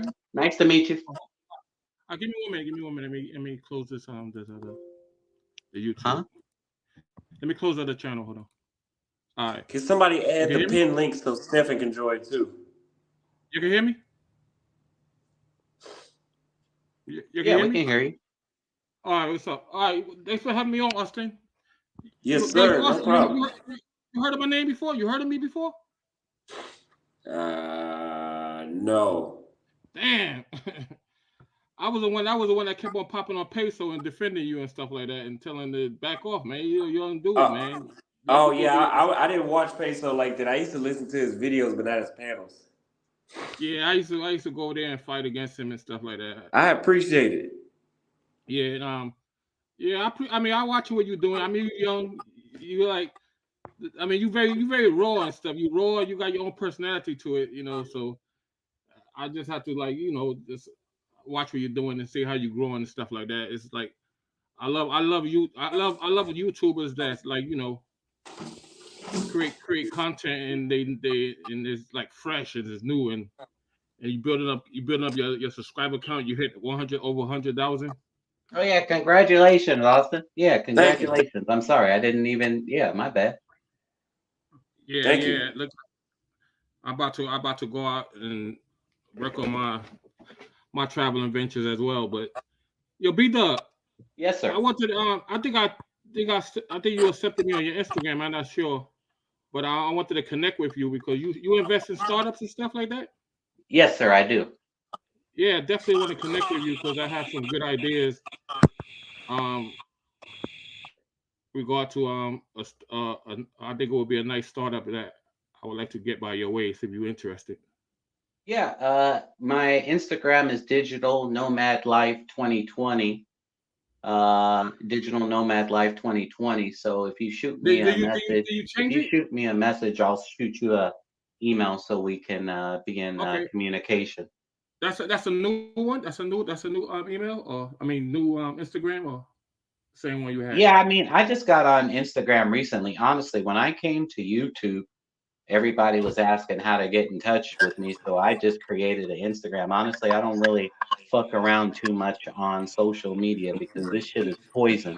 But, every now and then I will come to these lives and streams to drop some travel tips and to talk a little shit. But man, a lot of this shit is poison. I like what Austin's doing, but goddamn, he got some haters like a motherfucker because I was waiting around uh, and I wanted him to meet my girl too. I was waiting around for a minute in Nicaragua. Man, San Juan del Sur is everything you expect it to be, if not even more. We had a motherfucking blast. In fact, out of all of Central America that we've seen, San Juan del Sur in Nicaragua was our favorite. And Managua is an amazing capital. And we went to another city, I think Antigua or something. It's no, that was in it skips my mind. Anyways, make a long story short, San Juan del Sur was absolutely amazing.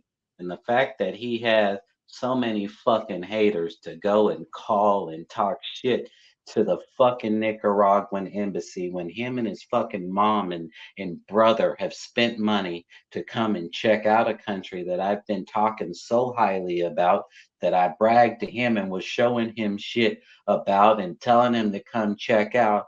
He comes there and he can't even get in Nicaragua because of you low life hating ass pieces of shit. I hope you motherfuckers die slow, whoever did that shit. That was so fucked up and cowardly and just shady. You are a low life piece of shit. Okay?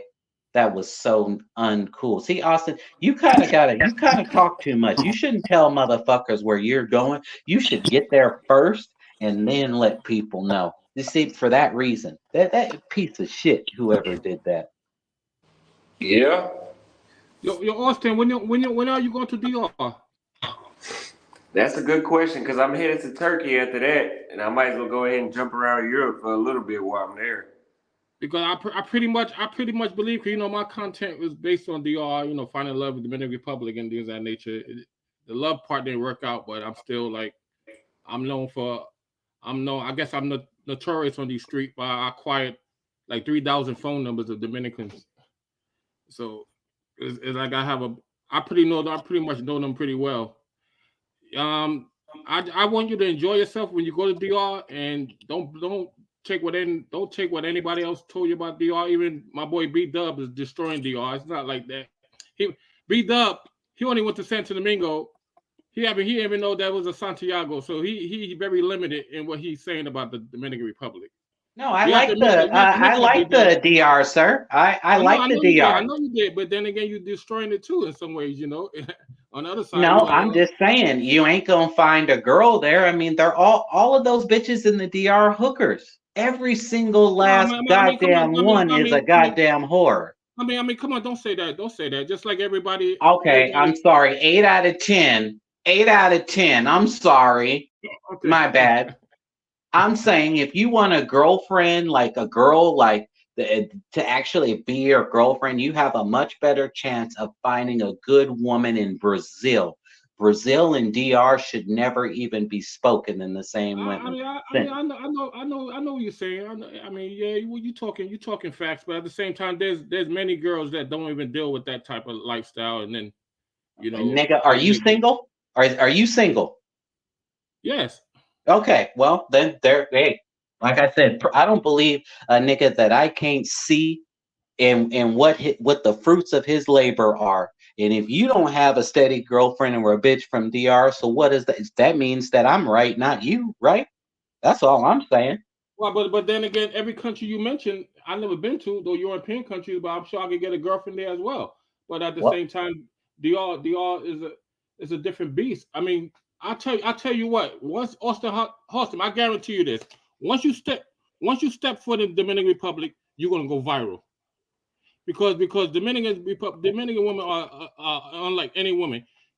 And think about this. They are small. They are island, right? They are island, and they compete against the big four: Brazil, Colombia. You still hear DR in there. So that goes to show you that DR is to be reckoned with. An Well, island? yeah, It's yeah, just okay, only other I'll country? agree with you on that. The only thing is this, sir. The only difference between a Dominican and a Colombian is the Dominican ain't gonna set you up to get murdered. Okay, that's the difference. Austin's gonna come home alive when he goes to the DR. I can't tell you he's gonna come home alive. He keep fucking around with Colombia. That's the only difference. But them bitches is just as scandalous.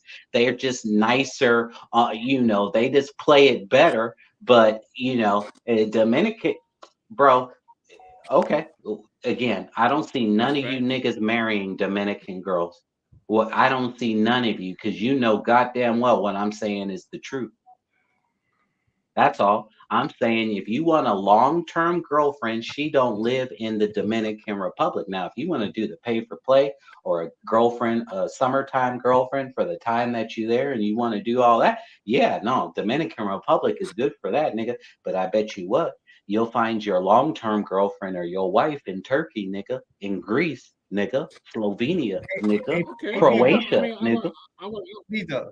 Well, that's why I'm definitely contacting you.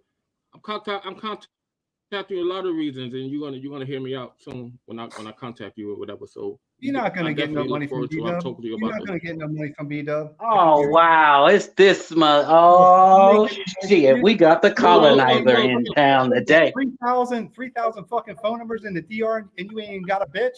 Come on, man, you ain't even got receipts. So you are not successful even in the dating game. Why is B-Dub gonna give you money? My man. I'm not gonna spend time talking to you a drunk white boy that's gonna come here. Whenever you want to meet my man, then we can meet to talk to stuff. I'm drinking orange juice. I want no. I mean, I'm not gonna destroy Austin Holloman's show by us going back and forth. You a grown man. If you got, I want you to put your mouth because I'm from the old school like you are. We know we're not about this internet talk. We're about if you have shown disrespect, then you gotta really say that face to face. Am I correct? My screen went messed up. Wait a second. Oh, yeah, I knew your screen gonna mess up because you wanna. Well, sir, but the other thing, I want to meet up with you. I go to DR this year in May. As a matter of fact, this month I meet up with you. Well, I'll tell you what. Listen, sir, I'm considering going to the DR just to watch Yoga, or AKA I call him Broker because I told you that nigga. I call him a nagoch, which is a mix between a nigga and a cockroach, because that's what that nigga looks like, a goddamn nigga mixed with a cockroach and some monkey. That's what he looks like. And so on October 31st in Sosua, he's supposed to be fighting Nakmeezy, and I can't wait to see Yoga get his motherfucking ass beat.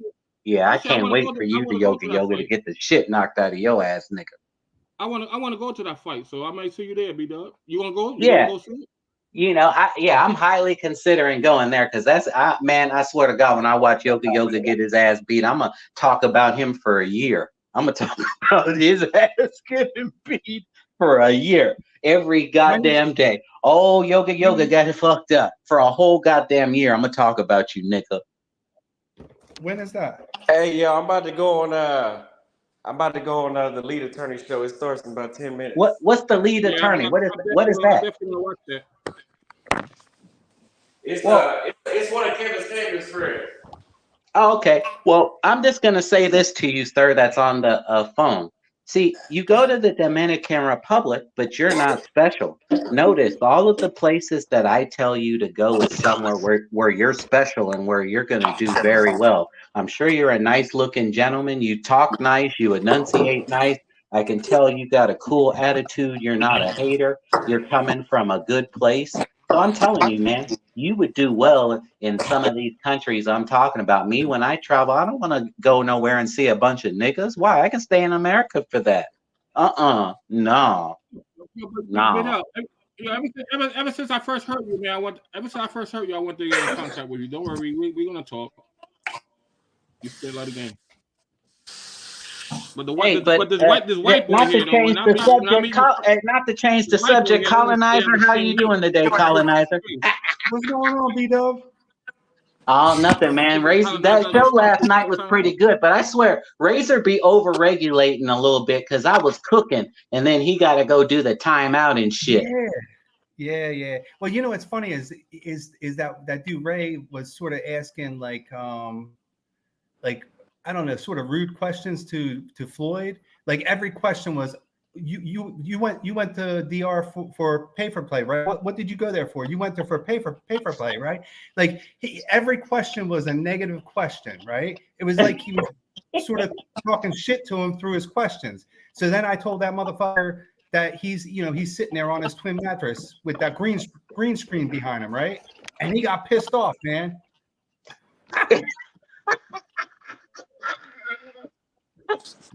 I think I caught some of that because my phone died at some point, and I came back after it charged, and I was watching a TV show or whatever. But I think I caught a little bit of that, but I didn't know all of what was going on. So I'm glad that you shared it.